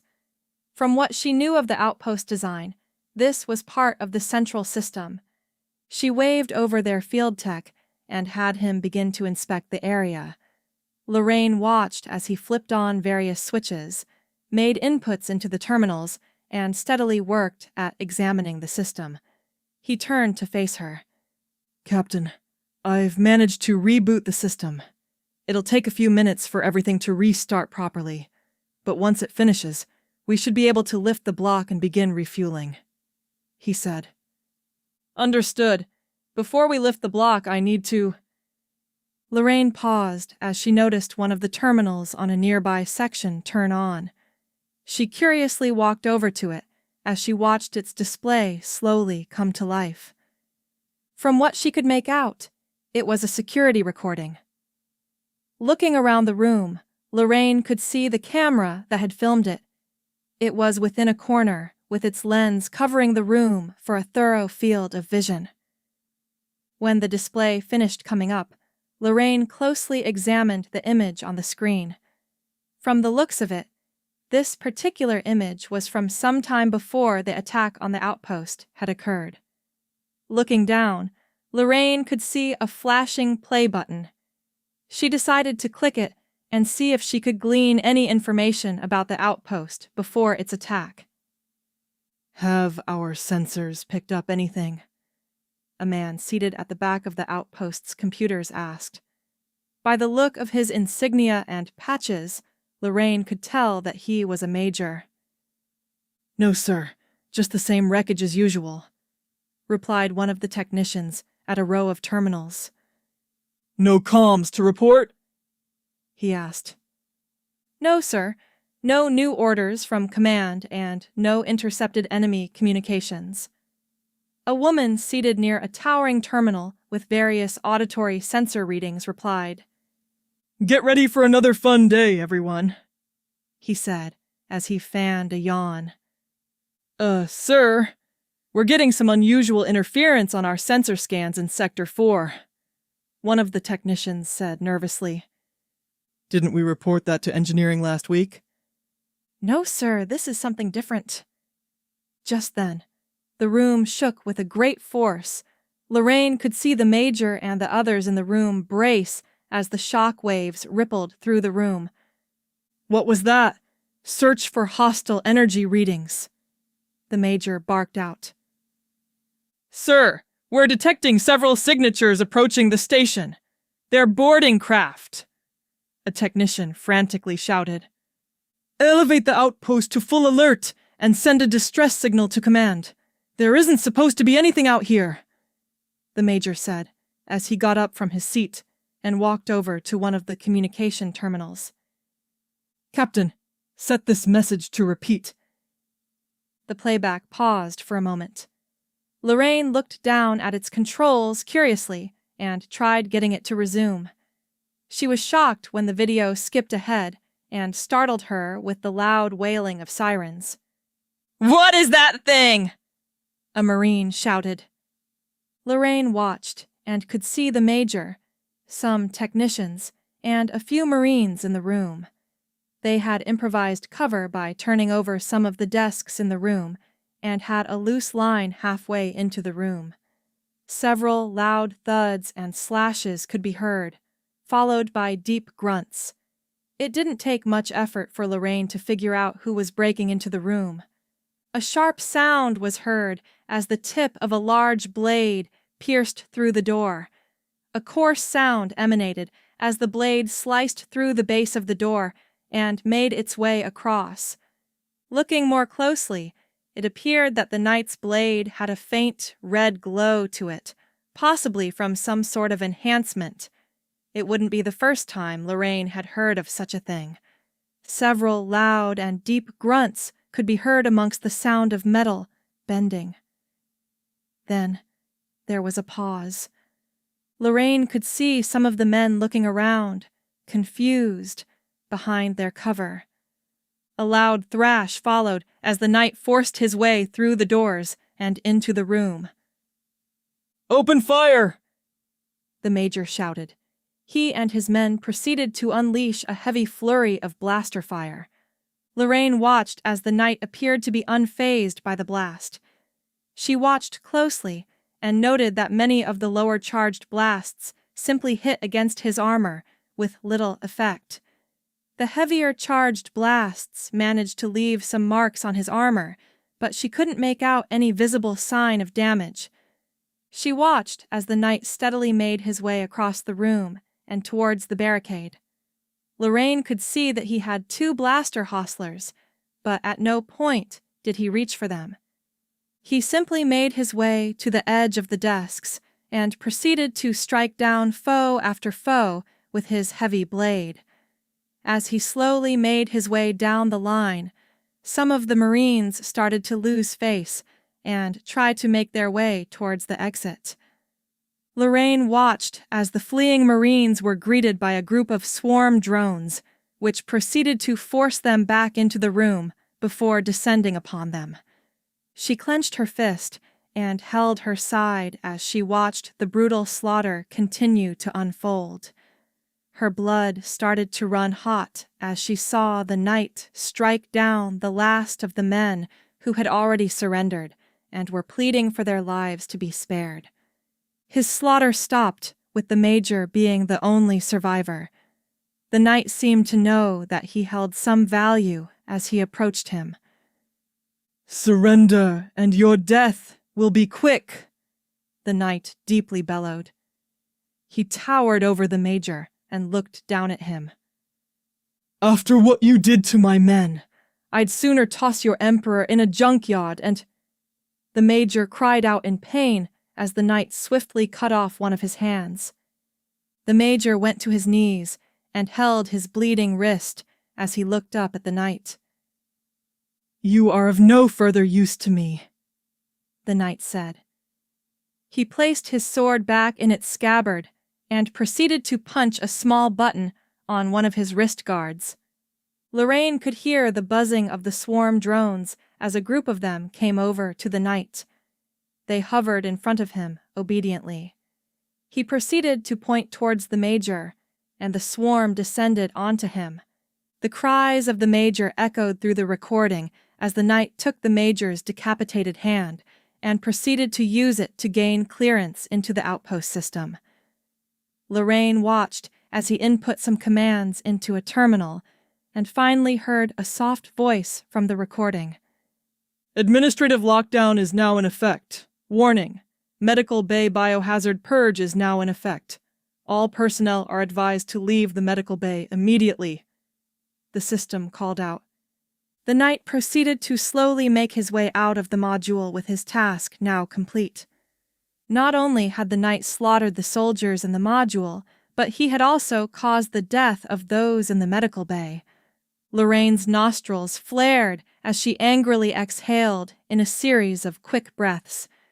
She was determined to avenge those who had fallen here. They deserved better than what they got. Sir? A soldier asked as Lorraine tried to restrain her anger. She looked up and saw the field tech standing before her. We've managed to reboot the system. We can lift the block on your order, he said. Good. Have you heard anything from the delivery team? Lorraine asked, trying to calm her rage. We have the team in the hangar report that the component is delivered and the solar glider is ready for use, he said. We also received word from Lieutenant Kelson, who said that he was able to make contact with a group of survivors and that they needed to go into the med bay to get some stretchers to evacuate the wounded. Lorraine felt her anger subside more at the news of the survivors. She knew that the chances were slim, but she was thankful that they were able to find some. Finally, some good news, she muttered to herself. She turned to the field tech. I'm going to the hangar to prepare the glidar. We're not safe yet. Once I'm in the hangar, I'll give the order for you to lift the admin override. After that, I want you and the rest of the men to assist Lieutenant Kelson with moving the wounded back to our ship. If there are still any drones here, I don't want them attacking the survivors. Understood? Lorraine asked. Understood, sir. We'll make sure they get back safely, the field tech replied. Lorraine started from the administrative module and headed back towards the hangar. She had never attempted anything remotely close to what she was about to try. If she succeeded, they would be free to escape and would remove an RFI ship from the area. She could only imagine how much chaos and havoc it had caused. She was one step closer to continuing their journey, and another step closer to getting her ship back so she could finally capture Serpent. The Galactic Tribune. Our long-anticipated anthology series has officially released. The preview for the series was met with rave reviews by our readers. With that, we are happy to continue the series and move on to the next entry, which focuses on the Union Crown. The realm we know today as the Union Crown has been a long-standing staple of the galaxy. Some of its earliest records date back to before the reign of the Star Voyagers. Strong family ties and lineage are cornerstones of the Crown's identity. These values have both hindered as well as contributed to their success across the ages. The greatest example of this hindrance came when the Star Voyagers pitted their noble houses against one another, weakening their bonds and ultimately leading to their subjugation. It took many millennia for these shattered chains to be reforged and bonds strengthened anew. When the weight of the Star Voyager's oppression was cast away, the noble houses stood unified, but uncertain of how to proceed. After much debate, it was agreed that the noble houses would gather to host a tournament, and the winner of such would become a king of kings, ruler of a union of crowns. The winner and first leader of the Union Crown was Sebastiano, a devotee knight who fought ferociously for freedom. The greatest achievement of his reign was securing a commanding position for the Union Crown in the northwestern quadrant after the conflict with Barnovia. Much like the Barnovians, however, the crown would find itself craving more. Through a political marriage, Sebastiano's son, Rodrigo, was wed to a noble of the Rushmane Compact, joining the two northern powers. The only thing that stood between them and complete unity, quite literally, was Holy Pedia. The recently formed Galactic Assembly would have doubtlessly raised many alarms. To sidestep this, pro-crown member of the Pedian clergy was elevated to their highest position, protector of the faith. This scheme rendered Holy Pedia as little more than a puppet, allowing for the crown's influence to extend across the northern reaches of the galaxy. This scheme, however, was short-lived. After the death of Rodrigo, the realms of the Union Crown and the Rushmane Compact were split between his two children, who both lacked the spark of ambition their family had previously kindled. A new conclave would free Holy Pedia of its puppet ruler, and with that, the three powers gradually settled into their present-day borders. Chapter 50. The sturdy security doors that protected the entrance to the medical bay slowly started to recede. Kelson, Morgan, and a handful of men watched as the security doors completed their retraction. With them gone, the group was greeted by the outermost layer of a dense, pungent odor. Even though it had only been a few hours, the scent of death had wasted little time settling into the vacant medical bay. The white-tiled room of the medical bay did not hold the gory sights that they had come to expect on the outpost. In its place was a scene of sadness and sorrow. Throughout the room, bodies showed the last acts of the people trapped inside before they finally succumbed to the intense chemical blast that followed the vacuuming of air. A loosely scattered pile by the door showed those who tried to escape before the security doors had sealed off the room. Kelson wondered if any had managed to escape the room.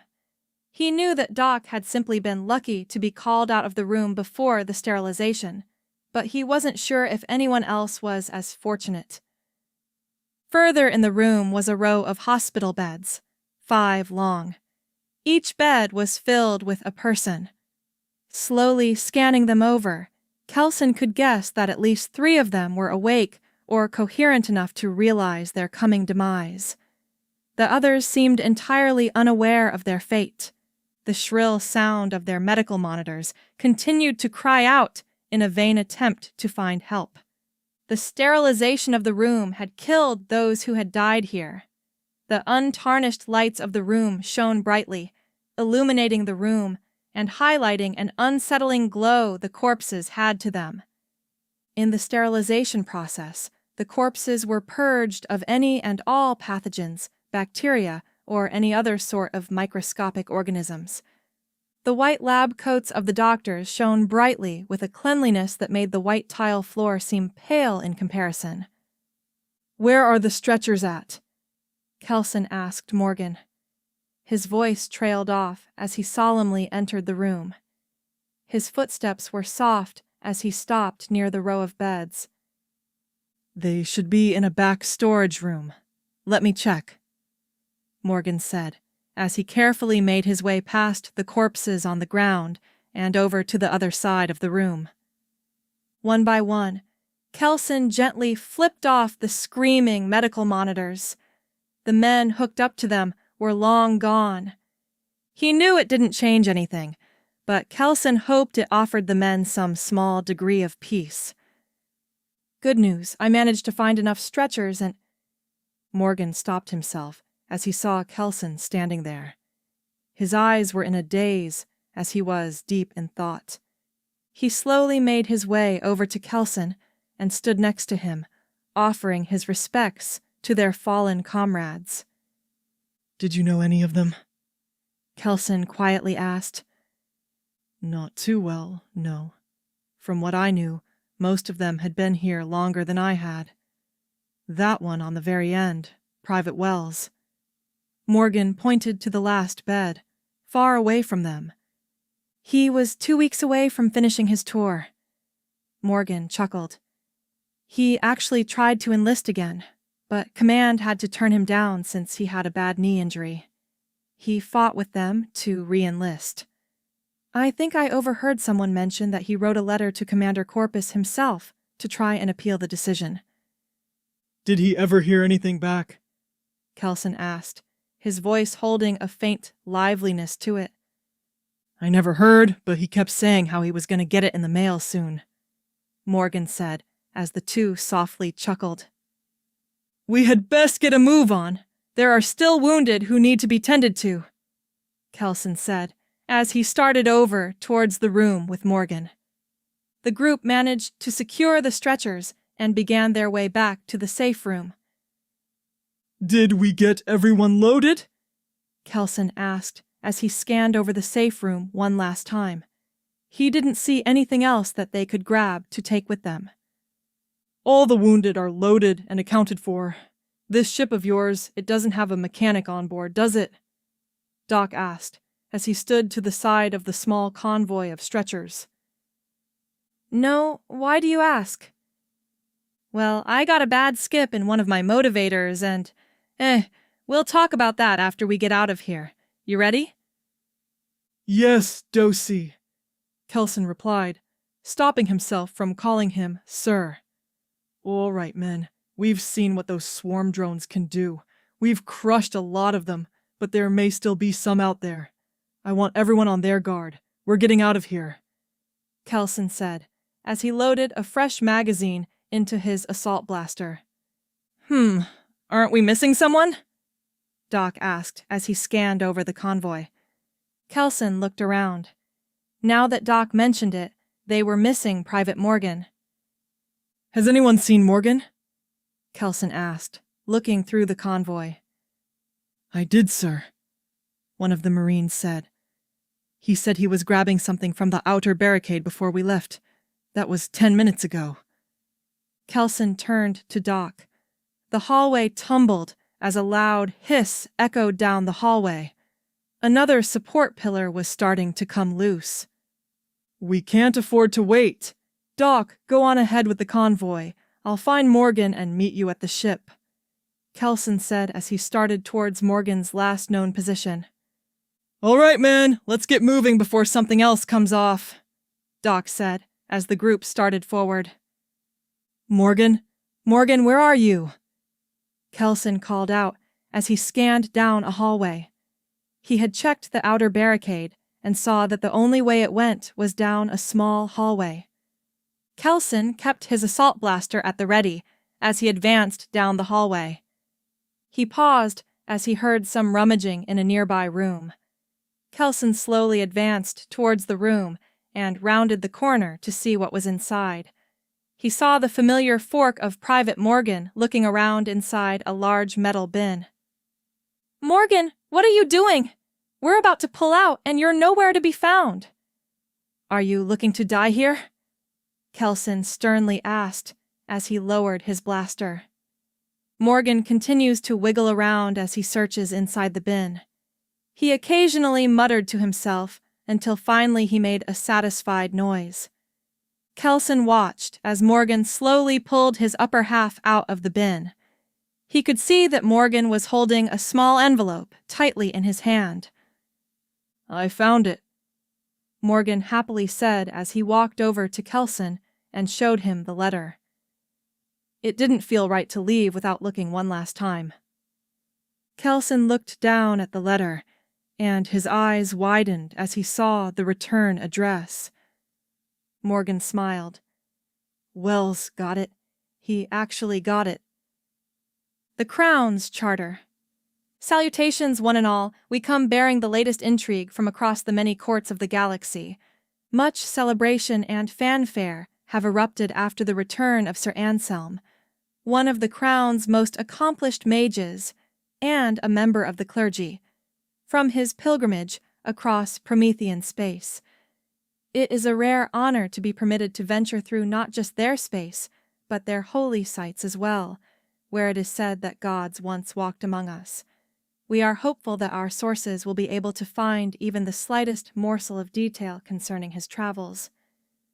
A meeting of the Ralerin High Council.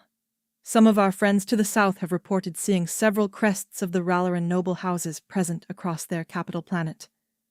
While it is no secret that they hold routine meetings, their last one was only a few months ago, leading some to believe that they have something new in the works.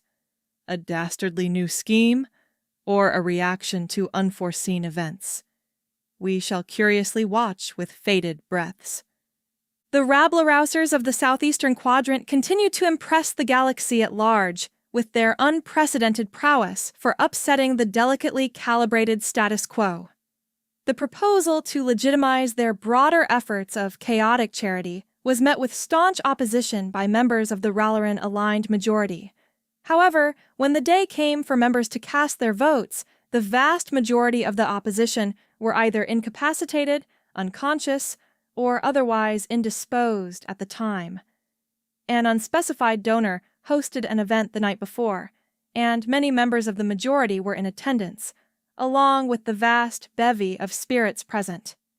In a twist as old as time, the would-be victors seized defeat from the jaws of victory. A tragic, yet comedic conclusion of the highest order. We hope you have enjoyed these pieces of intrigue and feel closer to knowing what may await the galaxy in the coming times. Until then, we remain your most humble compatriot. Chapter 51. You will be fine. I'm certain. Are you sure about that? Lorraine, flying a solar glider is much like piloting your own ship. How so? You sit back, occasionally change course, and otherwise let it do the work. Lorraine looked around the cockpit of the solar glider. She was shocked to admit that the cramped space appeared much roomier from the outside. Her knees could barely move without rubbing against the paneling at the front of the cockpit. Lorraine, it's Florence. We haven't detected any new energy readings from the RFI ship that's stalking us. I don't like it, Florence said. The ship had nearly every advantage over them, and yet it was sitting somewhere watching them. What were they up to? Perhaps they are waiting for reinforcements, Laszlo offered. Lorraine shook her head. Their own ship hardly had any weapons. It was essentially tied to the crumbling outpost, and the moment they began refueling, they would essentially be pulling the pin on a massive grenade. Florence is right. We need to act now before the Ralerins do. Is there anything else I need to know about piloting the glider? Lorraine asked. Not that I can think of. I've gone over the basics with you, and given the craft's simplicity, I'm sure you'll do fine, Laszlo said, offering some reassurance. Good news, Lorraine. I just got word that Kelson and the others managed to make it back with the survivors from the safe room safely. Once we're out of this mess, we'll get them to the closest medical station and continue on our way, Florence said. Lorraine breathed out. She knew that there had to be survivors somewhere on the outpost. Lorraine tightly gripped the handles of the yoke as she did a once-over of the glider's interior. She had enough oxygen in her tank to make the run, and the device was strapped into the seat next to her. I'm ready, Lorraine said as she looked out the side panel of the glider and gave the thumbs up to one of her men. All right, Lorraine. Remember to shift into low power mode once you exit the hangar. You won't have long once you drop the device, but the glider's single-use booster should help you get away. We'll pick you up as soon as we can. Good luck, Florence said, before cutting off the comm line. Lorraine closed her eyes and focused. Her task was challenging, but she wasn't a stranger to adversity. Though the RFI vessel might not be Serpent, she had no doubts that it had contributed to chaos and suffering across the sector. Knocking it out wouldn't bring back the men and women who died on the outpost, but it was a good step in ensuring that their deaths wouldn't be for nothing. The glidar jolted a bit as it was slowly lifted from the hangar floor. It jolted again as it stopped its ascent. Lorraine peered out the side panel and could see the hangar floor below her. It wasn't a far distance, yet it certainly felt further. The glidar proceeded to move back some as it was primed for launch. Another jolt came as it reached the back of its line. A voice called to Lorraine over the comms. "Captain, you are clear to release the wings. Good hunting out there." Lorraine looked down at the control panel. It was far less cluttered than any of the controls aboard the Aster. She clicked a button and could hear the movement of mechanical parts as the wings soon jutted out from the sides of the glider. They were not very large, but there was a certain majesty that they held. Lorraine proceeded to move the yoke to both sides, testing to ensure that she had control over the wings. "I'm set for release." "Going dark," Lorraine said, as she turned off her communicator and took one last breath. Her grip tightened firmly around the handles of the yoke as she peered out into the bleak void in front of her. "Solid copy, Captain, launching," one of the Marines replied. Lorraine watched as the glider quickly moved forward on the line. She saw the faint barrier of the hangar shield ahead of her and closed her eyes as the glider passed beyond it. The glider released from the hooks that had been holding it up as it exited into the void of space. Lorraine opened her eyes as she felt the loss of gravity around her. She had already made sure to fasten herself firmly into her seat before launch. Peering down at the co-pilot's seat, she could see the device floating a few inches. Fortunately, it was secured firmly by the restraints of the safety harness. She peered into the distance and could faintly make out the distant debris field, where Florence had told her that the RFI ship was lurking about. Lorraine adjusted her heading a bit to the right as she lined up the front of her glider with the field ahead of her. With the slow speed of the glider, Lorraine had a small window of time before she would be close enough to the ship. Normally, she hated such odd periods of time. There was an air of uneasiness that often lingered around such small moments between much larger tasks. Lorraine thought back to her previous experiences with the uneasy breaks in time. She could still recall that, clear as the day they lingered on, waiting for the start of her first officer's exam, the first time she went off-world and sat aboard a starship, the last time she saw all of her family. Lorraine was jolted out of her thoughts as she saw a large object near the front of the glider. One of the support beams that had broken away from the outpost was floating adrift. It had apparently found its way into her path. She quickly worked to steer the ship around the large beam. Lorraine pulled hard to the left as the glider moved closer to the beam. If she pulled any harder, she was worried about ripping the handles off the yoke. The glider veered to the left and narrowly managed to dodge the support beam. Lorraine sighed in relief. She soon frowned, however, as she realized that her maneuver had cost her the momentum she had built up thus far. The pace of the glider was now below that of a slug. She envied the slug. At least it wouldn't have to escape an explosion anytime soon. Lorraine lined the glider back up with the debris field. She had at least drawn closer to it with the maneuver, but at the cost of her speed. It would take her a few minutes to get back up to her previous pace. She decided this time to focus on her surroundings rather than her dread of waiting. Lorraine kept a careful watch of the path ahead of her. She was determined to spot any potential obstacles before they became a threat. In her steady watch of the path forward, Lorraine began to note the many bright stars and other cosmic sights around her. Her energy soon split between admiring the beauty of space and keeping a lookout for obstacles. The glistening stars filled the void of space around Lorraine with a speckled sea of light. The many shapes, sizes, and colors all contributed to creating a wondrous flow through the otherwise dreary void. Lorraine smiled. Her love of the stars was evident even when she was a child. The one perk she always enjoyed about the vast emptiness around her family's home was the clear night sky. The majesty and beauty of the endless sea of space were what ultimately seduced her into joining the Historian Navy. Her mind was set on fighting the tyranny of the Ralerins, while her heart was content to explore the vast cosmos. Lorraine checked her heading again. There was no sign of any perils ahead. She had managed to regain her previously lost momentum and was now gliding steadily towards the Ralerin ship.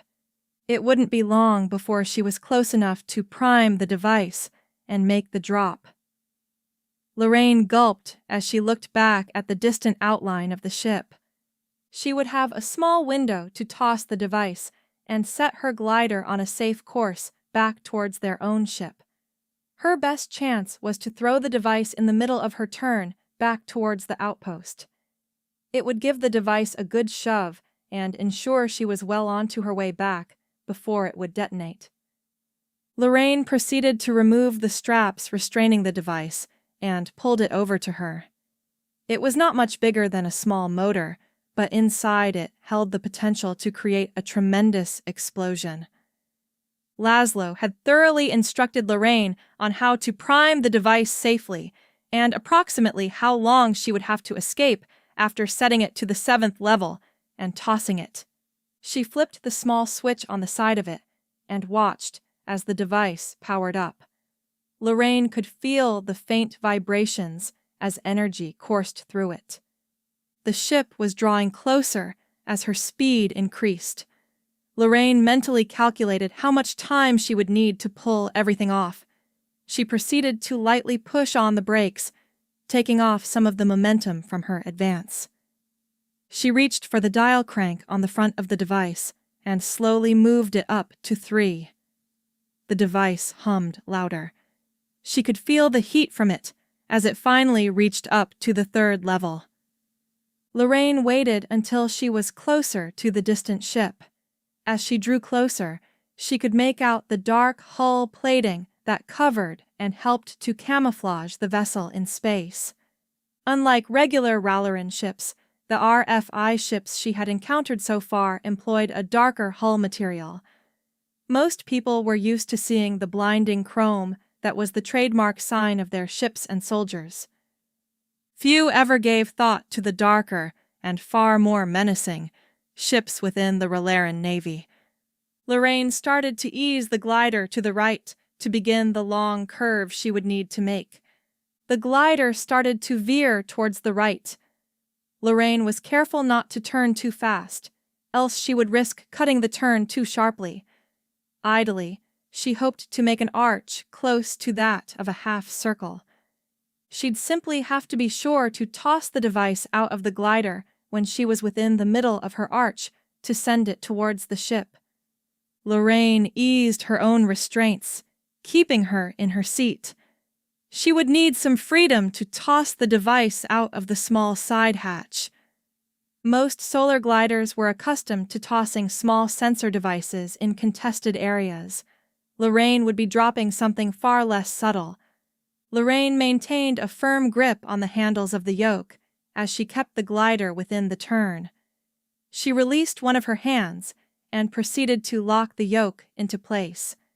She held on for a moment longer, and once she was satisfied the course wouldn't be altered, she swiveled her seat around and leaned towards the hatch. She pressed the release button, and the hatch slowly started to slide open. Lorraine looked down at the device and turned its dial up to 5. She could feel the warmth of the device greatly increase and moved it away slightly to keep from burning her. This was the last setting that the device could handle. Once she cranked it up further, she would be dealing with a live bomb. Lorraine looked back at the path ahead. She was drawing closer to the middle of the arch. She took a deep breath and proceeded to turn the dial up to 7. The device started to stutter in its humming as it struggled to maintain its current level. Lorraine lined up the device with the hatch and prepared to toss it out. She watched as she drew ever closer to the middle of the arch. With one swift heave, Lorraine threw the device from the hatch. She could see it start on its course towards the ship. Lorraine closed the hatchback and swiveled her seat back to the front of the glider. As she prepared to release the lock on the yoke, the glider violently rattled. Lorraine peered out the side panel and could see the faint cloud from a plasma burst. Her trip back towards the outpost just got a lot harder. The Ralerin broadcast conglomeration. Good evening, citizens and subjects of the Ralerin Empire, and praise be to His Imperial Majesty. A special meeting of the High Council was called earlier this week and concluded recently. The following message has been sent to our office and will now be read. Proud and noble citizens of the Ralerin Empire, we have always strived to protect the safety, prosperity, and liberty of all our citizens. However, our efforts were not enough to stop a determined and ideologically motivated individual from striking the very heart of our empire years ago. Since that heinous act, we have not faltered in our commitment to seek justice for our fallen and to ensure such a tragedy will never come to pass again. When news reached us of an attack on Florian, the specter of that fateful day crept upon many of us. To that end, we have offered the League of Nisoan our assistance in ensuring that no further acts should occur at this most pivotal time for them. There are those who would seek to exploit this time of political uncertainty to further their own agendas. We shall not let them prevail. Regardless of the outcome of their coming election, we shall remain dedicated to our mission to protect peace and restore tranquility to the galaxy. If the Historian Alliance wishes to prove their commitment to restoring civility, then they would do well to lean more on their political appeals than their military efforts. Destruction will only achieve calamity, and that would be a most regrettable outcome. This concludes the message from the High Council, a truly powerful appeal. Remember to remain vigilant, and remember that only together can we prevent calamity. Chapter 52. Another plasma burst erupted nearby.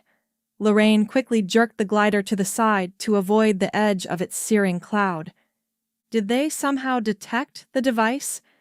Had their sensors somehow picked up the glider's small signature?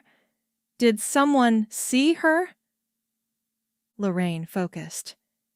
It didn't matter how they knew she was there. The important thing now was getting back to the outpost in one piece. With her cover blown, Lorraine decided to turn her communicator back on. Perhaps Florence or Laszlo could offer some assistance to her plight. Lorraine clicked her communicator on. I may have a small problem, Lorraine said, as she gasped. Another plasma burst erupted nearby. She jerked the glider down to dive below the burst, narrowly dodging it. That was too close. We're aware. We picked up the energy readings from the ship's weapons, Florence responded. It wasn't hard to see either since we've been watching your progress, Laszlo added. I managed to throw the device. I don't think they detected it, Lorraine said. If that's the case, then you only have a few more moments before the device overwhelms itself and detonates, Laszlo said. You need to activate the glider's emergency booster. Don't forget you only have a single boost. Make it count, Lorraine. Lorraine dodged another plasma burst from the cruiser. With only one shot, she needed to get further away from the cruiser before she tried using it. With how fast the glider will be going, it would be more challenging to change course. She didn't care to send the glider ramming into the outpost or back into the debris field they had escaped earlier. We won't have long once the ship is incapacitated, before more Ralerins start to show up. You need to... Lorraine quickly turned her head to the side as she heard the familiar screech of Ralerin fighters approaching. She looked out the rear viewport and could see 3 of them headed her way in a loose formation.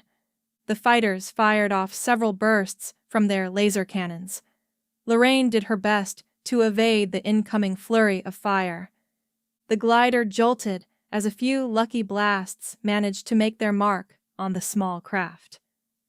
Lorraine looked back to inspect the damage. Fortunately, the blasts had only hit along the top hull of the glider. The wings were still intact. Dodging plasma bursts and now having to deal with fighters? Lorraine groaned as she could only imagine what obstacle would get in her way next. Lorraine pulled hard to the right to avoid another plasma burst from the ship. She flipped the switch and powered up the glider's booster. The booster engine was fairly small. Lorraine had recalled seeing it when she got into the glider originally. She had even asked Laszlo how far it could go. At least, she had tried before he returned to telling her more about the hazards of the device. She did her best to line up a straight path towards the outpost and their ship. Lorraine dodged another flurry of laser fire from the attacking fighters. On some level, she admired the persistence of the fighters, but the feeling was short-lived as one attempted a head-on strafing run. After diving the glider below the charging fighter, Lorraine lined up her path for the outpost. The booster engine was ready. She reached her hand over and pressed the button. In all the action, she wasn't certain if she had exited from the range of the cruiser's cannons, but she didn't have any time left to spare. The small booster engine at the back of the glider ignited. The interior of the glider jumped and jolted from the force of the engine. Lorraine did her best to maintain the course towards the outpost. Suddenly, a tremendous shockwave rippled through the area. Several loud explosions thundered out from behind the glider. The rain of plasma bursts had stopped. The flurries of plasma cannon fire stopped. She could no longer hear the roar of the fighters' engines. Lorraine breathed a sigh of relief. The booster engine eased in its output as it slowly exhausted its limited fuel. The glider soon returned to its normal pace, which seemed methodical compared to the previous dash it had made. Lorraine, it's Florence. We finished refueling the ship and are headed to pick you up. Any damage? Lorraine looked around the interior of the glider and examined what she could of the hull. Beyond the previous blasts from the fighters' laser cannons and a few scraps from debris, there was nothing to report. To the glider? Not really. Lorraine looked out the rear-view mirror. The debris of the dark RFI cruiser's hull aimlessly drifted about in space. But to that ship, too much to track. Lorraine chuckled. That's a relief. I was worried the yield from the device would be twice as high. If that were the case, we all would be dead right now. Most likely, Laszlo said, offering a rather grim thought. Fortunately, that's not the case. Hold tight, Lorraine. We'll be there in a moment. Florence said, cutting off the comm. Before she did, Lorraine thought she could hear Laszlo cry out from a hit, most likely due to the thought of potential doom. Lorraine leaned back in the seat and stretched. She beamed brightly at herself. This was the largest ship she had ever taken down. She had dealt with her fair share of fighters and other craft before, but she had never taken down a Ralerin cruiser before now. She continued to bask in the glow of victory for a moment before her comms clicked on. A thick wave of static greeted her. Lorraine sat back up and adjusted her communicator. Before she could focus, the channel cleared up, and a voice greeted her. Congratulations, Captain Laroach. You've managed to save yourself and your crew. This time. A cold, deep voice cut through the communicator. That voice. Could it be? How did you get this frequency? Don't worry, I'm not about to attack. That would be too easy, the voice said, mocking her as he chuckled. Why did you attack the outpost? They were hardly a threat to you, Lorraine asked. They were of use to you and enemies to the Emperor. All enemies of the Emperor share the same fate, including you, the knight replied. I'll find you.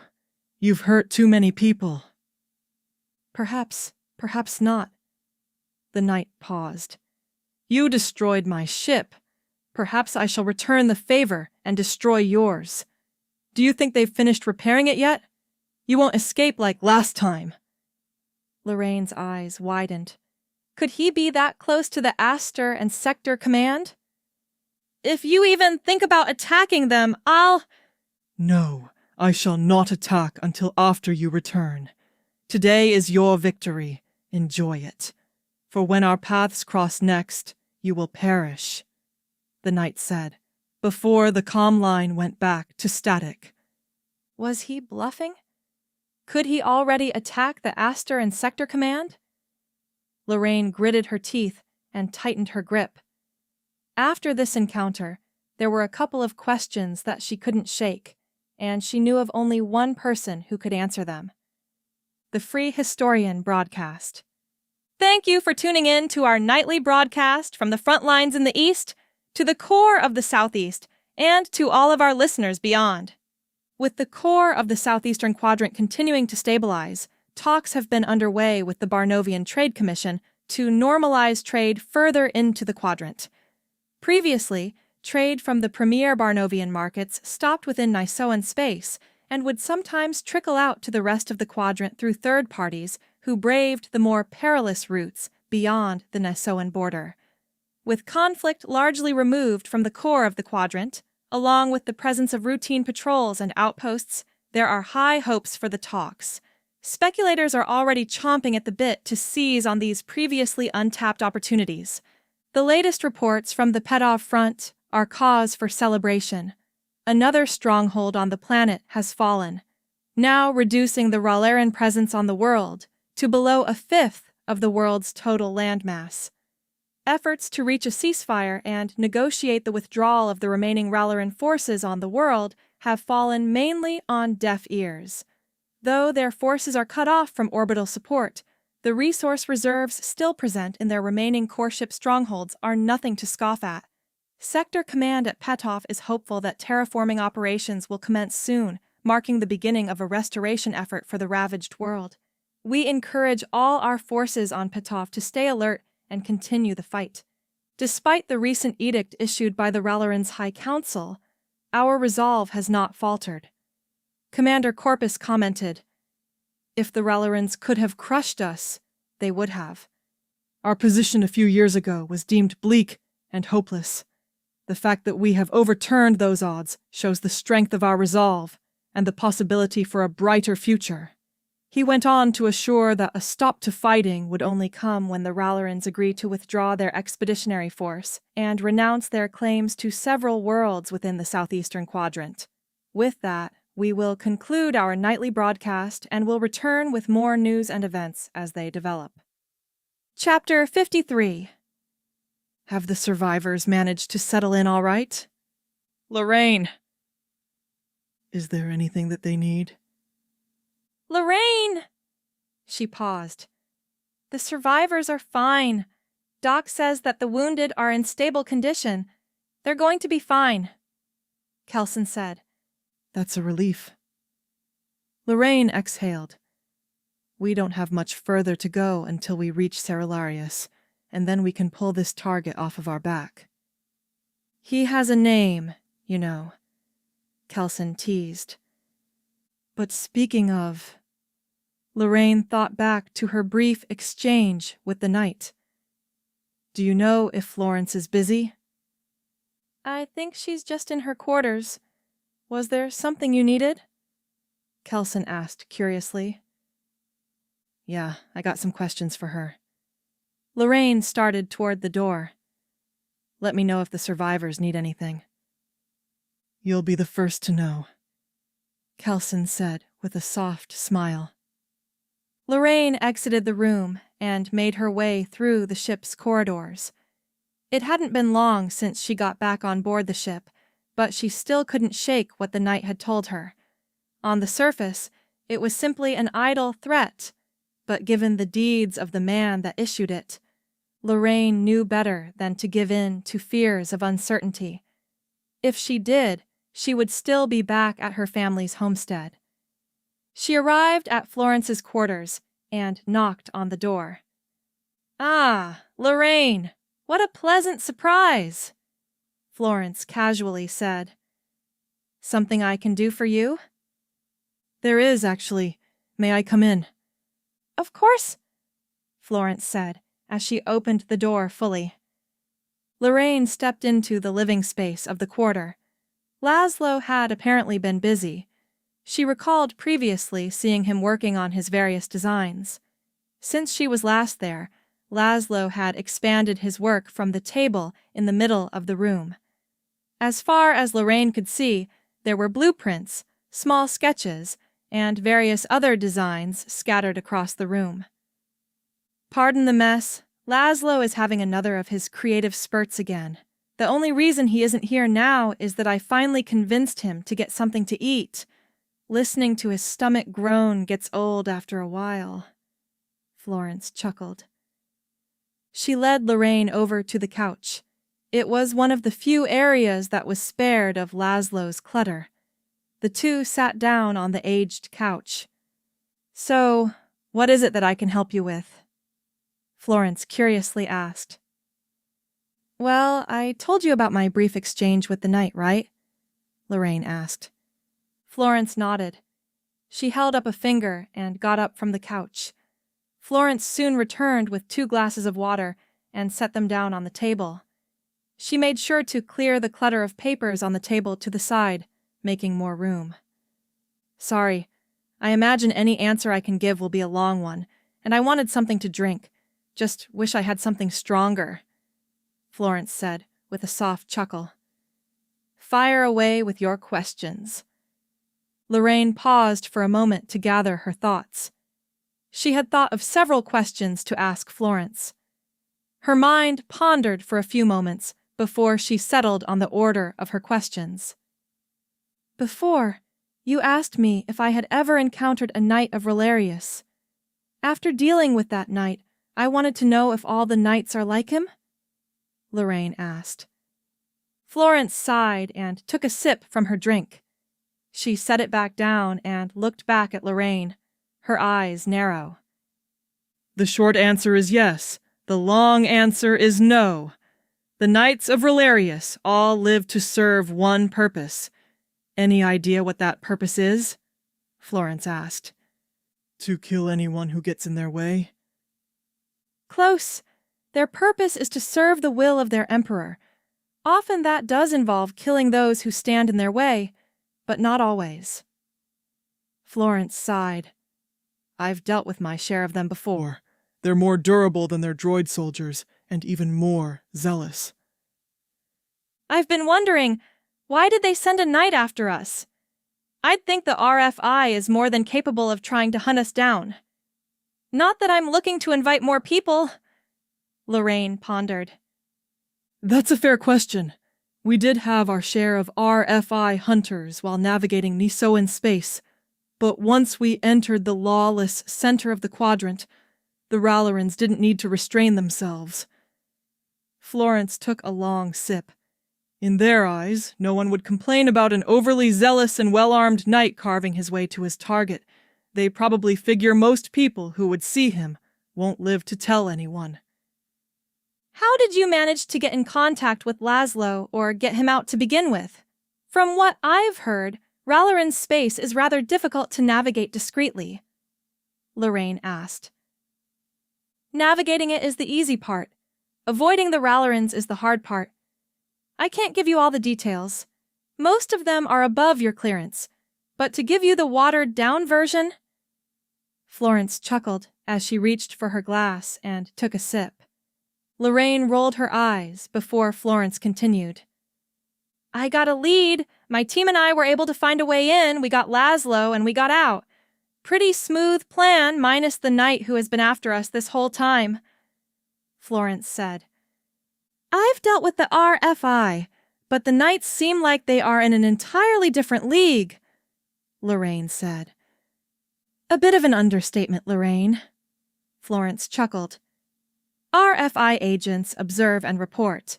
Knights observe, destroy, and report that they destroyed afterwards," Florence said. "Do the Knights and RFI ever work together?" Lorraine asked.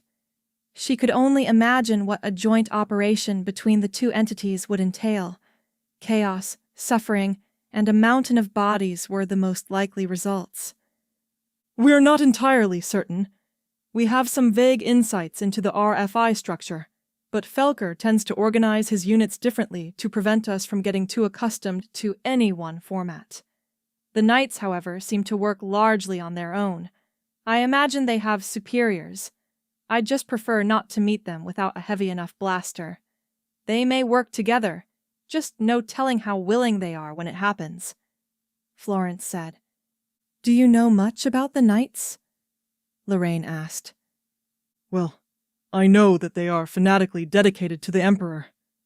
I've always heard talk that the Ralerins created a cult of personality around their leader, Ralerin. I was always skeptical of this until I met the Knights." Florence paused to take another drink. "Droids. You can program them to be loyal to a T and to sprout propaganda. But to indoctrinate people the way the Knights do, I certainly believe they have their own religion now." Lorraine had heard some of the same rumors from the various channels of gossip across her postings. She had personally never bought too deeply into them. "Are you still worried about what he told you? About your ship?" Florence asked, changing the pace. "Yeah, I'm not only worried about my ship, but Admiral Goslan and everyone else at Sector Command," Lorraine said, looking down. "Don't worry. We're not going to let them do what they did to that outpost to your Sector Command. I've already notified my superiors. We are closely watching for any Ralerin chatter about a potential operation in that area," Florence said, offering Lorraine some reassurance. "Thanks, Florence, I'm back. I finally managed to find some snacks. Now I had the most wondrous idea for— Oh, hello, Lorraine. I didn't know you were also here to see my work," Laszlo said as he entered the room. His arms were laden with various packets of snacks. Lorraine didn't even think they had that many snacks aboard the ship. "Oh, I had just come to ask Florence some questions. I can go if—" "Nonsense, my dear. We still have a ways to go until we reach Cerularius," Laszlo said, as he carefully made his way over to the table. While his ship designs were cutting edge, his collection of snack food was much more lacking in inspiration. Lorraine watched as the pile uneasily swayed about in his arms as he made his way over to the table. Laszlo opted to sit on the ground close to one of the larger mounds of his blueprints. He plopped the pile of snacks down onto the ground nearby. After picking one up and opening it, he looked over to Lorraine and Florence. Now, where to begin? Yes, the latest design I've managed to perfect involves the Galactic Tribune. Our long-anticipated anthology series has officially been released. The preview for the series received rave reviews from our readers. With that, we are happy to continue the series and move on to the next entry, which focuses on the Rusmain Compact. The Rusmain Compact has long stood as one of the three great northern powers in the galaxy. However, its stature and even its name did not always reflect its current bearing. The Ralerin Empire ruled a great stretch of the northeastern quadrant before its conquest by the Star Voyagers. Their occupation was on the more bearable side for the duration of the Star Voyager rule. The rich culture and architectural talents of Rosmanians ensured their talents were highly sought after, and the realm itself was primarily seen as a retreat for the aristocracy. This honeymoon would come to an abrupt end, however. When the Star Voyager's military governor of the Compact murdered his Rosmanian lover, a beloved daughter of a noble house, the populace craved vengeance. It took little to convince them to join the growing resistance against the Star Voyagers. After the fall of the Star Voyagers, a political marriage with the Union Crown would briefly see the Compact swallowed into a hegemony. When it dissolved, control of the Rosmain Empire passed to Rodrigo's daughter, Sylvia. Most historians agree that the end of this political union and the start of Sylvia I's reign mark the beginning of the Compact as we know it today. Sylvia set about revolutionizing Rosmanian society. She championed the growing philosophy that espoused the virtues of life, fertility, and creativity. The empire became the Compact, and the god of creation was renamed the goddess of creation. Society became more matriarchal. Her most significant contribution to the Rosmain, however, was the creation of the Explorer Corps. The Rosmanian Explorer Corps had previously been a small element of their military. Through her reforms, it would become an elite formation skilled in traversing any wilderness and navigating the stars. What truly elevated the Corps to be the jewel at the center of her crown, however, was a deal she made with a young galactic assembly. In the Assembly's early years, a great deal of navigational data was lost, and Star Voyager remnants had sabotaged many previously frequented trade lanes on their way out. To help relink the galaxy, Sylvia offered the services of the Explorer Corps, but with one key condition. 20% of any trade revenue made from their discoveries would be directed back to the Rosmain Compact. This agreement remains in effect to this day, although most revenue from it now supports aid programs overseen by the Corps. The prestige, economic, and military might of the Rosmain Compact have helped to preserve its borders to the present day, primarily ensuring that any aggressor would do well to think twice before fighting them. Chapter 54. How can I ever repay you? You have all done a kindness for me that I shall not soon forget. You don't owe us anything, Laszlo. You put out a call for help, and we answered. You should... Florence said. You do not understand, my dear friend, Laszlo interjected. I owe you my life and my family's life. I cannot simply let this debt go unpaid. If you're looking to pay off your debt, then just do what you do best, Lorraine said. I know it has cost much time, effort, and even some lives so that I could make it here. Laszlo looked down. We can't change what happened, but you can make sure none of it was in vain, Kelson said. I will miss you all, my friends. Though our time together has been short, you have all made this journey easier for me. In more ways than one, of course. Laszlo chuckled as he proceeded to make his way across the landing pad. Lorraine and the others followed a ways behind him. They had worked hard to get him here. It only made sense to see that he made it the whole way before parting ways. Looking up, Lorraine saw the towering structure that was one of the many Salatian starfighter factories. She had never been to the world before, but she had heard the tales of the Salatians and their elegantly lethal starfighters, even seen a few briefly in battle once. I'm guessing you haven't been to Ralerin before, Lorraine? Florence asked with an amused smile as they walked. No, but I always wanted to. I heard that it's beautiful here. You didn't hear wrong, then. There is a certain charm here that is refreshing, Florence said as they drew closer to the factory entrance. The sun shone down on them. There wasn't a cloud in sight, nothing but the bright sun and the clear blue skies. The twin doors at the entrance of the factory were massive in comparison to the approaching guest. Lorraine could only imagine what large shipments of raw materials rolled through the doors, only to emerge as finished starfighters. Though they paled in size to the regular shipments that came into the factory, the weight of what they brought was far greater than that of any raw material. The large twin doors opened slowly and lethargically. 2 loud clicks could be heard as the doors finally completed their migration. Lorraine and the others stepped through the opening and into the factory. Once inside, they found themselves in a small lobby. The lobby didn't stand out in any particular way. The chairs, floor, ceiling, and even the walls appeared as though they could belong to any simple lobby in any simple world.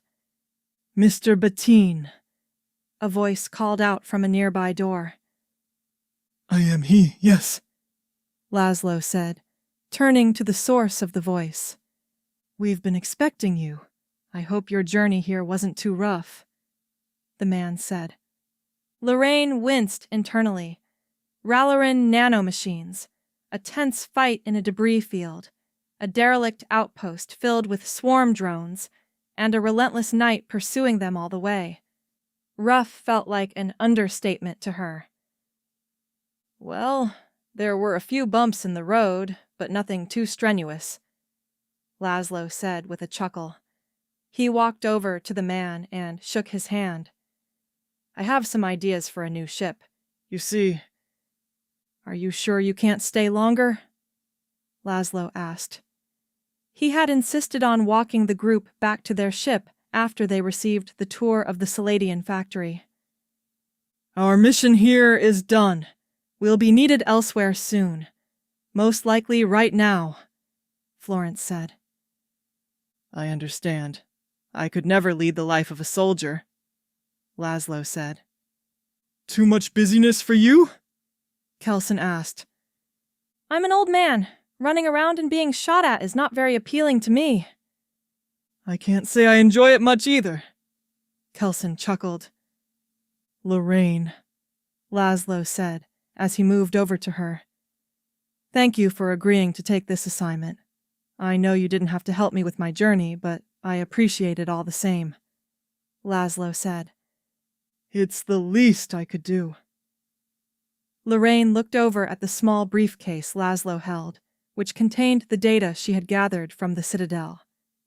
I hope you can put that to good use, Lorraine said. Don't worry. I am optimistic that it shall be of great value to my work.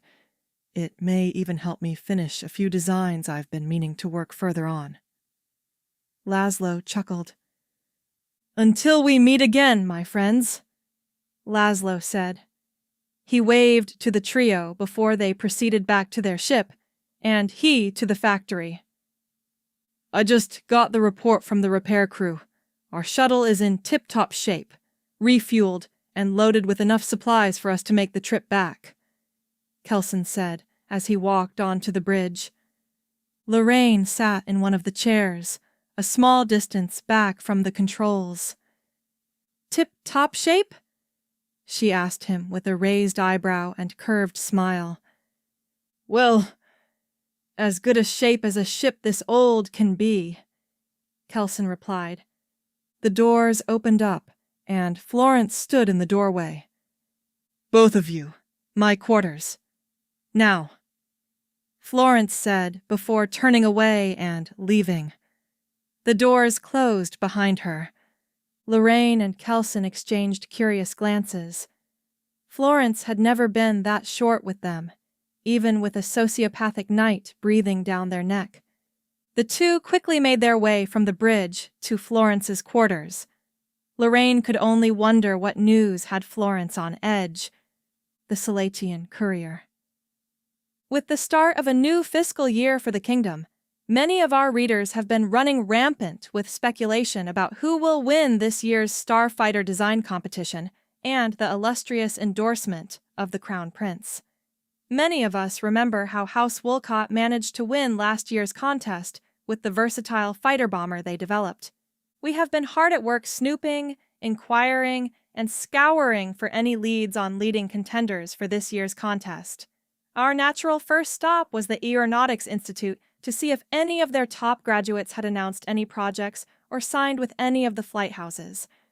The bulk of this year's graduating class enlisted with the Royal Navy, a genuinely moving and patriotic act for those who could have taken a much safer path in life. The Salatian spirit to soar never ceases. Rumors have circulated that a prominent designer from across the galaxy has signed to work with one of our starfighter producers. Since the founding of the Joint Salatian Historian Production Committee, many foreigners have found their way into our starfighter production and design, making the task of identifying this highly valued newcomer all the more tedious. We will continue to provide coverage for this year's competition and all the thrilling developments as they unfold. Chapter 55. What was so urgent that you called us back here so quickly? Lorraine asked. Florence sat at the room's small table. She had a compact terminal on the desk. Hooked up to it was a small emitter for a hologram, most likely a map of their sector. I heard back from my sources about the possibility of any Ralerin operations near your base, Florence said. But before I tell you what I heard, I wanted to make an offer to you both. Lorraine and Kelson exchanged curious glances before returning their attention to Florence. What exactly are you offering? Lorraine asked, uncertain of where this was headed. Florence rose from her seat and walked over to the two. She stood for a moment before speaking. In our brief time together, I've seen what the two of you can do. I know that both of you have your own reasons for joining the historians, but all three of us have the same hope. I won't lie to you. Florence paused. The info I've received isn't favorable. That's why, before I tell you, I wanted to offer you both the chance to work for me in the restricted section. Florence said, You don't have to answer now, but I want you both to give it some serious thought. Florence said, before she leaned down slightly and punched in a few buttons on the terminal as the holomap came to life. The dark blue lights of the emitter flicked on as the small device hummed with energy. Steadily, a map of the southeastern quadrant of the galaxy appeared. Florence punched in a few more inputs, and the map proceeded to focus in. The map transitioned from a broad view of the southeast to a more condensed view centered around its core. The small orbs that signified the planets expanded slightly in size. Lorraine recognized the nearby familiar worlds: Brigantia, Anstern, Astoria, and a few others. After another input, the map focused a bit more, now primarily focused on the orb signifying Anstern. It flashed a pale orange.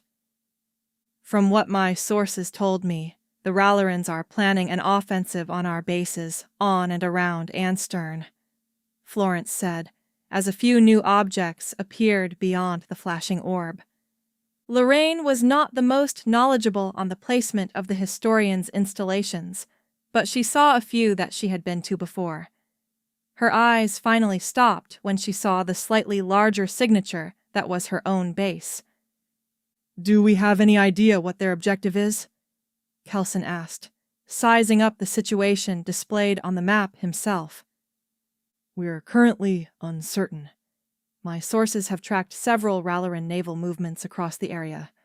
They're building up for something, Florence said, as she clicked a few more buttons. The map updated itself again. A loose and winding line of small light blue circles appeared on the map. The Ralerin Navy may be weakened after the Battle of Petov, but we aren't faring much better, Florence said, as 6 red circles appeared on the map. They were scattered about the area and were outnumbered by the light blue circles by a 2-to-1 ratio. We're no strangers to tough odds, Kelson confidently said. That may be Kelson, but if the Ralerins can push us out of Anstern's sector, they'll be right on top of us again. I doubt many of our supporters would be willing to continue sending aid if that happened, Florence said. She turned to Lorraine. You've been awfully quiet this whole time. Something on your mind? Did any of your contacts have any info on Serpent? Lorraine asked. They didn't find any major info. What small bits they did find correlated to the intel you retrieved from the RFI drone. The meeting still hasn't taken place, Florence said. I can't shake it, and I might be wrong, but I have the feeling Serpent's mission in the area is connected to this offensive, Lorraine said. How so? Florence asked, curious to hear Lorraine's case. If Serpent has been harassing the area beyond Anstern and keeping us on our toes for the Ralerin's next move, wouldn't it make sense for it to be gathering intel as well? Lorraine turned to Kelson. You pointed out to me in the report on its data that the drones from Serpent had been observing our defenses and patrols along the sector, right? Yeah, I did come across that, Kelson said, as the pieces slowly started to fit together. It does seem possible that they were gathering intel for their own forces while keeping us distracted. Lorraine, Florence started. Even if this is true, Admiral Goslin wouldn't send a force out to attack Serpent, not with an attack imminent. We don't need to attack Serpent, Lorraine said. We just need to find out what intel it has. Not a bad idea. I doubt Goslin would go for it, but I might be able to find a way around that, Florence said before she started powering off the terminal. I want you both to think over the offer I made you. We have some time before we'll be clear to start our trip back. I know this isn't an easy choice, but that's part of the life we live, Florence said before dismissing Lorraine and Kelson. Are you considering her offer? Kelson asked, as the pair made their way back up to the bridge. It's hard not to, Lorraine said, before abruptly turning and stopping in her tracks. You? I can't deny that I am, but it's difficult to think about leaving our current posting, Kelson said.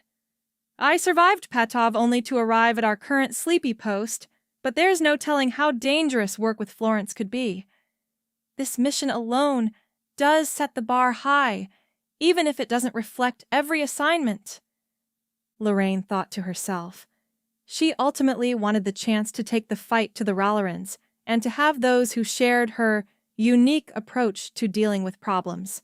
She certainly wouldn't miss Admiral Goslin, but there were others at Sector Command who Lorraine would miss and who she cared about. She had to admit that she did hold some degree of care for Goslin, even if he wasn't the easiest to work with at times. I know what you mean. I can't say I'm crazy about being stuck there primarily, but it's grown on me a bit, Lorraine said. So, have you made your decision? She asked Kelson. I have. And you? He asked back. I think I know what to do, Lorraine said. The Nisoan Chronicle.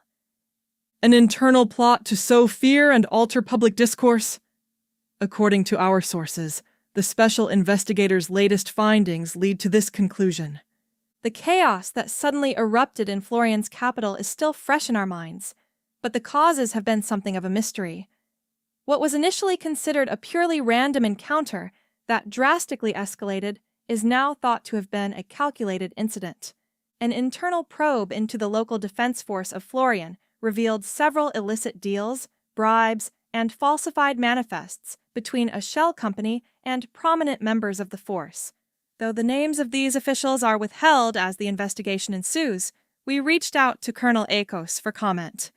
The very idea that any member of the defense force would flagrantly betray our oath to protect public safety and uphold the laws of the League is sickening to my core. I have lent my utmost support to the investigation in the hope of finding all parties responsible for this attack and seeing justice done.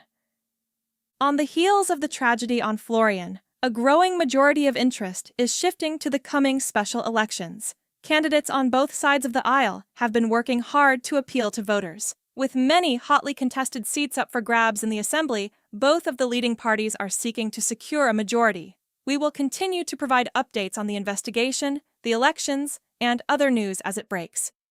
Chapter 56. The old ship began its final approach to Sector Command. It and its crew had managed to weather a harsh storm of adversity to complete their mission. Nanoscopic invaders, a graveyard of ships, a crumbling outpost infested with swarm drones. Those were minor inconveniences compared to their architect, the Knight of Ralerin, who had been stalking them since the start of their mission. The ship moved towards the orbital station at a previously unseen speed. Though it was a few passengers lighter, perhaps even the ship knew the task ahead of its crew. Lorraine looked out at the rectangular viewport in the bridge. She would never verbally admit it, but she missed the station. The station was bustling with activity. On most days, the main flow of ships in and out was simply supply ships, the occasional passerby in need of fuel, the increasingly rarer smuggler, and a slow flow of ships venturing out onto patrol. Now, Lorraine could barely see an opening at the station's many docking clamps. Beyond were several ships forming a loose picket nearby to screen incoming vessels. She was surprised to encounter such heightened security at their otherwise insignificant base. Lorraine sighed internally. The added presence in ships here wasn't an increase in the station's popularity, but rather its importance. Unfortunately for them, it was for all the wrong reasons.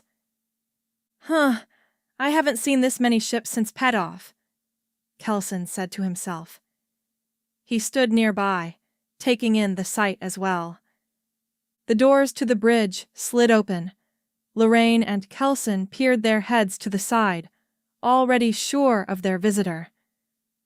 "I just finished a call with Admiral Goslin.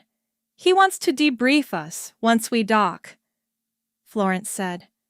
Have you seen the number of ships here? We might have to wait a bit before that happens. One of the pilots chimed in. Florence shot him a quick look, and he quickly turned back to the controls. Goslin sent me the landing codes for his private hangar. His tone sounded urgent, so I can only imagine how he's reacting to this, Florence said. Lorraine had heard that the station had a private hangar, but she always thought those were simply rumors. She wondered if it was any different than the hangar everyone else was stuck with. "And Lorraine?" Florence added. "Goslin did mention that he wanted to speak with you. He didn't sound as concerned while talking about that. Your hard work might be paying off," Florence said. She patted Lorraine's shoulder and gave her a quick smile before exiting from the bridge. What do you think has Goslin in a good mood about you? Any fiany, perhaps, with the coming chaos? Kelson humorously pondered. I'm not sure, actually. I can only hope he isn't going to chew me out for finding contraband on the Aster, Lorraine replied. How do you think Kothman is holding up? I imagine he's been in a good mood with the lack of near-death experiences lately, Kelson asked, changing the subject. I asked Metello to keep an eye on him, and I didn't get any transmissions from him, so I'd like to think that he's enjoyed his vacation from me, Lorraine said with a chuckle. The pair turned their attention back to the viewport as they watched the ship make its way around. The ship soon lined itself up for entry, with a small hangar on the lower section of the base's orbital structure.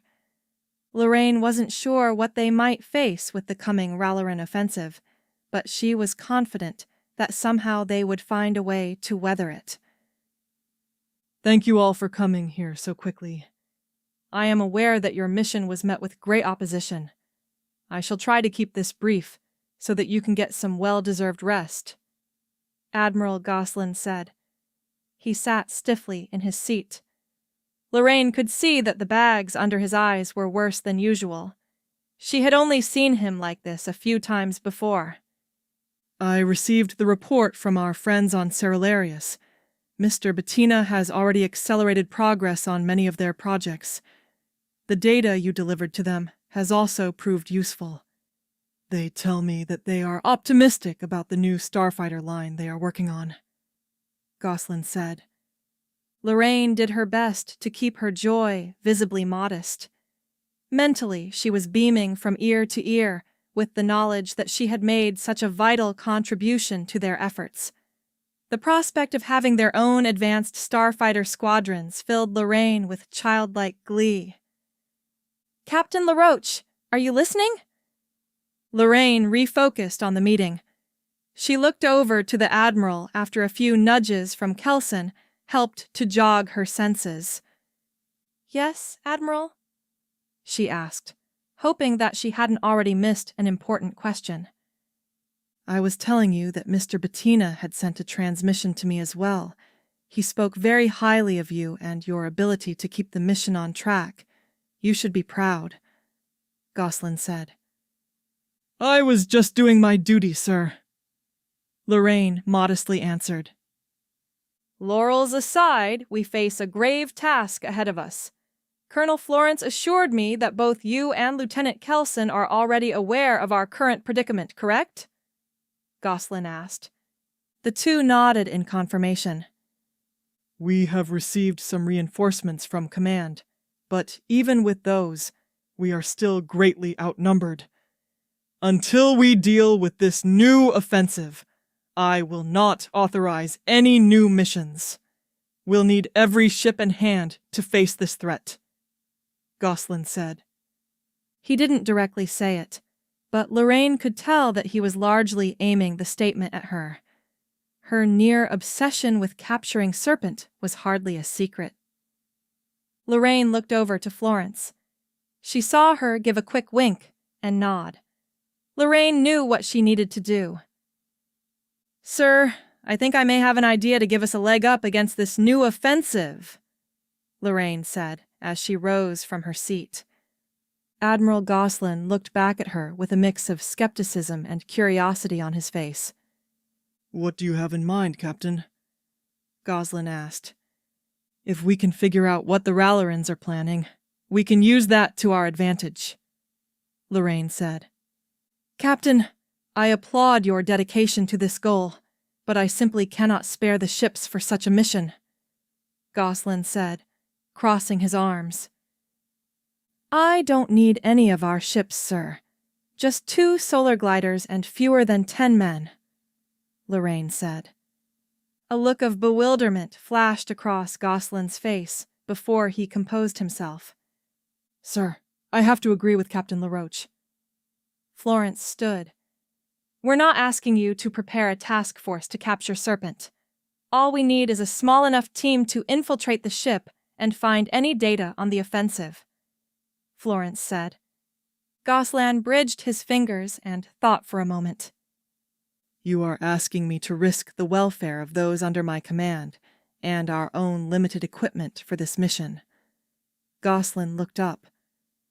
Under normal circumstances, I would not hear further talk of this, but we are on the brink of the largest battle this sector has seen.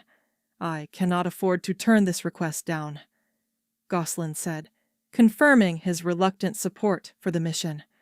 The sooner you can complete this mission, the better off we will be, Captain. How soon can you be ready? Goslin asked. I already have a team in mind, sir. We'll be ready to depart first thing tomorrow, Lorraine said. She had discussed the plan with Kelson and Florence. Lorraine was confident in its construction. Now she needed to assemble the team necessary to bring it to fruition. The Barnovian Journal. Markets across the quadrant have had bearish openings all week, as several news sources have reported sightings of increased fleet movements by both Historian and Ralerin forces. Though no fighting has broken out yet, the elevated state of affairs leaves many hesitant to invest. In brighter news, the Brumel report the safe return of their first trade mission to the northeastern quadrant. This marks an important milestone in their recovery since the arrival of the REF in the quadrant. While there is still much dispute over the damages inflicted on the Brumel's alliance by the REF during the early stages of their arrival, speculators and investors alike are impressed with their continued recovery. On the other side of the galaxy, many are curious about the outcome of talks between trade officials from the Union Crown and the Ralerins. The two powers are known to enjoy a cordial relationship, although both still pursue their respective interests. The tight-lipped nature of the Ralerin regime's inner workings has left some to wonder if their continued escapades in the southeast have strained their purse strings. While their economy has shown no signs of slowing, it has long been acknowledged that their military and technological edge significantly contributes to their economic might. Regardless, a great interest shall linger over these talks until more is known about them. We will continue to provide the latest market updates as they become available. Chapter 57. Lorraine was confident about the plan she had devised for raiding Serpent. Ultimately, she would have preferred going in with batteries blazing and taking the ship by force. While the satisfaction from that would be great, it would do little to solve their current predicament. If they were going to extract the information from the ship without detection, then she would need someone who knew a great deal about such complex systems. Luckily for Lorraine, she knew two people who fit that bill. "How did your mission go, Captain?" "About as well as you could expect it to." "Death traps and hot pursuit included?" "Unfortunately, yes." "I am glad I stayed behind then." Metello paused for a moment. "I have a feeling that this is not just a social call, is it?" His eyes narrowed as he looked up from the disassembled machine he was tinkering with. "Metello, you're my friend, of course. This is a social call." Lorraine innocently whistled as she walked over to the other side of the machine. "But, assuming I did potentially have another job, would you be interested?" She curiously glanced out to the side at him. "Depends on the job. I heard about those swarm drones you encountered on the outpost. I don't deal with those. Willingly," Metello said as he slid down a pair of goggles over his eyes. He proceeded to use a small blowtorch on part of the machine as he attempted to adjust a component. "It involves gathering intel from a Ralerin ship, an RFI ship to be specific. Okay, Serpent to be exact," Lorraine said. Metello stopped working and turned off the torch. He pulled his goggles back up and looked up at Lorraine. "Getting intel from a Ralerin ship is hard enough, but Serpent of all things? Just how desperate is our situation, Captain?" Metello asked. It was hard to judge his feelings through his clear-cut expression, but Lorraine could guess that she at least held his curiosity. "Desperate is a strong word. I like to think of it as us proactively gathering intelligence so that we can prevent a greater loss of life," Lorraine said, framing the mission in a more favorable light. "Also, the Admiral already gave me the go-ahead, and I need to put a team together, ASAP. Metello brushed his index finger through his thick mustache as he pondered for a moment. "All right, I will help you. I suppose it isn't every day that I have a chance to test my skills against RFI software. This will certainly be interesting. Metello says he will go back to work on his project." "Thanks, I owe you one." "You owe me many, Captain, but no worries. I keep track." "This is unrelated, but have you seen Kaufman? I was curious how he and Solve were doing," Lorraine asked. It had felt strange for her not to hear Solva's constant questions, thoughts, and just his general cheerful demeanor. "I think Kaufman should be back soon from dinner, but Solva should still be in the archives mainframe. He wasted little time making himself at home. He certainly is eager like that." Metello chuckled over the sound of his blowtorch as a few sparks started to fly around. "Thanks. I'm going to check on him. Additionally, we have a briefing scheduled for later tonight. Think you can make it?" Lorraine asked. Metello gave her a thumbs up before continuing his work. Lorraine made her way out of the small workshop and started towards the archive's central database nearby. She beamed to herself as she thought of all the strange and curious information that Salve would bombard her with when she saw him again.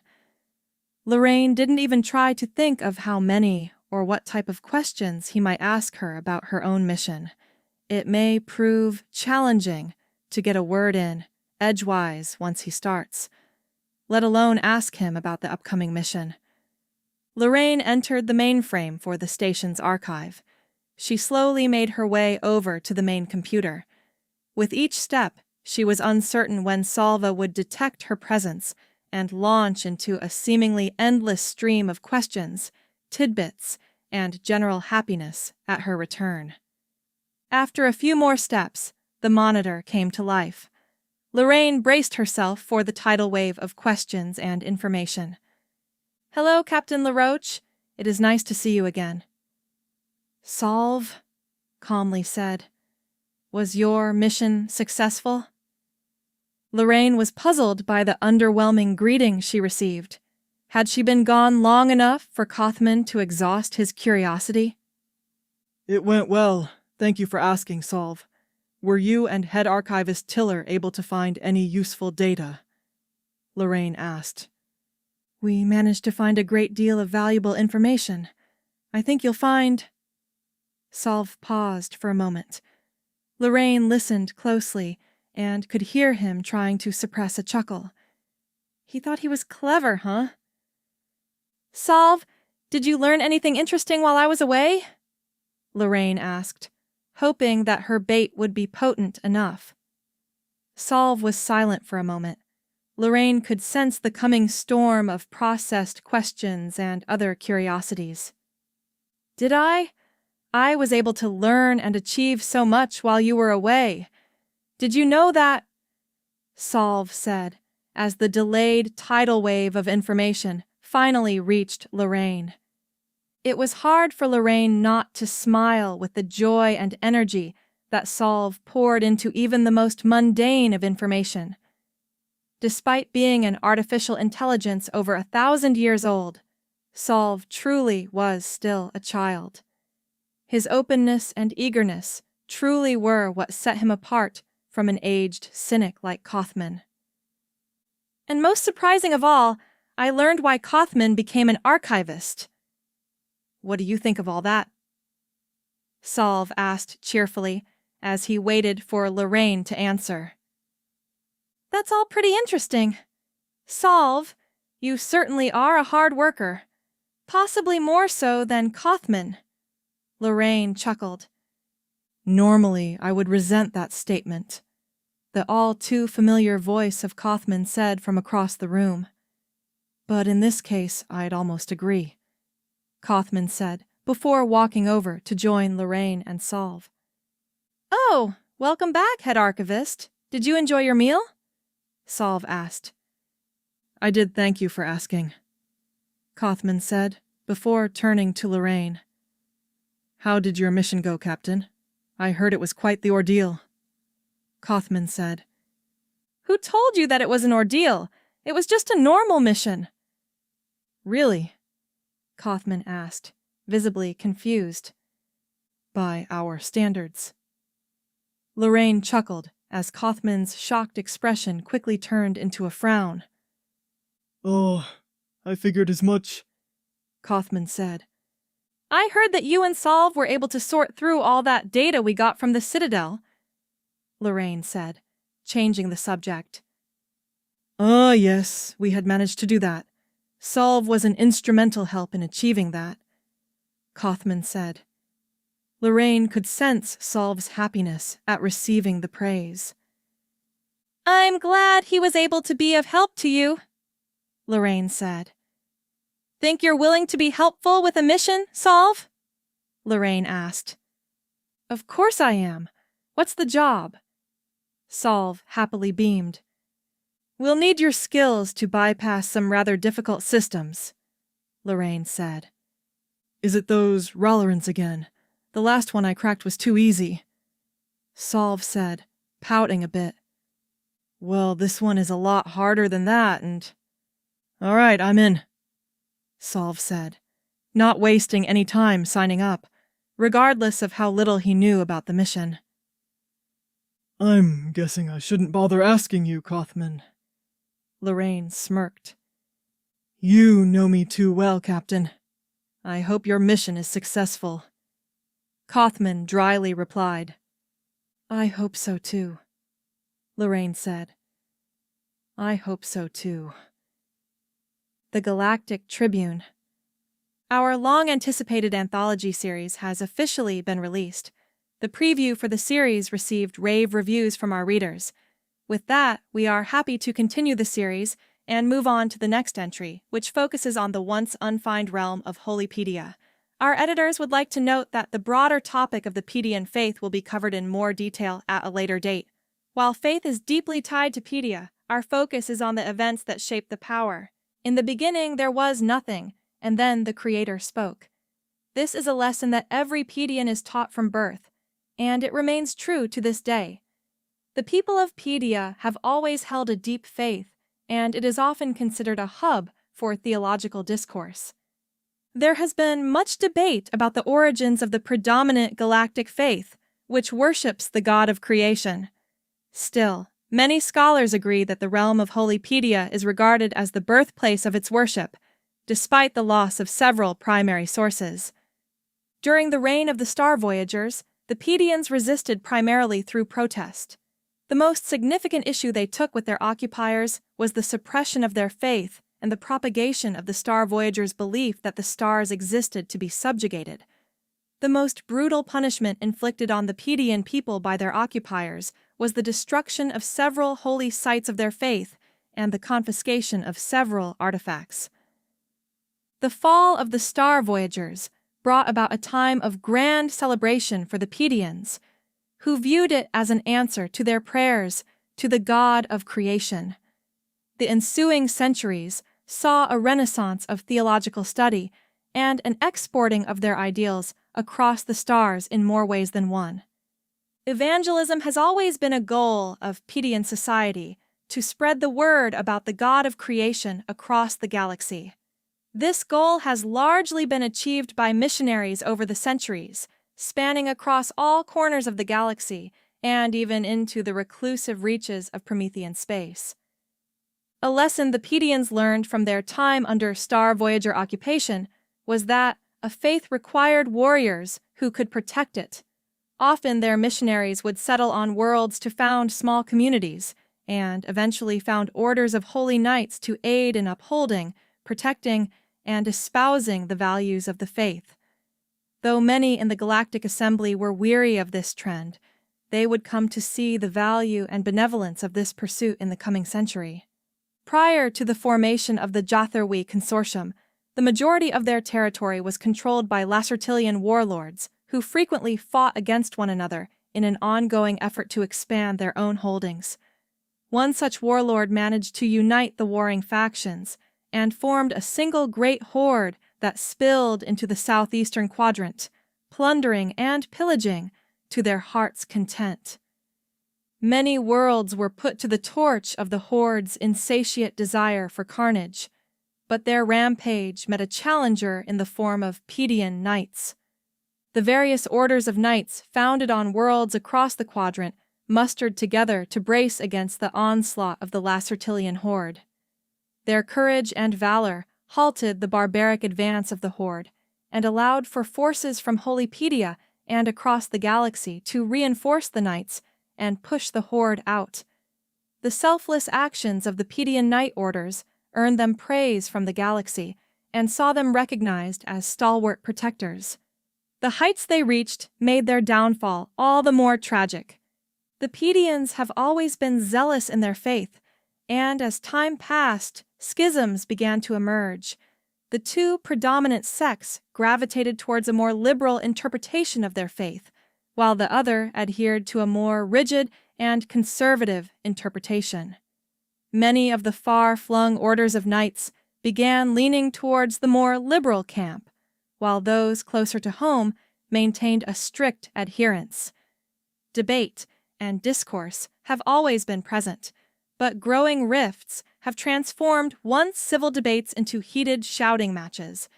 The splintering throughout Pedian society ultimately culminated in the civil separation of Pedia into the Independent Union and the Confederation.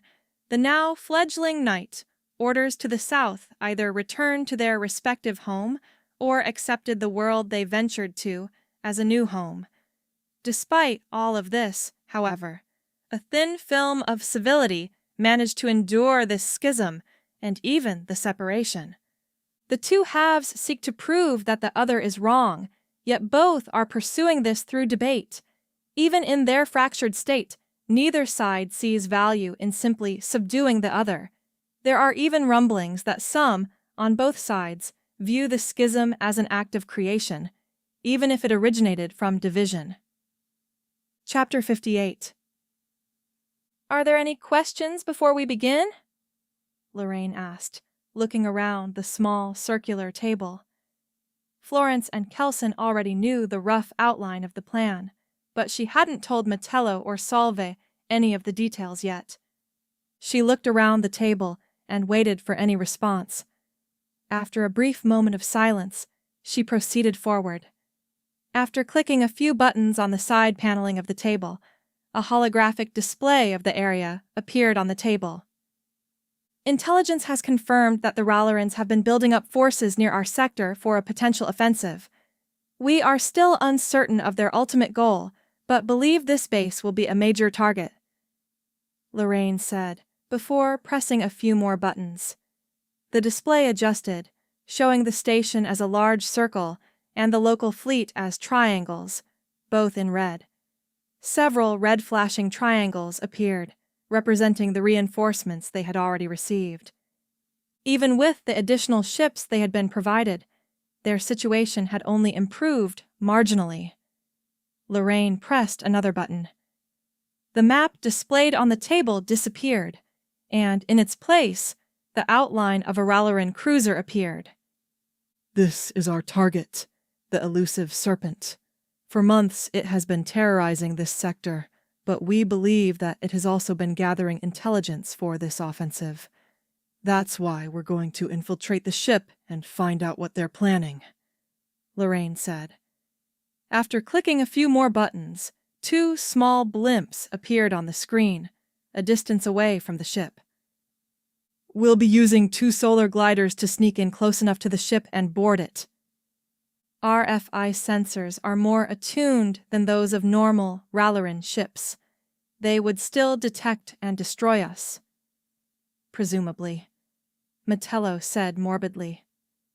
I'm well aware of that from the last mission, Lorraine said, recalling her recent first-hand experience.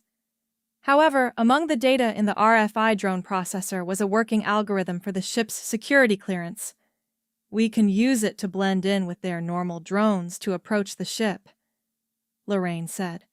With an additional click, the 2 blimps approached the ship and pulled along its drone docking clamps.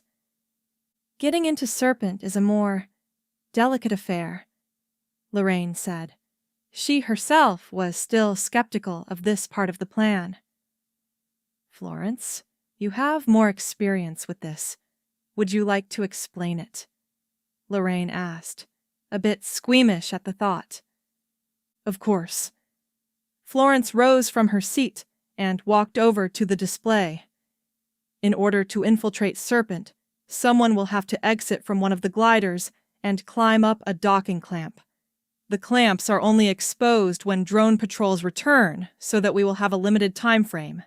Based on our understanding of the design, someone could potentially crawl through the openings in the clamp and access one of the nearby ports. They're fairly small, so we'll have to enter one by one.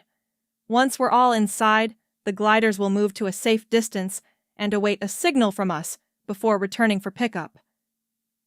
After getting over the cramped thought, Lorraine pressed a button, and a small dot exited from a glider as one of the ship's clamps was highlighted. Think you can handle the rest, Lorraine? Florence asked.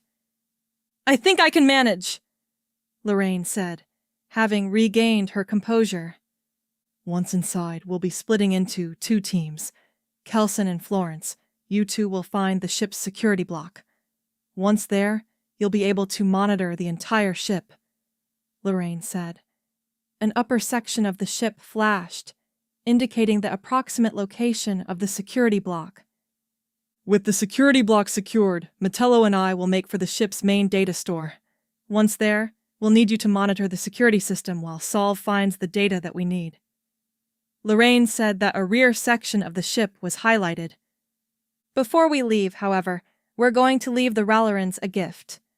Metello, is it finished? Lorraine asked, looking over at him. Yes, Captain. The techs were able to finish it before I came over. I'll see about improving it after we are done here, Metello said. Before we leave, we're leaving a small tracker and a link to Serpent's systems. We'll be able to see whatever data they gather and listen in on their chatter. If all goes well, we'll be able to contact the gliders for extraction and return here before dinner. Any questions? Lorraine asked. What if we get detected while on board? Metello asked. Then we do what we do best. Improvise, Lorraine said. Lorraine yawned as she lifted her sheets and prepared to slip in. She settled into her bed before pulling her sheets up. Without fail, she always found that the most difficult sleep was that before a mission, and the best was that after one. Lorraine? Solve sheepishly asked. She looked over at his data driver on her nightstand. Yes, Solve? I've never been on a mission before. What's it like? Solve asked. Well, not every mission is the same. Some are dangerous, some are exciting, and some are just dull. What do you mean? Solve asked curiously. Well, take your time with Kothman and my last mission, for instance. Some would consider sifting through large troves of ancient data to be a boring mission. I didn't think it was boring. I had a blast. Solve beamed. Well, not everyone is like you, Solve. Lorraine chucked. My last mission was dangerous and exciting. Being chased around certainly keeps things interesting, Lorraine said. Did you get hurt? Solve asked. Not a scratch on me, but there were a few close calls, Lorraine said. That's good. I was worried about you, Solve softly said. Why's that? Lorraine asked, looking over at Solve's driver. You're my best friend, Lorraine. I'd be sad if something happened to you, Solve said, partly to Lorraine's surprise. Don't worry, Solve. Nothing bad will happen to me, and I certainly won't let anything happen to you, Lorraine said, as she reached over and turned off her lamp on her nightstand. Promise? Solve softly whispered. I promise, Lorraine said, before yawning again. Good night, Solve. The Jatharwi Herald. A call for more miners, an update on a pressing internal investigation, and the departure of an important delegation. Much celebration could be heard throughout the mining guilds as the consortium secured a contract to assist in salvage and cleanup operations of space battlefields to remove hazardous debris and wreckage. A key item of the agreement was the right to tap asteroid fields within a set radius of battlefields for valuable mineral deposits. To maintain current domestic mining and to reap the greatest yield from the debris fields, the guilds have put out the call for more miners. With many Jatharwi eager to reap the guild benefits, the guilds are confident that they will be able to reach the necessary quotas. Since the start of the conflict in the southeast, numerous reports have circulated back to the consortium concerning the matter of Lacertilian mercenaries bolstering the Ralerin forces. While such work is well within the traditional scope of our reptilian brethren, the rising number of reports concerning war crimes has raised some eyebrows. The great Lacertilian clans of the consortium have always sought to maintain the prosperity of their people, while also preventing the formation of another horde that could threaten regional stability.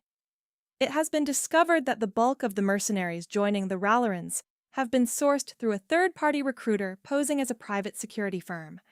Although this particular firm has been shut down, it is believed that others are still operating. A delegation has departed to meet with envoys of the Promethean Empire concerning the prospect of limited joint mining ventures between the two powers. Opportunities like this are rare within the largely isolationist empire, and many within the consortium are eager to build relations with the esteemed race. The broader galactic market has long sought the rare and often high-grade mineral deposits present within Promethean space. Access has primarily been limited by their strictly controlled export quotas and the few charters they have issued to private entities. It is hoped that the Jatharwee's long-established history and reverence for mining will appeal to the Prometheans' traditionalist roots. Chapter 59. All right, everyone, we're traveling light for this mission. If you don't need it, stow it, Florence said to the small group. Between Kelson, Metello, and even Lorraine, she was intensely aware of the three's often over-encumbered inventory. Psst, Lorraine, Solve whispered from his data drive. Yes, Solve. What should I leave behind so I'm not carrying too much? Solve asked. Lorraine did her best to refrain from laughing. Something you want to share with everyone? Florence asked as she stopped in front of Lorraine and narrowed her eyes. Lorraine gulped and quickly tried to think of a response. While she struggled, Solve directed his question to a higher source. Oh, sorry, Miss Florence. I was asking Lorraine what I should leave behind so I'm not carrying too much, Solve said innocently. Florence stood silent for a moment before she responded. Don't worry, Solve. Every bit of you is essential to our mission. You just focus on doing what you do best, okay? Florence warmly replied. Okay, thank you. Solve beamed back. You're welcome, Florence said, before turning her eyes back to the other three. The warmth quickly vanished, replaced by a cold front. As for you three, make sure to pack accordingly. Got it? Yes, sir. The three quickly responded before going to alter their packs. Lorraine? Florence said, as Lorraine turned her gaze over her shoulder. May I have a word with you? Lorraine set her small pack on the ground, and a heavy thud followed. She looked back at it before going over to Florence. She knew better than to keep her waiting. What did you want to speak to me about? Lorraine asked curiously. Lorraine, I need to know that you'll be able to stay focused on the mission. Our current mission, Florence said. Lorraine looked back, a bit puzzled. I know the mission. We go in, get the info, plant spyware, and get out, Lorraine said. Florence looked back and shook her head. I need you to promise me something. What is it? Promise me that you won't try to destroy Serpent. Lorraine paused. Her face stiffened, and her eyes slightly narrowed. Do you not trust me to stay focused on the mission? Lorraine asked. No, I trust you to complete the mission. I just know it won't be easy. Infiltrating a Ralerin ship rarely is, let alone an RFI ship. Lorraine, after everything that you've gone through to try and capture this ship, can you tell me that you would not try to destroy it if the chance presented itself? Florence asked. Lorraine was silent for a moment. In her search for Serpent, she had nearly lost her life, her ship, and the lives of her crew. She sighed. I want to say that I wouldn't, but if given the chance, I most likely would. I've read the reports and heard the same rumors everyone else has. Lorraine angrily sobbed. I don't blame you for wanting to destroy Serpent. I've fought the RFI longer than most, and it isn't easy. If I were in your position, I'd feel the same way you do, Florence said, before placing a hand on Lorraine's shoulder. What I do know is that because of you, we've managed to recover an intact RFI drone processor. Already, we've been able to put its data to use. Imagine what we could do with data from an RFI ship, Florence said. Anyone can destroy a ship, Lorraine, but it takes a true expert to pull off what we're about to do. Lorraine was proud of her mission to Florian. Had no one ever recovered an intact RFI processor before? If she had gained enough notice from snagging the processor to catch Florence's eye, then she could only wonder who might notice if she was able to pull off this mission. All right, I think I can manage now. Thanks, Florence. Any time, Lorraine. Don't think I forgot about you and your small armory that you basically lug around. Go lighten your load now. Florence chuckled before giving Lorraine a quick wink. She went off to talk to the glider pilots. Ah, right. Of course I'll get right to that, Lorraine said. After Florence went on her way, Lorraine quickly made her way back over to her small pack. Lorraine, Solve said as Lorraine knelt and started to look through her pack. She could hardly believe she managed to squeeze everything into it. Yes, Solve? Lorraine asked as she carefully emptied the contents of her pack. Why do you have so many blasters?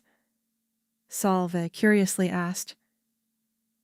Well, you see, Lorraine said as she proceeded to enlighten Solve on her hereditary affinity for blasters. This is Glider 1-1. All readings are green. Glider 1-2 reporting all readings check out. We're going for launch on your word, Colonel, the pilot said. All right, everyone, all set? Florence asked into her comms. She looked back at Metello, who was in the first glider with her. My tools and I are set, Colonel, Metello said. Good on my end, Kelson replied over the comms.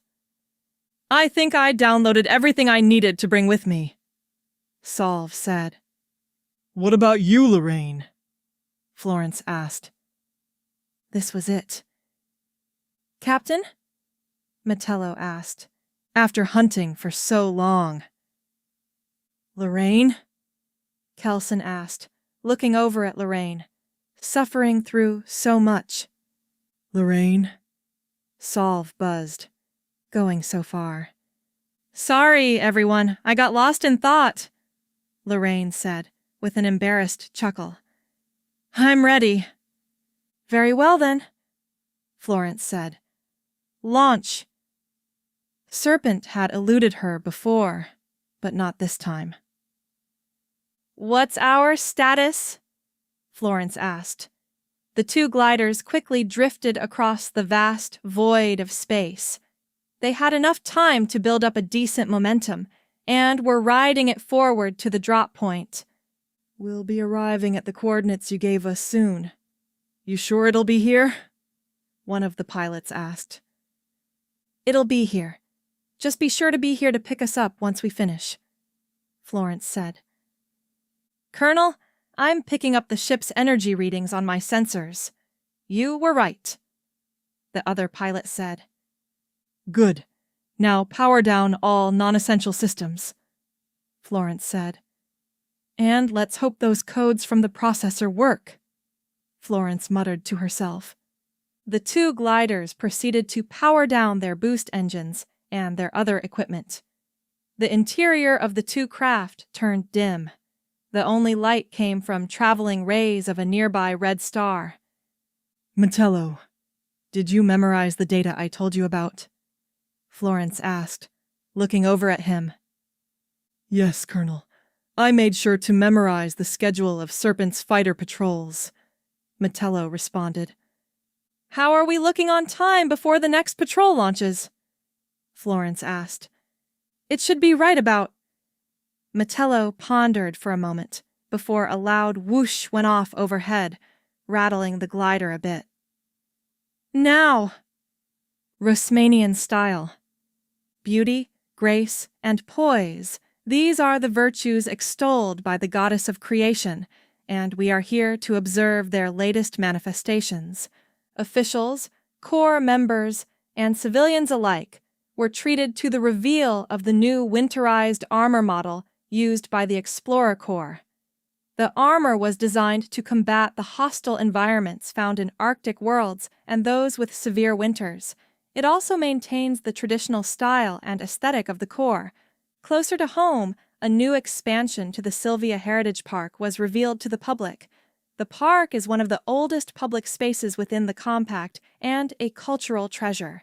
The other areas of the park have received updates in the last few years. The project has been underway since the beginning of the year and is nearing completion. The royal family is expected to be in attendance for the official opening of the new section of the park. Tourists and locals alike have been flocking to the Royal Gallery to see a lost work. Scholars have been unable to link the piece to any known artist, but they have determined that it was made during the Star Voyager era. The piece depicts the once vibrant illumination of the nebula wall that surrounded the entrance to Star Voyager space. A notable detail was the presence of darker, muted spots of color, possibly indicating the dimming of the nebula and the piece being dated near the end of that era.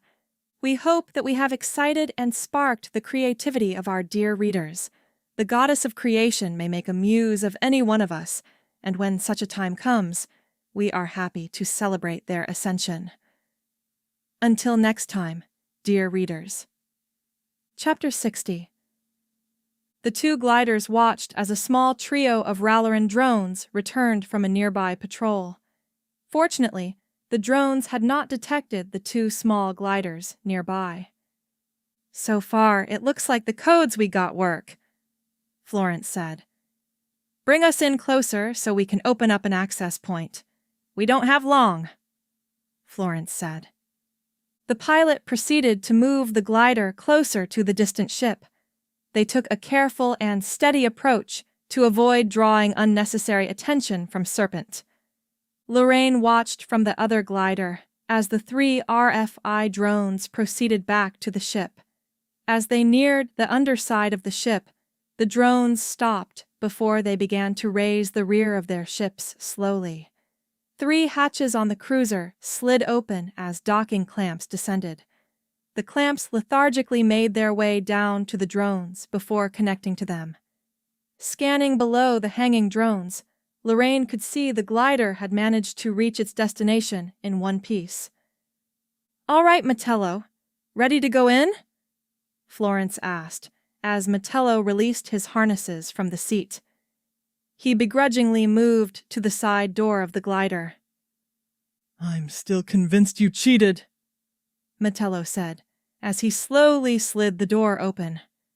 "Are you looking to go best 5 out of 7? Florence smirked as Metello spun around to face her. "You're lucky we're on a tight schedule," Metello said. He lowered his knees and held the side of the glider's open door before flinging himself out into space. Metello lined himself up with the landing clamp and firmly grabbed some of the tubing on it to secure himself. Once secure, he slowly started to crawl up the clamp. He stopped as he neared the top of the clamp. "Is there a problem, Metello?" Florence asked. "This looks like it will be a tighter squeeze than we expected," Metello said. "Do we need to?" "I will still manage. I have been in tighter spots before," Metello said as he carefully started to make his way into the loose internal section of the clamp. Metello had vanished into Serpent only a few moments ago, but it already felt like hours had passed. Lorraine stiffly sat in her seat in the cramped glider. She had already found the access point that they had agreed Metello would open up once he was inside the ship proper. The hatch remained secure and closed to them. Lorraine watched it hawkishly, not daring to take her eyes off of it for a moment. It was a small, circular hatch that dwarfed even the doors to their already minute solar gliders. The access point, like the rest of Serpent's hull, was made from the same chrome-based material that was all too characteristic of the Ralerins. Unlike its counterparts, however, Serpent's hull had a shadowed layer added over the oppressively bright chrome. Lorraine scanned the hatch over once more, noting its smooth surface, the sudden sliding pieces, its dark color, and the brooding expression. Lorraine blinked her eyes for a moment, and focused back on the access. Metello had managed to make his way into the ship and open the hatch. "Hatch is open, glider 1 to 2, move in," Florence briefly said over her comms. "Sold copy, Colonel, approaching drop point," the pilot responded over the comms. He started the glider towards the bottom of the ship. "Psst, Lorraine," Solve whispered. "Yeah, Solve?" Lorraine asked, looking down at Solve's data driver. "This might seem like a strange question, but what does space look like?" Solve asked. "Well, there's a whole lot of nothingness. And asteroids," Lorraine softly chuckled. "Well, I know that. I've processed many maps and images of space before. I guess I'm just curious what it looks like to see space through your own eyes," Solve said. Lorraine thought for a moment. She turned to the small side window and peered out at the vast expanse before her. "Well, at first I do only see the vast, empty void of space, but when I start to look closer, I see more. I see bright stars that fill the void with light. I see their different colors, deep reds, cool blues, and radiant yellows. I can even see a few distant worlds rich with colors. Does that answer your question?" Lorraine asked lightly, resting a hand on top of Solve's data drive. "Yeah, I think it does. Thanks, Lorraine," Solve constantly said. She patted his data driver before returning her view to their target. Serpent grew larger upon their approach. The vicious and elusive ship was now directly above them and sat idly. Was it resting, waiting for new orders, or perhaps plotting its next malicious operation? "Lorraine." "Huh?" Lorraine asked as she looked over to Kelson. She felt him nudging her arm, trying to pull her attention in. "We're in position. We need to move now. You ready?" Kelson asked. "Yeah, I'm ready," Lorraine said. While she proceeded to release her harnesses, Kelson had already undone his own. He squatted down and grabbed a hold of the line Metello had flung out after opening the hatch. He pulled himself closer to the ship, grabbing onto the open sides of the access point to pull himself inside. "Your turn now, Captain. Good luck," the pilot said.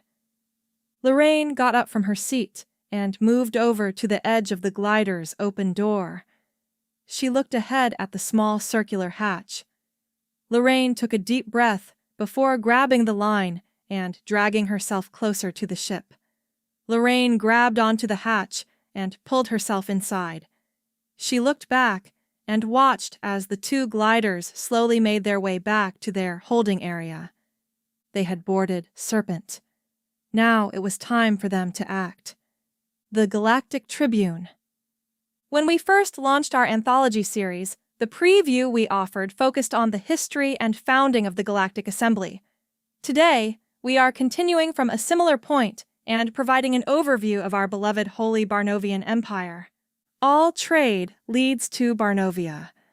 This is a common saying that has been passed throughout the ages, reflecting not just the central location of the Barnovians in the galaxy, but also their dedication and fervor for commerce. Since before the ascension of the first founder, those who have controlled Barnovian space have always known and sought to expand the region's commercial might. This goal historically was driven by two primary reasons. Compared to other areas of the galaxy, Barnovan space lacks vast deposits of rare ores and minerals, which has always driven them to seek trade with other powers richer in these resources, such as the Jatharwi and Luxcons. The other reason stems from the higher-than-average asteroid density around the borders of Barnovian space. Because of this, those seeking to travel across the center of the galaxy must either go around the area entirely or risk threading through the fields. Early Barnovian rulers focused on clearing safe passages through these fields and collecting tolls in exchange for their wider use. This use of the space's natural barrier to further economic and political gains would continue for centuries.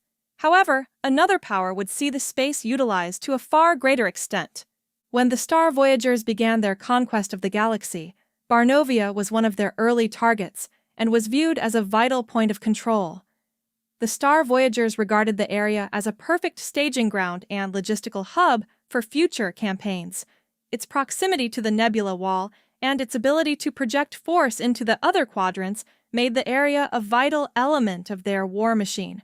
For the duration of its occupation, the rough gem that was Barnovia was polished, shone, and sharpened to a lethal point. When the Star Voyagers fell, the Barnovians sat upon one of the most developed areas of the galaxy and the beating heart of commerce. These advantages set them up to expand their hegemony across the galaxy, but the man who drove the movement was Sylvanus, the first emperor of the Holy Barnovian Empire. Sylvanus grew up in the waning days of the Star Voyager Empire. Though no one knew the end would come so suddenly, he was more than ready to seize upon the opportunity. His family had long served in the personal retinue of the region's military governor, giving him a rich background in military theory, tactics, and management. Sylvanus swiftly secured complete political and military control of Barnovia and immediately began a mass recruitment drive to prepare for his intended expansion. The Barnovian forces had learned well from their occupiers and offered most worlds they came across a simple choice: accept Barnovian rule and be rewarded with resources and support, or try their luck defending what remained of their worlds. Many decided to bend the knee, knowing well they were in no shape for another protracted conflict. From the ashes of the Star Voyagers, the Barnovians rose, and from their rise, complacency slowly sat in. As worlds and powers alike recovered and reinvigorated themselves, they began plotting and mustering to overthrow the new would-be tyrants. The Barnovians found themselves attacked on all sides. They knew opposition would inevitably arise. However, the passing of Sylvanus severely crippled them. His son, Evandris, was barely an adult when his father passed away. He did not know the hardships of his time, nor did he possess the same martial prowess. Though his forces fought valiantly, they were forced to cede space until they were pushed back to their natural borders. Seeking to prevent further losses, Evandris initiated peace negotiations and devised a plan to ensure the safety of his people for future generations. He offered a small cluster of planets within his space to host a pan-galactic assembly that would ensure no threat, such as the Star Voyagers, could ever reign over the galaxy again.